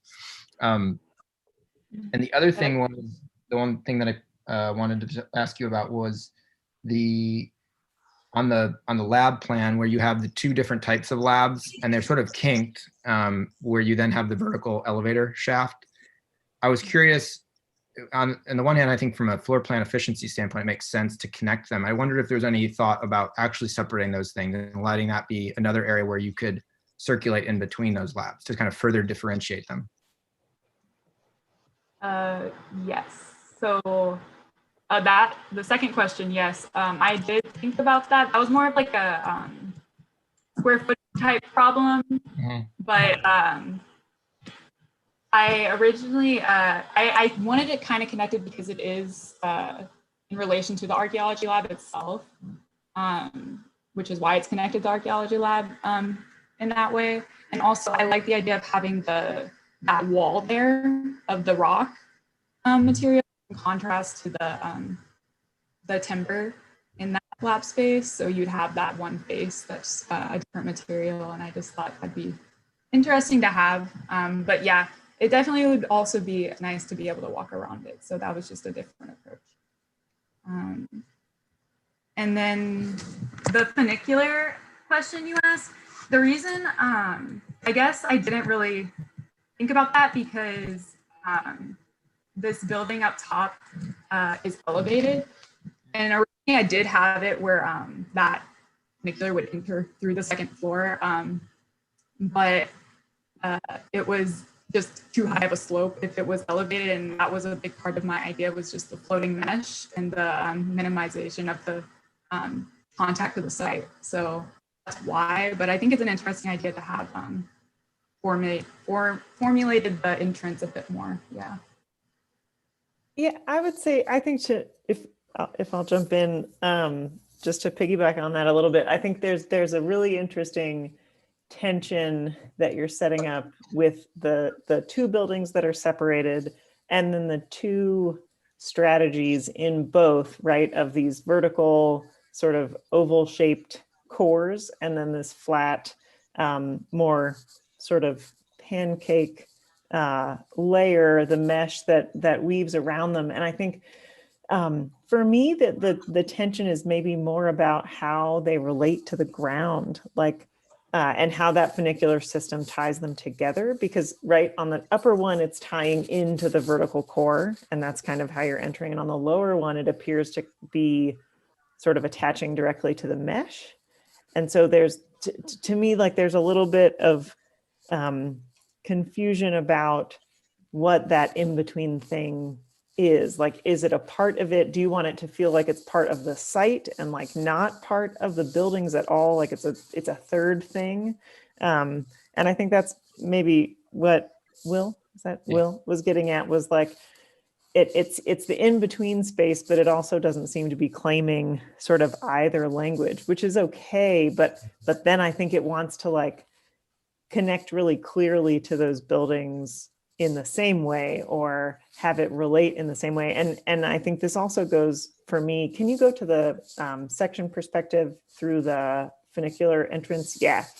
So this also, I like the way that the buildings relate to the site is also really interesting. And you talked about this in the beginning where, right, the upper volume is elevated. There's a lot of space underneath. It's relating more to the glacial view.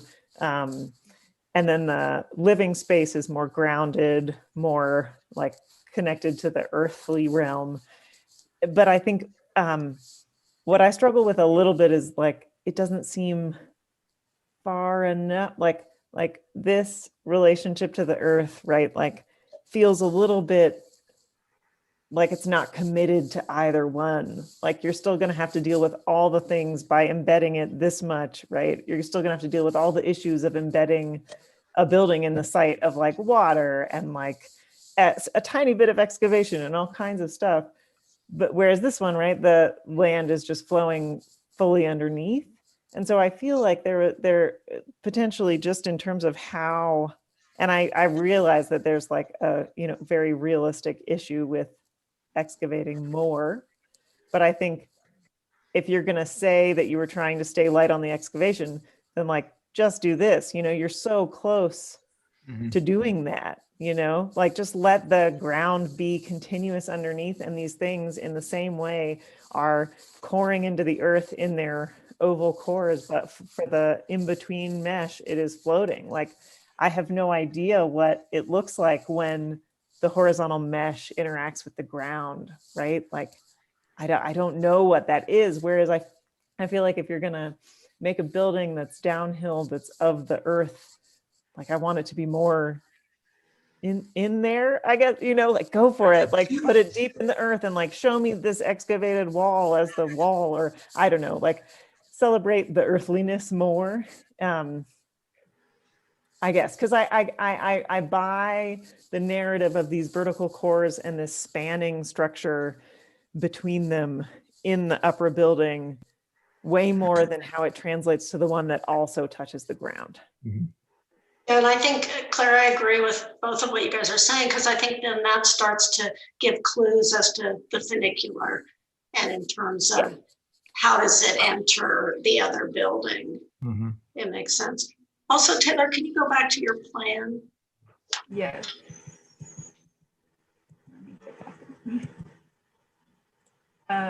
Yeah, that's good. I have a question about the library. Is that really the library in there with one desk and? It's more of like book storage, I would say, because I was picturing more of that exterior gallery space as like more of the reading space with that seating next to the windows. So I guess you just store your documents in there and then can read along the exterior. I mean, I think that makes more sense. I also, one of my other comments was going to be sort of that you could make more of that exterior space, the space. Like I like the perspective where you have someone sitting in the window, kind of a window seat. And I think, you know, even these, I guess I have to annotate because you can't see. But even these, you know, along here, if those thick walls are thick and they become book storage, that could actually face the outside, not the inside. And then you start to kind of think about how you might place furniture, how it would actually get used so that it's not just a track, you know, kind of a walking track, but it's actually has these moments where people congregate. And I know you have the one little place where you already have some furniture, but really I think you could make more of that as a kind of public zone where people could still get into smaller groups, and that end piece really becomes more just about circulation. Yeah, I was gonna also, I totally agree with Joyce. I think like I would so much rather sit here with my friends than sit here. Like I think, and this is not a specific to you problem, but I think there's a problem in student projects at some point where we're like, oh, we've got to like put the furniture in. Like now's the time. Like where's everyone gonna sit? Like what are we gonna do? But like really, like you know, this bench could come out and be like I don't know, like have some shape and grow and skinny up and be a whole occupiable edge, which I think is what you're interested in, right? Like this space, you did that, like you're doing it, but it just, I think it needs to be more like even this space here with the couches, right? Like that could have been like, you know, you used the curves really elegantly, I think, in your project, but I think you could have done more, like why, you know, why can't this be a beautiful, like deep bench that curves and follows the thing and we all get to sit in it? You know what I'm saying? Like there's it breaks down for me a little bit in the sort of occupiable edges. And I think there's huge potential in what you're doing and the language that you're using to absorb that into what you've made. And while we're here, I think like, I think there's a huge elegance to the curves that you're using and the way that, like, I loved the diagrams of it almost reminded me of joint diagrams, right? Of there's the pivot point and the space around them, and this is how you're moving, and this is how the things are relating to each other. I think that could have also been like the way that you thought about those connecting spaces.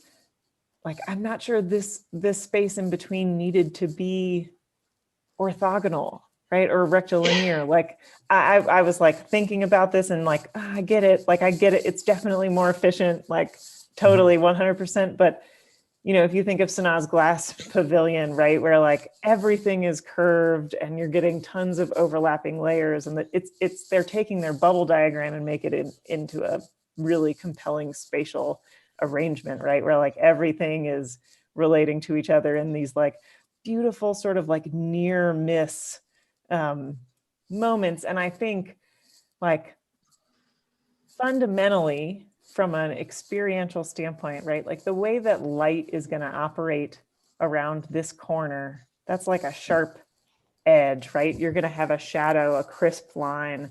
Whereas when it's easing around all the other curves that you've made, it's going to be totally different, right? It's going to be sort of morphing in and out and changing really gradually. And it's not that you have to only have curves if you're going to do curves, but I think for some reason, the corners to me are like a little bit unsatisfying. Do you know what I mean? Because the rest of the curves are so elegant and are working. I agree, and can I just jump in because I think this please. is interesting. No, I mean, I think, well, first of all, I would agree with a lot of what's being said. I think I was going to touch on the same thing, you know, just to further the comment about the area around the library. Totally agree. And primarily, it's just, if you think about it, it's basically an offset. You just did a 4 foot or whatever it is, 5 foot offset from that inner circle. And I think it's all about not just doing that, not just resort to like an offset, but actually design those the spaces around it, right? Make little pockets to sit in, make little spaces for bookshelves, et cetera. And then the form, because it's sort of this flexible shape, can actually morph to those areas that you design. But rather than just thinking about it as like a set dimensioned hallway, but more like a space that can be flexible and morph to areas that are you create, like you're the curator of that. Like, I want a little pocket here for seating, so I'm going to make it bulge here. I want a little narrower here, so it's, you know, you can be that kind of, that could get a lot more sort of intricate and more specific. And I think if you did that, it would be really much more interesting spatially as well. But then I'm on the fence with what you're saying about that. I sort of like the orthogonal counterplay of the circular cores. I mean, I could totally see a scheme that's, like you said, like the glass, you know, the Sanaa's museum, and probably really successful. But I think my issue is I'm not against it being orthogonal, but it feels a little bit, and I think that's actually what I hadn't really formulated it completely. It's why I asked you about how it pinches together here, because it feels like it's a little in between. It's sort of like it's not curved and it's sort of orthogonal, but it feels a little like, I don't know. It's like if you're going to be orthogonal, I almost wish it was more boldly two kind of cubic spaces, right? That feel like almost independent. And right now it's sort of like trying to be this bigger, slightly more complex shape, but it's not, I don't think it's working as well. I don't know. So I guess I would say it's either curved or it's like almost go more extreme and make it more orthogonal, but it feels a little bit kind of in between right now. I don't know if that makes sense, but that's how I feel about it. No, it makes sense. you know. Yeah, that's a really good point. Well, I think it sort of is like it's got the orthogonal and you're waiting for someone to come in and fill it, the corners. Yeah. Works better on the lower building. Yeah. Yes, it does. It Definitely. does. Is this, I have a question. Is there a time of year in this location that you might want to sit outside? Yes.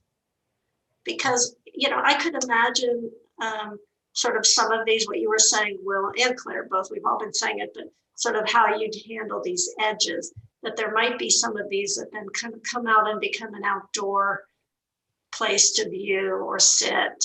And same, like when I look down at the lower building and the kitchen area, like some of that thickness between the outside and the inside, that could be exterior of space, so that you might take your meal and that's south, right? Is that south? So you would have the sun, which is probably what you want when you're sitting outside there, so you stay on the warm side. But those could be some nice transitions. Right now, it's all so enclosed. There's no break between the inside and the outside, except for the entry. And I think you could start to play a little bit with that, where that border opens up and becomes an exterior balcony or terrace, and then where it stays interior. Yeah. I was looking at the rooms to see if there was a place where they could have a little outdoor, but they're pretty compact. Yeah. No, these are all very helpful comments, and a lot of them are things I did consider. At a point, I did have all curves, and then I decided we talked about just overlaying this grid on top of the curves to organize things a bit better, and so that's how that middle lab space developed, and organize the labs efficiently, as we talked about, more efficiently at least. So that's where the straighter edges came in. What's interesting?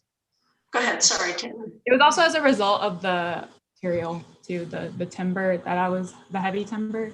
But well, it's interesting because the lower building is actually doing what Will was suggesting up above, that you break those two, those two parts and let some space in between them. It also means that you don't have to circulate the entire perimeter to get from one side to the other. And I think you might get a really interesting, and it's funny, actually, I didn't notice, or I forgot that it was below, but even when John said it, it's working better below it, and it is, I think. I feel like that rectilinear versus curved works really well. It feels sort of like just right, and up here it just feels not exactly, it just feels like it needs another couple of sketch plans on top of it to just get it just feeling right. And I think you would get also a really interesting space potentially in between those volumes too, as you could even think about that elevator. Maybe there's an entry on the other side of it too. So like you could walk out of the elevator that way and in between the crack of these buildings and have a view out to view up the mountain, I guess, or something. So you could also make that another kind of experiential moment as well. Can you go to a section through the lower building? And we'll start moving towards final comments after this. Yeah, so I think one question I have for you is, can you describe the relationship of light to inhabitation in your project? So for those communal spaces, I wanted the light to be more of this subtle but yet powerful moment, which is, I guess, why I wanted them to be more enclosed. It's to emphasize the idea of community, and that's where you want to be together with people. And then in the more individual spaces, that light is more prominent with larger windows for viewing and things like that. Yeah, because I think it's really interesting the way that you've sort of structured there's a clear intentionality to me in what you've done with the way that the cores work and the way the light works within the cores. and then the way that the light works within the mesh. Is there light that gets into that hallway space on the lower level?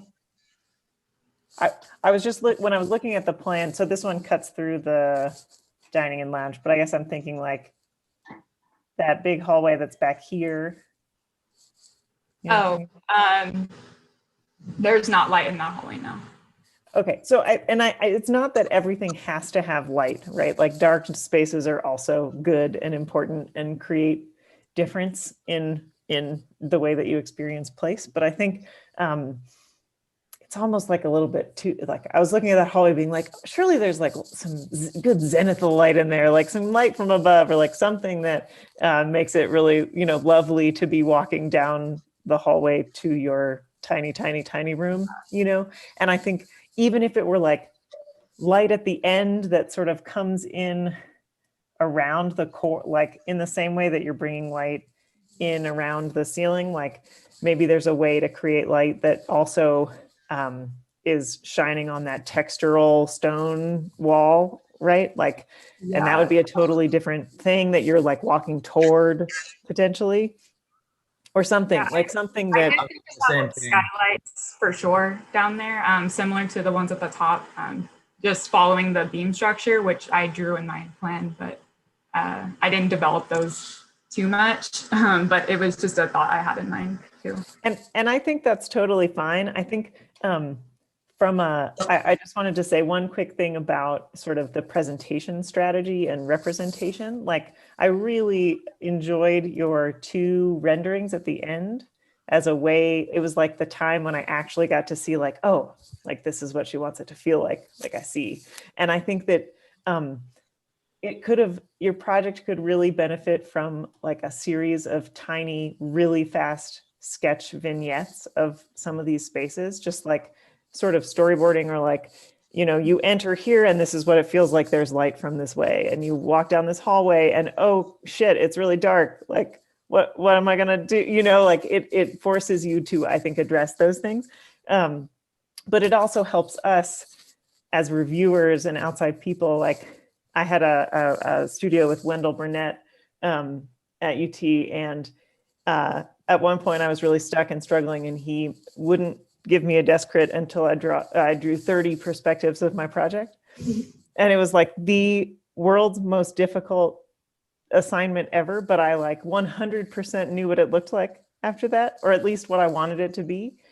And that was so helpful. So I think like you clearly can model complex geometry, right, in 3 dimensions. So I think it would be really interesting to see and include in your presentation, like the sketch perspectives of what you want the space to feel like, so that we can also know, like maybe that's the way you start your next project. And I'm sure you did some of that, but like, including that in the presentation is also really helpful, even if they're not fully rendered fancy things. I think that's a great suggestion, Claire, because those kinds of moments, like when you step out of the building onto the funicular, or when you move out of the building, or when you enter the other one, or when you're using the stairs, not the elevator, all those moments can really be informative and inform us about how you're thinking about it. So I think that's a great suggestion. That said, your plans are very clear. And there were, I think that's one reason we didn't have a ton of questions for you, because it was very clear to read your drawings, which was really nice to see. Yeah, and your presentation was really clear too. Very nice. I just, one quick question, I know if I move on, was a little bit similar to the sketch comment. I'm a big physical model type person. So that's what our studio we're doing right now. Our vertical studio is all about sketch modeling and physical modeling. And I would say kind of in a similar vein, like you clearly are capable in 3D and you're good at it. But I think there also, if I'm pushing you further, I would say there's still a little bit of a missed opportunity in this. I put actually something in the chat. It's a link to a mushroom pavilion by Sana. And it kind of, I feel like, it doesn't mean that this thing has to get overly complex, but I do think that back to the idea that this mesh, this white thing is this mesh, and it can be flexible and it can be kind of almost mimic or be close to the landscape. I feel like I would want to, and it seems like you're starting to do that with the roof up top where it's sort of talking about the wind, but it feels a little bit timid. And I would want to see what the kind of, you messing around with some paper and you getting a little bit more exaggerated. It doesn't mean it has to stay exaggerated, but I think you could learn something from doing a quick physical study about this, white meshy thing and what it could possibly do. And then again, that's not to say you just copy it and mimic it exactly, but it might inform some opportunity. And it kind of goes back to my question about the connection of the funicular, because it feels like that could be this really amazing and elegant moment where the building actually is sort of all this one thing, and it's sort of soft and meshy and flexible. So I know the funicular can't, it can't bend, of course. It has to stay probably pretty straight, but there might be opportunities still in thinking about it that way. So I would just say that. I'm going to add one thing to what you're saying, Will, because I agree with you, but I think also the physical study models would also help you really study the heights of those cylinders. Mm-hmm. Yeah, and you did some, right? There were some at the beginning. Yeah. Yeah. Right at the beginning. The thing was really informative, way at the beginning. Yeah, they were awesome. They were great. They were great. And I think, but I think you only modeled the top building, right? Yeah. So like, ooh. No, those, more of that. Yeah. Yeah. And because then I think immediately by having to make, the lower one, as you made these 6 in the bottom right, like you'd be more forced to think about how it touches the ground and how they touch each other. Yeah. Great. But great job. Thanks, Taylor. Very good. And Marina, are you good to go? Marina can be found under Bolting House. On box. Very good.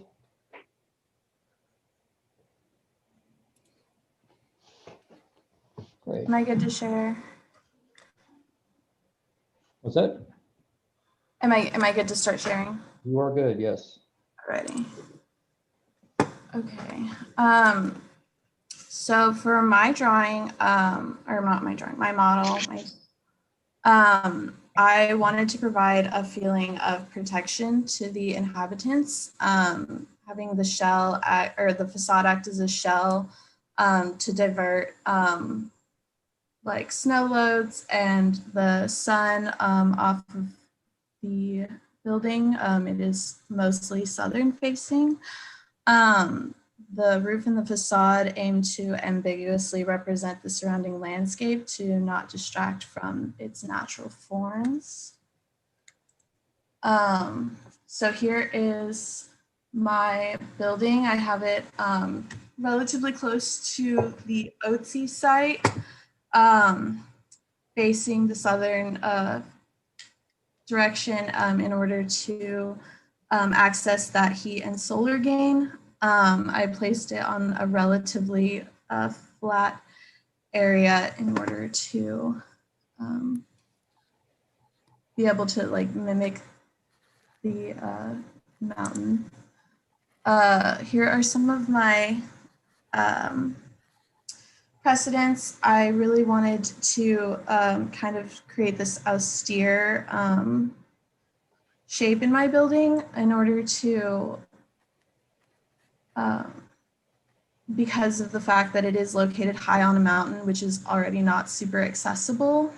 I was really inspired by the Pat Cow Strawberry Vale School in the organization of their floor plan. So here is my close-up site diagram and also my roof plan. And my floor plan. So I followed kind of like the organization of the Pat Cow building by creating like these different modules which follow like the same general shape in order to distinguish the different areas of like utilization. So I have like my area for the rooms and then the community space and then a separate workspace as well. Here is my south elevation, which has the roof coming down in order to shield it from the sun. And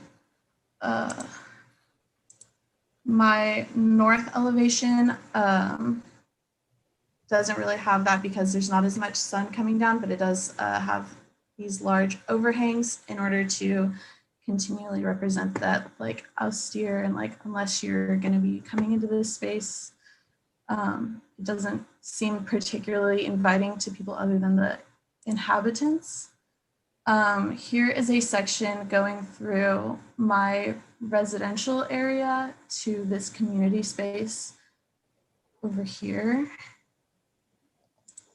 And then my workspace as well. I have a exploded diagram of my bedroom unit because in order to preserve space, I did overlap the bedrooms into one another, incorporating the use of like a shelving unit so that they can store their things. So I just wanted to further explain that. And then here is my building sitting in the site as well.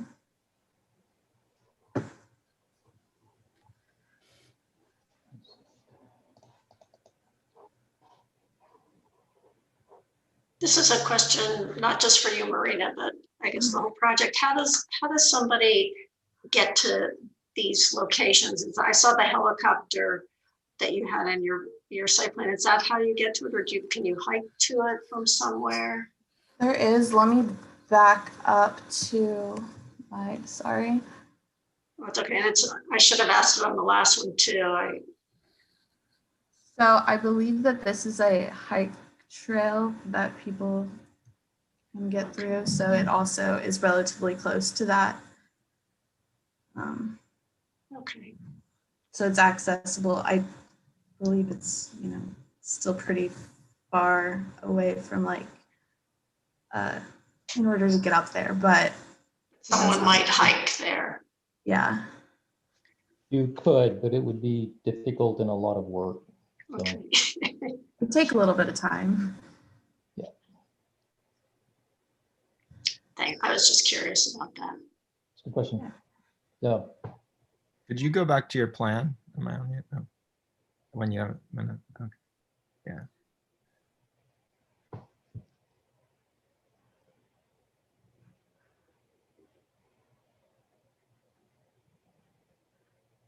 So I guess I'd like to start by talking about your roof a little bit, which seems to be this sort of folded, expressive geometry. And in the plan, I guess what I'm trying to like wrap my mind around a little bit is that it seems sort of universally deployed, right? Like the overhangs are mostly the same all the way around the project. But you started by saying that like the southern exposure is really important. And I guess to me, like the biggest question I would have is like, do you get any sun in your building? Like any direct light from that southern exposure? Because your overhang is like 30 feet, 20 feet, and your building isn't that tall. So like fundamentally, I guess I'm feeling a bit worried about it being so cold if you're trying to like warm with sun or respond to a solar environment because of the extreme climate. Yeah, I do yes. So mostly in my communal space here is where you are accessing the most light. I guess I had focused as that as a centrifuge for like the whole idea of like heating that space up. I guess I didn't really take that into consideration when getting into the more residential areas. Do you have a section through that space? Which space? This one? Mm-hmm. I do not. Or any of the, maybe the other, the one through I have one that goes like partially through. This one is like entering into that, excuse me. Yeah, so I guess all I'm trying to say is like,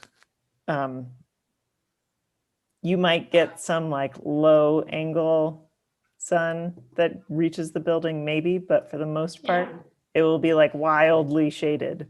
Mm-hmm. And so it's not that shading is bad and that direct, indirect light is bad or anything, but just I think it's, if the roof is sort of the main formal expression of your project, you have the role of deciding how it should respond on the various sides of your building, right? Like you did this, so why is it so big on the south side if you might want southern sun to come into your project, right? Or like, I don't know, I'm just trying to, like in Texas, that makes total sense to me. I'm like, yes, shade the shit out of it. Like, that's great. Like, that's generally what we want on the south, right? And as the winter sun gets lower, then the sun comes through the overhang and warms, and it's like all the things that you want. But in a climate that is this extreme and cold, I don't know if that's what you want. So like, I would need you to like hardcore convince me that that's a great idea, because I'm just imagining being quite cold in there from a sun experience, I guess. Claire, I'm going to just add one thing. I think also, Marina, as you're thinking about how the roof responds on the exterior, when you look back at that plan, how is it responding on the interior as well? Like I see it, even on this section, there's a fold like right through the laundry room. Like, is that really where it's important that the roof fold? So just kind of thinking about what's happening to the outside, but also how are you experiencing that folded roof on the interior? Because it's a nice idea conceptually in terms of what you were saying about your project and how you were approaching it, and the idea of kind of making this very insular, inward-facing building. But I think that's like even what Claire's saying with the lighting, it's not really happening in the best way. And I think there are lots of it, like, you could also tell me that, the roof has its own sort of geometric rigor that was established in some way and has nothing to do with the internal layout. The sort of external form was the dominant move. But then I think from an interior perspective, I want to always be aware of that. So like, if this is your roof diagrammatically, and this is your interior, like none of the walls should touch it, right? Like all the walls should be here, and you're always aware of it overhead. And there's like, it's canting up to bounce light into some of those darker interior spaces, right? Like, and then the whole project is about sort of this indirect, diffuse, bouncy light everywhere. But like, I guess I want to see you like double down on that, or like go for it more, or like convince me that this is a wonderful idea. Yeah. Yeah, I guess in that regard, I had gotten caught up more in my concept statement than considering those factors, which is why I guess it doesn't work as well as it had in my head. Yeah, but it'll make it's one of those things where it'll just make the project more interesting, both formal. By doing that, when you have a little more rules to it, it seems like trickier, but in a way it's actually really easy, right? If you just sort of think about, okay, yeah, like I want light in from the south, I'm going to trim back that roof there, I'm going to open it up there, I'm going to let light in there. Then there starts to become like a sidedness to the project too, which could be really interesting. So like, I mean, some of the exterior renderings are a little, I'll be honest, a little brutal looking, but I think in a way that might be kind of I'm getting a little reverb, sorry. It might be kind of what you're going for. And maybe that's sort of what the project, it almost feels like it's I'm getting an echo. Do you guys hear me echoing, or is that just me? Yeah. Okay. All right. But I can see there being this one side that feels really protected and really sheltered and really kind of almost of the earth. And that's also the section is telling me it's not, sorry guys. I don't know why it's doing that. Let me stick to the roof. But yeah, so there might be a side that feels really kind of sheltered, protected. One side that from another vantage point, it might feel really open and light and things like that. So you might get a nice play on that formally. The other thing I would say is in plan, kind of in a similar manner, can you go back to your plan for just a minute? Because I like some of the things you're doing in plan where you have these sort of wings of the building and it's creating, I don't think it's quite successful yet, but you have these two sort of wings that shape a courtyard in the middle. And again, back to the same point, if southern exposure is something important to you, then it almost feels like flip that thing around, make that the entry point to the building, and let that thing be kind of this like almost like open arms, like come on in, like come get protected, and that becomes like a southern facing warm courtyard space that actually welcomes you. It's like I think that's kind of your main entry, right? It's the backside when it feels like it wants to almost be the front side. If you flipped it, it would then be like the thing that you would enter into, which seems like a more appropriate point if I'm correct. So I would say kind of in plan, but also in section, like the roof and the plan should both kind of be talking about that idea of bringing light in or bringing kind of light in where you want it. I don't know. That's something I was thinking about, but.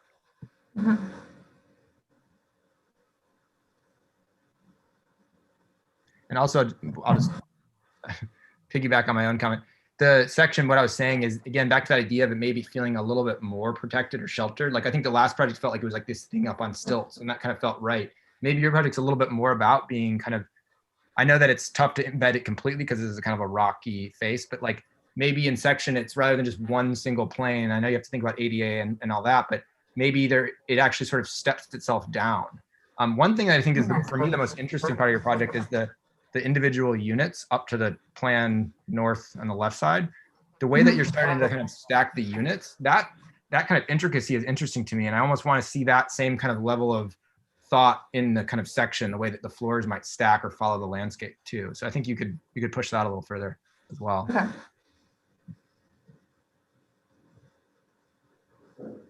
Yeah, you could also think about on the exterior. Right now, I'm reading, and this may be incorrect, but I'm reading that the edge of the wall is the edge, like that's it. But you could think about, does that perimeter as a ground surface, as something that's exterior but still part of the building, could that exist so that you're not immediately like just walking out and you're on the terrain, that you could actually be standing on the terrace or something that's outdoor.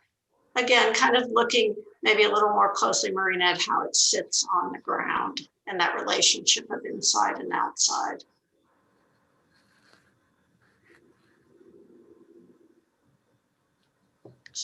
I like that I liked how you started it and talked about sort of being more protected, more enclosed from the elements. But then I think it's kind of going through and really seeing how you do that and where you do that. Okay. Yeah, and I think I'll reiterate my comment from the last one about experiential narrative or experiential views. Like I was looking through your drawings and I still don't know what it feels like to be in your project. Like even your exterior renderings, they're from like the bird that is a million miles away, right? So like as a reviewer, it's impossible for me almost to even give you feedback on that because I don't know what it feels like. So it doesn't have to be, right, like giant renderings or like huge endeavors. It can be like a black and white model view and you Photoshop in the ridiculous view, right? And that is the consistent thing in all the little tiny storyboards or whatever, just like, where do I enter? I enter here is one option, right? And so like, what does that feel like? What am I seeing? What is the underside of your roof made of? Like that's going to be a huge sort of visual presence in your project. And I don't know what it is. And I think it could also be like something you might try moving forward in a future studio. Can you go to the sections really quickly? Yeah. Is like, and you're starting to think about it, and I can tell that you are, but I want to know way more information, is like, what is it made of in there? Or like, how are the shadows working? What is the texture? Like, if this were just a much bigger section and you collaged the crap out of it, what would that tell you about your project? And therefore, like, what would it tell me? I think I just want more information about it. And I feel like it's one of those hard things, right? Where like, you've thought through, like the plan is clearly developed, the section is clearly developed, but I still don't feel like you've communicated to me what it's like in there or out of there, you know, like what is it? I'm imagining I can maybe stand here, right? Like, what is that experience like? What do I see? What is this material behind me? What does that feel like? What is it warm? Is it cold? Like, does it smell like, so I don't know, you know, like you can really get into it, but I guess, I want a bit more. And it, you know, it is a really difficult proposition to put a building in a site like this, right? Like, what a ridiculous place. And it almost feels criminal to put anything there. And that's like the huge conundrum, right? Yeah. And then that was the same in Wendell's studio as well. Like none of us, we were all so hesitant to actually make any kind of building because we were in the salt flats of Utah, and we were like, well, this is a terrible idea. Like, and I don't want to, Right. you know, but I think like, I wonder, you know, if you could sort of following along with your concept, Marina and John, I don't know in terms of, you know, digging into the rock and all that stuff, but if on the north side, you kind of step, you know, you slope down into the building and it's more buried. And then when you get to the south side, it all opens up. So you even reinforce more that idea of enclosure, moving down away from the elements. But then when you get over, you know, when you pass through it and you see to the south, you get the sun and you get the light. Or yeah, and I'm thinking of the Sydney Opera House for some reason. I don't know why that keeps popping in my head, but it feels like this like sheltered shell-like structure, but then it also has this ability to then open up to one side. Yeah. So I think you could even think about that as like, I totally agree with what you just said about kind of burying it down in certain areas, but then it might pop its head up in other areas that will let it down in through the section or through the roof. So the roof could actually become much more interesting, both from the interior, but then from the exterior as well. One last comment I have too. Sorry if I interrupted you before. I didn't mean. I just got excited about what you were saying. No, it's okay. Can you go back to your plan again one more minute? Because the other thing I wanted to say about the plan, when we're thinking about efficiency and tight footprint, gosh, I can hear myself. I'm sorry. There seems to be a lot of like nebulous interstitial spaces in this. And so I would push you also then. And again, I think there's actually some interesting things about your plan. So I want to push you, but you have these sort of core elements. You have the kitchen area, then you have these bedrooms, and then you have these, you know, kind of office spaces, right? And instead of it just being this ubiquitous kind of fat thing that connects them all, I would push you to be much more like careful and specific about how you connect them. And rather this thing being this kind of big, chunky, fat building, it could actually be kind of more like, it could be like pulled apart where you have the distinct moments that you kind of clearly have in your scheme, and then maybe be more specific on how you connect them and how you know, it's not all just the same thickness of, you know, the same 8-foot or 10-foot space, but maybe you get smaller hallways that connect them. So I might push that a little further too, and kind of the specificity about the plan. And I think you could be, because I actually really like that about your project. You have these kind of, these like very kind of distinct moments in programmatically speaking in your plan. And then it's the connector piece that feels kind of a little bit, it's like just kind of placeholder. And I would say, you know, be a little more intentional about that thing that connects the 3 different programs together. Yeah, that was an area I had definitely gotten stuck on. And I think what I ended up doing was using construction lines to just kind of create circulation areas. Yeah. Like you might not need as much, I guess, you know, feel you have a lot of entry points, a lot of doorways. Like maybe there's one main entry and you could really reduce the square footage there. And I'm even thinking like maybe this thing kind of stretches out a little more. Maybe it kind of pulls itself apart a little more too. Like really accentuate that idea of a courtyard space in between the 2 wings of this building. So I don't know.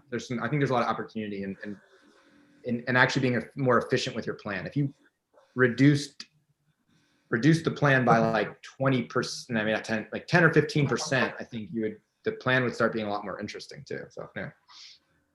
Yeah, and I think that's also one of the things where like you have that Pat Cow precedent, right? And like the way that they shaped those in-between spaces it's like it's pretty tight in there, right? Like and very highly specific to like where the entrances are to the rooms and how things kind of slip past each other or interrupt the flow of those in-between spaces. And I think like you're starting to do some of those things, right? Like the way that these sort of come out into the hallway and ebb and flow. But I think like, then why is this one over here with like so much room in between, right? Like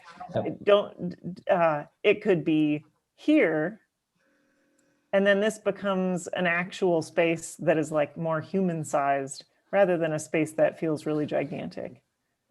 And I think you can straight up just look at what they did in their in-between spaces, if that's a project that you find interesting, and use those things, like try to, try them on and see what works for you.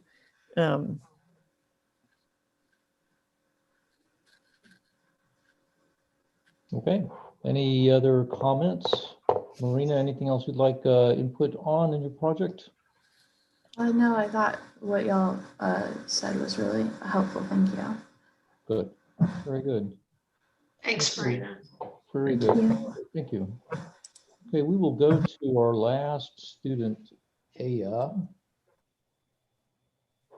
Hello, Aya, how are you? Hi, how are you? Hi, would you like to present your project? Yep. That's not really a question. That's just I was about to say, and if she says no? Yeah, nice I was thinking the same thing. Kind of be nice, Okay.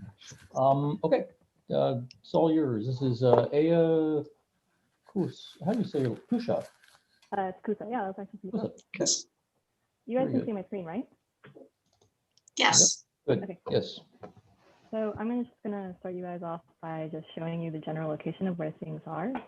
So this is the area where the research center is. There is this country borderline between Italy and Austria. And then here's OT Eichmann. There's the excavation site that the researchers need to have access to. And then there's the village down here below that's heavily populated. And then everything is connected with these trails and cable cars. So for me personally, when it came to the idea of a program for these researchers who are basically looking into the past and the future through their work, I felt that it needed to be somewhere pivotal to reemphasize the importance of it all. So I placed it right here in the saddle between these two peaks on not only the ridge between two countries, but also between two microclimates. So essentially, I elongated the building on the east and west to gain exposure and incorporate views of the glaciers on the north and the valley on the south to heighten the occupants' awareness of the past and the future through the physical landscape itself. So the building basically acts as a bridge both physically between the saddle of two peaks, visually between two microclimates, and ideologically between these two political entities. I'm just going to show you a quick view of what the building looks like from the exterior so you kind of have an idea what I'm referencing to later. I would just take note of the way that it fills up this saddle and the regularity of the building with these irregular bedroom units that are plugged into it. So these two precedents were really influential to me in the process of my design. The first is Bologna by Decca Architecture, and it kind of was situated in a completely different climate, but also between these two peaks. And I love the way that it fills the saddle and kind of bridged the peaks together visually and physically. And the second one is obviously the Marseille project by Le Corbe, and I like the way that he was able to incorporate different sides of the building's views into a unit. The third thing that I was referencing throughout my project were these earlier models I made, because as I was designing the building, I found that the bedroom units felt very regular, and I'm a big believer of the building needing to at least mimic or be conscious of its surroundings. And a building in the Alpines where no peak is the same shouldn't feel too regular to me. So I wanted to have the bedroom units, so in plan they seemed to look the same, at least spatially they felt completely different. And I realized that's something I could do sectionally through these models that I made earlier. And in order to accomplish that, I made these aleatoric bedroom units. Aleatoric as in the creation of art by chance or exploiting the principle of randomness. So I wrote these two scripts up with a roof condition script and a window condition script. And basically the roof condition script would target each bedroom unit roof, and then the window would target the north and south faces of those units, as well as any time a roof condition hit a yes opening function, and then it would roll over. And so basically I attach these numbers from 1 to 6 and then these subdivisions such as like more detailed locations or depths or peak conditions. And I just roll the dice continuously to get each unit shape and overall aperture location. And that's how you got like that shape happening. So between the aleatoric bedroom units and wanting to expose as much views in both directions in each space as much as possible, you ended up with a very sectionally diverse model. And there were two ways I was attempting to get views from both locations. There was the classic Corb way in which you would loft the room up to the next one. So there's like the office becomes a part of the library space in which they can go up, and there's this middle ground staircase that you can sit on and maybe read a book or sit on your laptop, and you look to your left and there's glaciers in the north, and then there's a valley in the south. Or there's the idea of coupling programs together with windows placed on both sides so that they could look into each other's views. So for example, this would be where the living room is, and then this is where the dining room is, and they would look into each other's views. I also had these moments of transparency I called, where even locally you can see to what's happening around you. So for example, in the office, there's a little window next to where the people would be sitting, and it looks down below. And here's another case of these coupling views where the patio and the kitchen look out into each other. Another moment of transparency is where the main corridor on the upper floor looks directly into the main corridor on the lower floor. And then there's the way that the building bridges over this passageway for people to cross through. And also the lofted bedroom units where your desk and the bathroom would be on the lower floor, and you could look out onto the south. But if you climbed up to your bedroom, you could look out the window to the north. So basically in your own unit, you can have two completely different climates just to look at. And the idea repeats throughout the building. This will make more sense when you guys are looking through the floor plans a little later too. So the building essentially becomes this pivotal point between these different worlds where it's connecting through all the different realms, and the occupant is very aware of that, and it heightens their sense of their work. And if anything, it makes the researchers want to collaborate more because they feel like being on the edge of these worlds, they should themselves to try and create something bigger. So here's an up close, more detailed shot of the site plan. And you can see the border runs right in the middle of the building. So it doesn't feel like it really belongs to either side. I essentially made the first floor the more public realm of the building. So you enter from here and there's the immediate patio, and then you go into the mudroom. There's the living, dining, and kitchen area, and then you can go up onto the ramp that takes you up to the helipad. And then there are the geology and the archaeology labs with the shared common shop space in between. The geology labs are a little more sectioned off because they needed more temperature control for their rooms, but the archaeology labs is opened up more with the exception of the closed off refrigerated room. And then I'm just going to explain the visual thing a little more right here, even though you can't see all the windows because there are different levels, but if you look back on the perspective, it'll reinforce what I'm saying. So the views here are coupled together as well as in the patio and the kitchen. And then there will also be views coupled here and here. There's a double wall system for the common shop space and the cold lab. And then there are certain areas, of course, like artifact storage, where I sealed off any light because then there would be damage to the artifacts, and places that need privacy, such as like the bathroom. Up on the second floor is a little more of the private areas. So there are the bedroom living area, and then there is the upper floor communal office workspace with like the computers. These two areas cannot be accessed from each other on this floor because I wanted to create like a division between work life and living life. So they can only be accessed from their respective elevator and staircases. As far as the bedroom units, you have the lower floor of the loft that looks to the south, the visitor unit and the ADA unit, and the laundry and the gym. And then this is where there's a corridor that can basically look down into the public. So before they fully emerge downstairs from their private quarters, they kind of get a glimpse of what's happening. And then in the other area, you have the communal office space, as well as a nook for someone to go in case they want a moment to step out alone. And then the staircase that leads up to the library, with steps for you to physically go there, and then larger steps meant for occupying and being in between the two. There's also, this is the second moment of transparency I was talking about, where you can look down below where you're working. And in this case, it's the footsteps below. And the ramp from the first floor goes up to the hatch that opens up to the helipad. And then lastly, on the third floor, we have the lofted areas. So the bedrooms loft up to the beds that look up to the north, which is where the glaciers are. And then the office area has this library that's kind of a place to hold meetings, but also if you wanted to sit here in the window nook and like read quietly or grab a book and go somewhere else, it would serve that purpose too. And then it would give them the view to the south.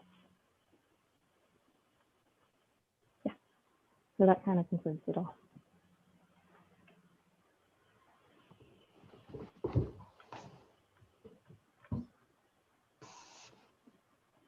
So how do they have to roll a dice to get which room they get? Yes. That'd be a good rule. I mean, that's great. I love it. It's just that it's when you mentioned the dice rolling in your grasshopper script, or I don't know if it's grasshopper, but whatever your script was, it made me think that like it's great because you would have people that actually kind of not fight, but like would be like, oh man, you got the one with this view or that one, you know? So like, Snake eyes again. Yeah, or it would make you like, I think, really have a nice time being here for a long time, right? Like if you could like trade rooms every year or what, I don't know how long people are going to be there, but right, like if you're like there for 5 years, I like the idea that there's like a humanity of change when a lot of other things might stay the same. Thank you for your diagrams. Can you go back to that beginning slide? That was great and very helpful. I really appreciated the sort of, zoomed out view and larger, broader framework that you're couching your project in. And then it's so fascinating, right? Because like, and then your poster, right? The bridge between worlds.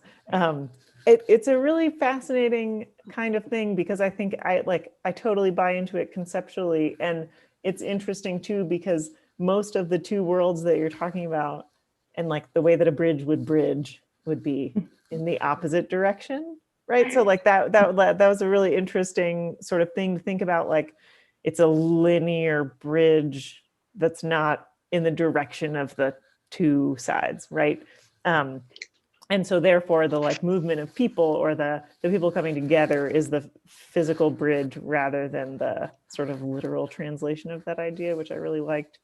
I think, can you go then to your section, but like before you start cutting through? Yeah, so interesting. I think one thing that's kind of fascinating to me, like I'm totally down for the scripting of the bedrooms and the units and the way that they work, but it almost feels like you've got, and you kind of even talked about it in your precedents too, like it sort of feels like there's two buildings that are coming together to make one building in terms of language. And I think that's okay. Like, I don't think that's necessarily bad. It's just a really interesting sort of strategy, right? Where like this language is a very different language from this language, right? Like if you kind of cropped out those two things and showed them to me, I would not assume that they were the same. And I think part of that is that a giant question I have for you is about materiality in your project. And I think because like the cut through sections, all very helpful. The model aerial, all very helpful for like letting me see the whole thing. And that was really useful, but it's still all white. And so I want to know what it's made of. For me personally, because I knew that I'd have to dig this tunnel to go under the building, one of the materials I definitely wanted to use was gneiss collected from the site. to basically lower Nice. the embodied energy. Yeah, to lower the embodied energy in the building, as well as steel and just overall masonry, because it feels like a heavy building to me, and it should embody that as well. Yeah, I guess I think like even if it's not the main focus of your project for you, like showing us in some capacity, because you've so clearly thought this through, like in so many ways. And it was so nice to hear you talk about it. But I think the one thing for me personally, and mostly just because it's like a big interest of mine also, is the materiality and how that can advance the project. So like, for example, if it's made of the earth that was dug, right, conceptually, if that were somehow collaged onto this view, I don't think I would have the feeling that I had of like, is this two buildings coming together to be one building? Or like, is it all the same thing? Because, you know, diagrammatically, the ground is white, the building is white, all the pieces are white. And so I have fully removed the idea of even what the site looks like, right, from my mind in this image. And then I'm remembering like, oh my God, right, like the earth is this like wild thing that you're sitting upon. And like in that precedent that you showed, right, with the bridge and the green roof over top, like, I guess that's what I want. Like if you had more weeks, right, I would want you to just do a 5-minute collage, like time yourself, give yourself 5 minutes and do like 5 versions of this image with the ground being shown in something. And then like, ooh, does it like come up? Like, is this the same, right? Like, is this all the same material? And then I read that differently. And does that pick back up over here as this roof? Like, and then it's like extending back and becoming one with the hill, you know, like, I'm filling all of that in my mind as if it were there, because I think that that would be really sweet. But you know what I mean? Like I want, that's like the one thing for me that I want more information about. But now we can talk about what you have shown us, which is really great. No, but I think Claire, that what's helpful about that as well is also that it would help you, Aya, in terms of seeing like how these little bedroom units actually sit within the rest of the building, because you have to look at where those two materials would come together. The same thing I was thinking about, like this, you know, this edge right here. Like, you know, is there a retaining wall there? Where does the wall, like, does it pick up here and literally follow what you've cut there? Or does it do something else that makes an edge to the other side, to the site? So sort of thinking about all those things. And is that material, like Claire was saying, the same as this material? Or this material, you know, is there, where's the ground, where's the building material? So I think, yes, you want to know it, but I think it would also help you, you know, if you were going the next step on this, you would also make some design changes based on those decisions. That would only make it better. You've already got so many things that you've really thought through that it would only take it to that next level, I think. Yeah, no, those are very good points. Actually, if I have some time later, that I would actually further my model and add those things on there as well. What? Yeah, and I was gonna say too, I don't think I wouldn't do it as a rendering. Like I wouldn't do it in the 3D model. I would do it in Photoshop as a straight up collage, or print it and like, ooh, cut out little pieces. Yeah. You know, because I think like you'll play with it more, I think. Yeah, it feels less precious, right? And you don't have to think about like texture mapping and like all that crap. You can just like think about what it might be. And I think it'll remove some of that complexity. The other thing, you go ahead. Oh, sorry. Just on that same topic, because I'm totally agreeing with everybody. Can you go back to those those physical models that you had that were like, they had really nice, really rich colors? These, go back to these up. What was the reasoning behind the coloring? I mean, it could be just aesthetic. I'm just curious though, what was the kind of representational technique that you were using here? I did the one for the top one with coloring, because sometimes when you look at a model and it's all white, it just kind of feels like one level. So by angling 2 lights and seeing where the light, I'm a photographer, so I love to play with like angles and lighting. Yeah. So seeing where the blue and the pink, and when they merge to purple sometimes, and the shadows they create just was something fun for me. Yeah, no, they're great. I mean, I've been wanting to talk about these models for a while. So, and I think it's very much related to what we're talking about materiality wise. And I think there could be such a, you know, using this sort of technique, like you clearly have a really good sensibility and a really kind of passionate sort of design sensibility that it's like, and I sort of, so on the one hand, I'm like, congratulations on that. And then I'm also like, if you had another week, I would love to see that sort of same technique or same thought process of experimentation to be used on your design, which is clearly very thoughtful. And, you know, again, I think we're all pretty like, you know, the plans are really well drawn. There's really a strong conceptual clarity to it and a kind of a conceptual standpoint from it, which is of course why it's also successful. But then, yeah, now I'm like, oh, this is that piece that I would love to have seen thread through towards the, you know, at the end, I would want to see an image of that model.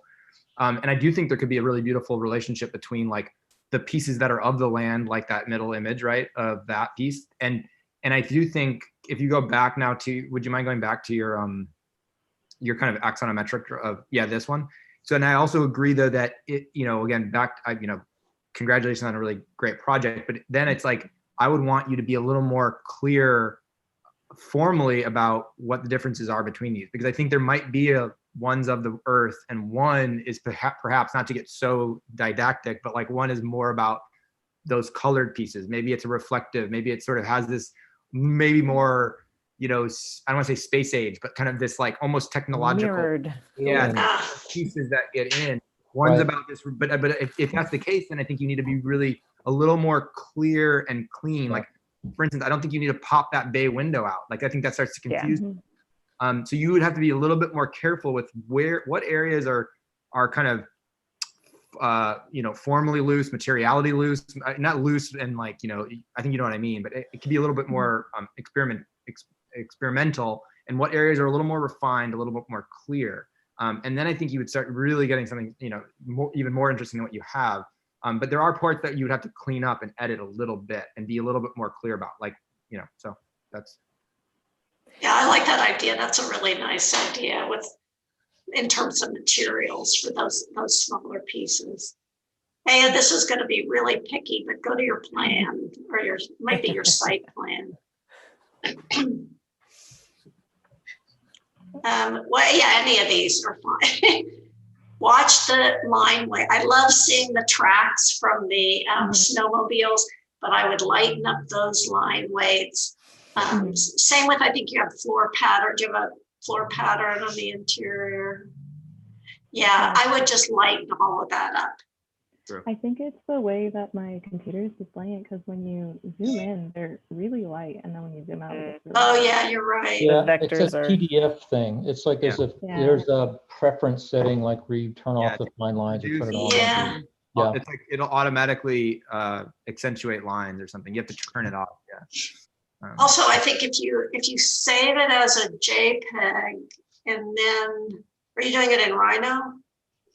This is a PDF presentation. Oh wait, you mean the drawing? I did on Illustrator. The whole thing in Illustrator? I mean, it's like you start with Rhino and then you. Okay, you took it from Rhino into Illustrator. Yeah, I think if you, because we were messing with this too. I think if you save it as a JPEG and then export to a PDF. Yeah, it gets rasterized at some point. So it'll hold the line weights. But anyway, yeah, I see what you're saying. It's much better when you zoom into it. Yeah, my floor plans look better up close, I think.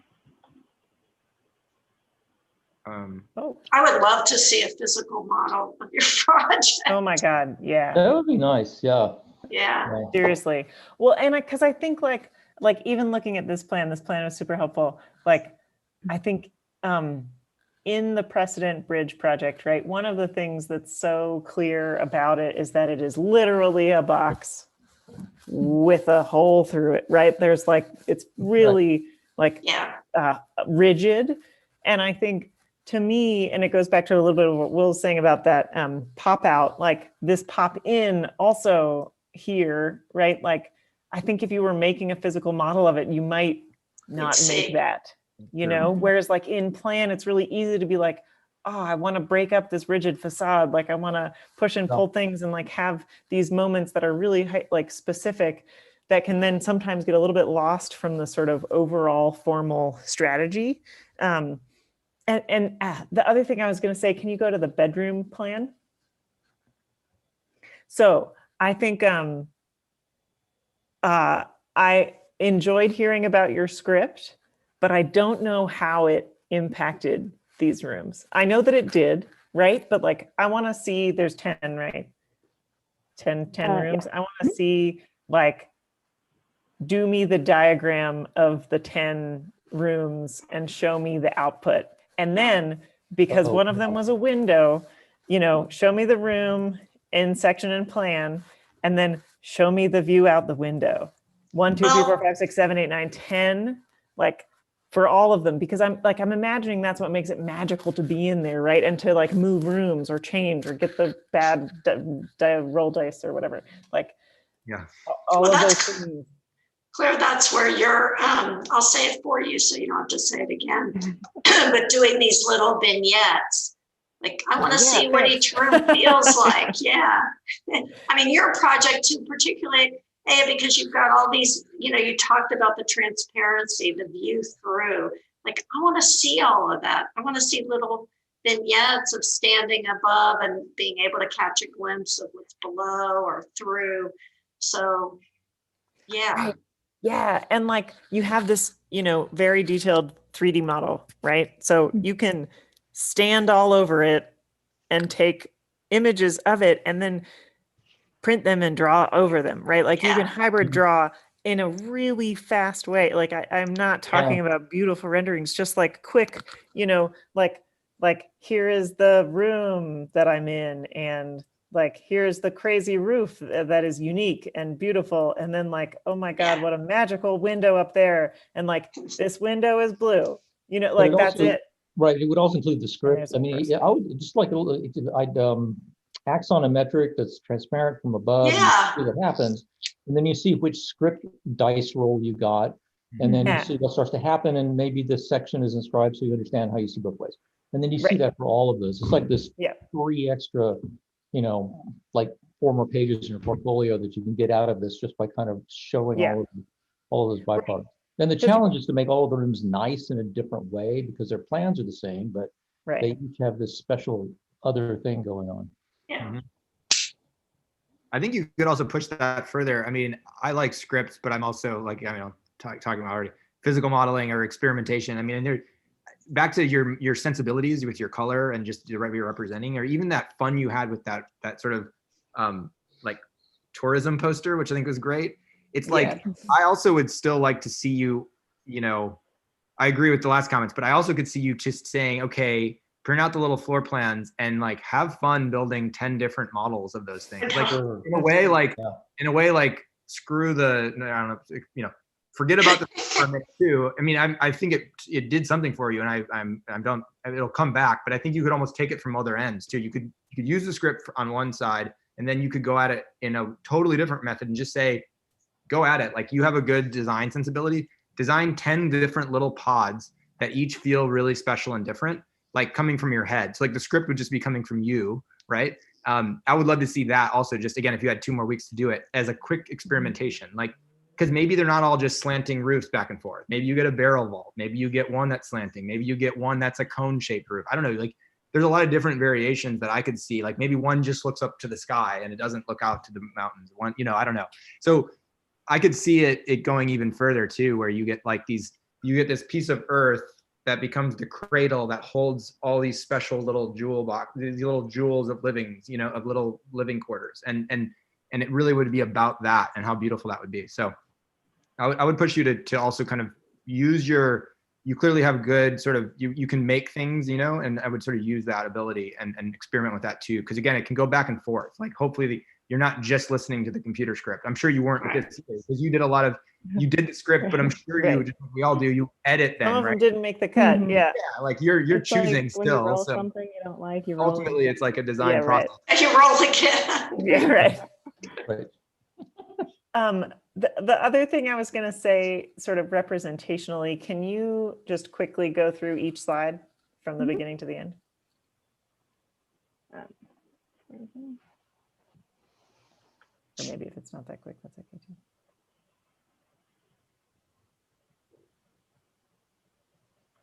Okay, I think that's good.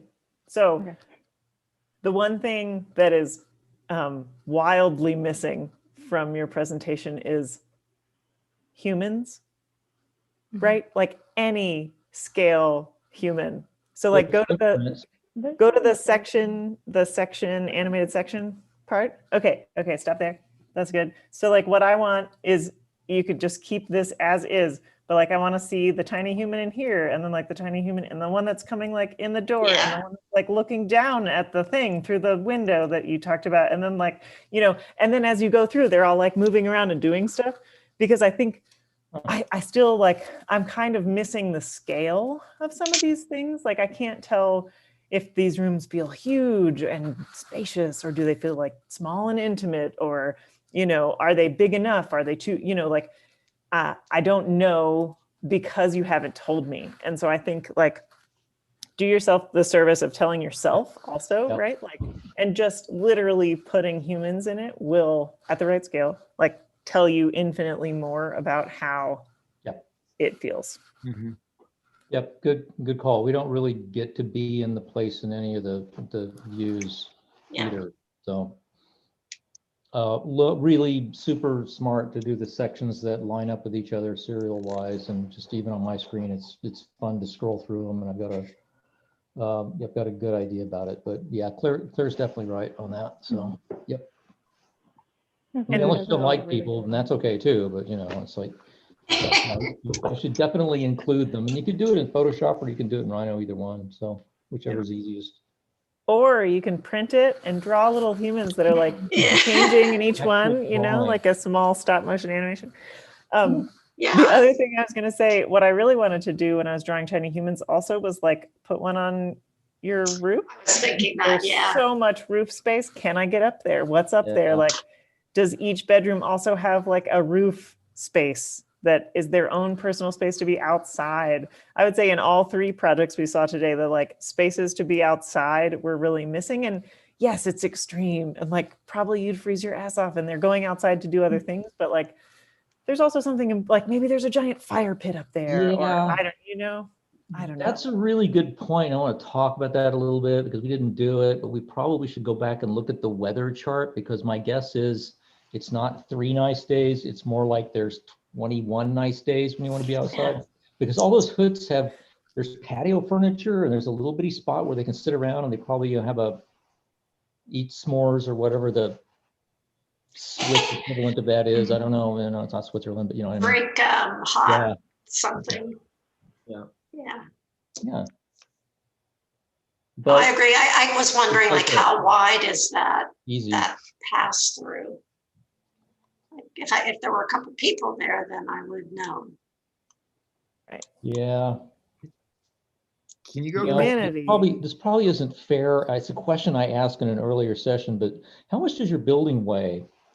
It's a question that someone can throw at you relative to this one, because everything costs X amount to haul in or to do at the site. So I mean, not to let you off too easily, but you know, there's another aspect to this that means, I mean, I love the project as much as I love the project. There's this other thing that I feel obligated to bring up, but I think only because if there's a way to make your project like a better project, it's a pretty good project. So I think, John, that's where maybe Will's comment about, or I can't remember Will or Claire, but sort of streamlining this. I mean, it could really be just a box with these other little pieces kind of planted. Yeah, I think, you're at this wonderful point, right, where like everything is in there. And if you kept moving forward with it, it would be a process of editing, which is by far the hardest, right? Like removing things that you have thought about really carefully is not fun.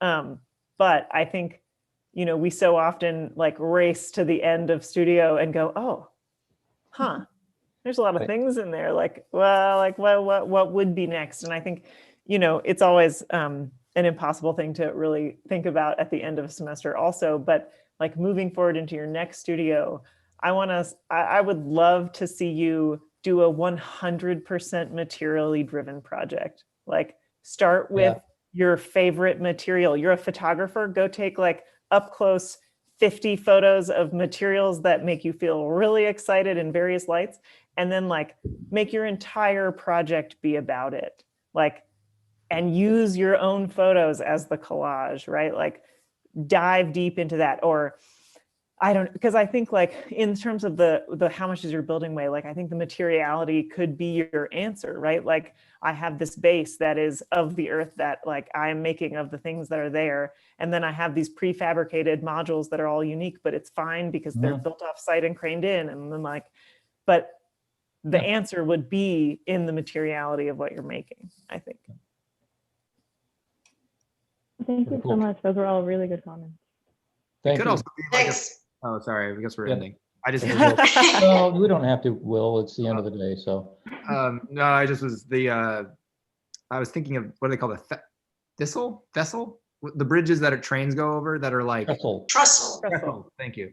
It's in my daughter's little book that I read to her, but I couldn't remember.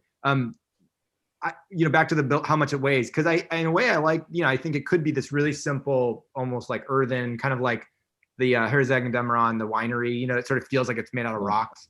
But I could also see it being this like really densely framed, like wood framed, almost like it's literally a bridge in the same way that those train bridges work. And maybe it even, maybe the whole thing even lifts off the ground a little bit. So it's actually not really as like heavy and permanent as it might seem. So you might push again back to materiality a little bit further, because I think in a way it's almost like the simple answer is, oh yeah, it's just made out of the same earth that it's around it. But I think you could maybe push that further and it could be a lot more interesting. Like maybe in a way that's the lightest part of the building, right? The thing that is almost the armature kind of that holds up these little pods is actually really light and feels lightweight in a way. So it's almost kind of more of like a, what do you call it? A scaffolding, like a scaffolding, and the rest of it's maybe more solid. So yeah, I suspect that the dirt around the site is solid granite. So, but yeah, right. It's an excellent comment. The way to make something like solid and light at the same time. Or Yeah, and again with like exploring that in your project next semester, it's like, okay, like, and you should try to choose a studio that's materially driven, just because I want to see what you would do, right? Like, if you are working on the early iterations of a project and you think to yourself, like, what would fundamentally change about this building if it were made out of stone, or if it were made out of wood or steel or glass? Like, how do the material properties influence the design? And like, how can those be sort of fundamental to each other? Because I think, right, like beyond studio, when you're in a practice making a building, like your building's going to be made out of something. And usually you're going to have ideas about it early on so that you can design to that, right? So like integrating that and getting excited about some part of it, even if it's like, it's white mystery material always. Like there are great architects who do that, but it's also, highly technical and they get really into what that material is actually made out of. So that's what that would be my like parting wisdom. Wonderful. Great project. Thank you very much. Yeah, thank you. Thanks, Ann. It's actually about 5 o'clock. It's the end of our review, because thank you so much for coming and being our reviewers. Great comments. Any closing comments you guys have? Good to see you both, and you too, Joyce. Not that I'm saying it's not good to see you, Joyce. It is good to see you. I feel like I see you all the time, but it's. You do, sort of, more or less, yeah. Good to see Will and Sarah. No, I really enjoyed seeing the work that we saw this afternoon, and it's an interesting project, and I think all the things that were brought up really apply to all of them in terms of their work and just moving forward. Yep. So no, thank you, John. It was great to see. Thank you. Yeah, that's great. I'm impressed with the work, and the schemes that we saw just in our session, I think seemed pretty well developed, and there was some good drawing, it seemed like. So, I'm impressed with just the quality of all 3 projects we saw. And yeah, I mean, I think I'm repeating, I always say the same thing, but build a lot of models. So I build more models, be more physical. It seemed like you guys did, but I think always do that. It's harder when we're remote, but it's still something good to do. It's indispensable. It's efficient. It's the other thing. It's like people think it's not, but it really is. Boy, learn from a model and anything else. That's what I've been telling all my studio right now, and I'm doing an all remote studio. So I have a lot of students. John, you were supposed to be on our review actually, and you got moved off. I don't know what happened, but I'm kind of bummed because I wanted you to be on. But when is your review? It's tomorrow, so you could just pop in if you want. But I've got a slot tomorrow. I'll try and pop in. All right. So, yeah, you should. That'd be fun. Okay, great. But yeah, that's it. But mostly, yeah, just impressed with the work. I think it seems like they're pretty well developed projects for, so yeah, thanks for having me. Very good. Very good to have you guys again. Thank you very much. I'm gonna make one last plug for those perspective sketches. And I think I'll piggyback on Will and say that your model can do those for you, right? Like it has real light. You don't have to like set it up in the digital world. You can just take it into the sunshine and take a picture as long as there's a human in there to tell you how big it is. So like those are like really quick and easy, but it's so important and useful as a reviewer if you are showing us what you want it to feel like, because then we can respond and tell you if it's working or like tell you if it could, what else it could be. But it's hard when we don't know or when we're interpreting like all in our own brains. So I think that would be a thing to push forward for the 3 that we saw today in the future. Well, and I know that, I don't know about in second year, but I know in first year, you guys are all very good model builders. So no excuse. Good. Anyway, well, nice to meet you, Claire. Great to see you. Very good. John, remember you're live on YouTube. So if you don't want to be live on YouTube. So if you don't want to be recorded right now, make sure you stop. Okay, that's fine. Yeah, I was gonna. Yeah. Wait, TikTok or YouTube? Which? YouTube. Okay, never mind. Good. Okay. Bye, guys. All right. Thanks. Congratulations, guys. All right. Bye, guys. Thanks. I'll talk to the class very briefly here, and thanks again. Hi, class. There are people around. How are you doing? I think I can.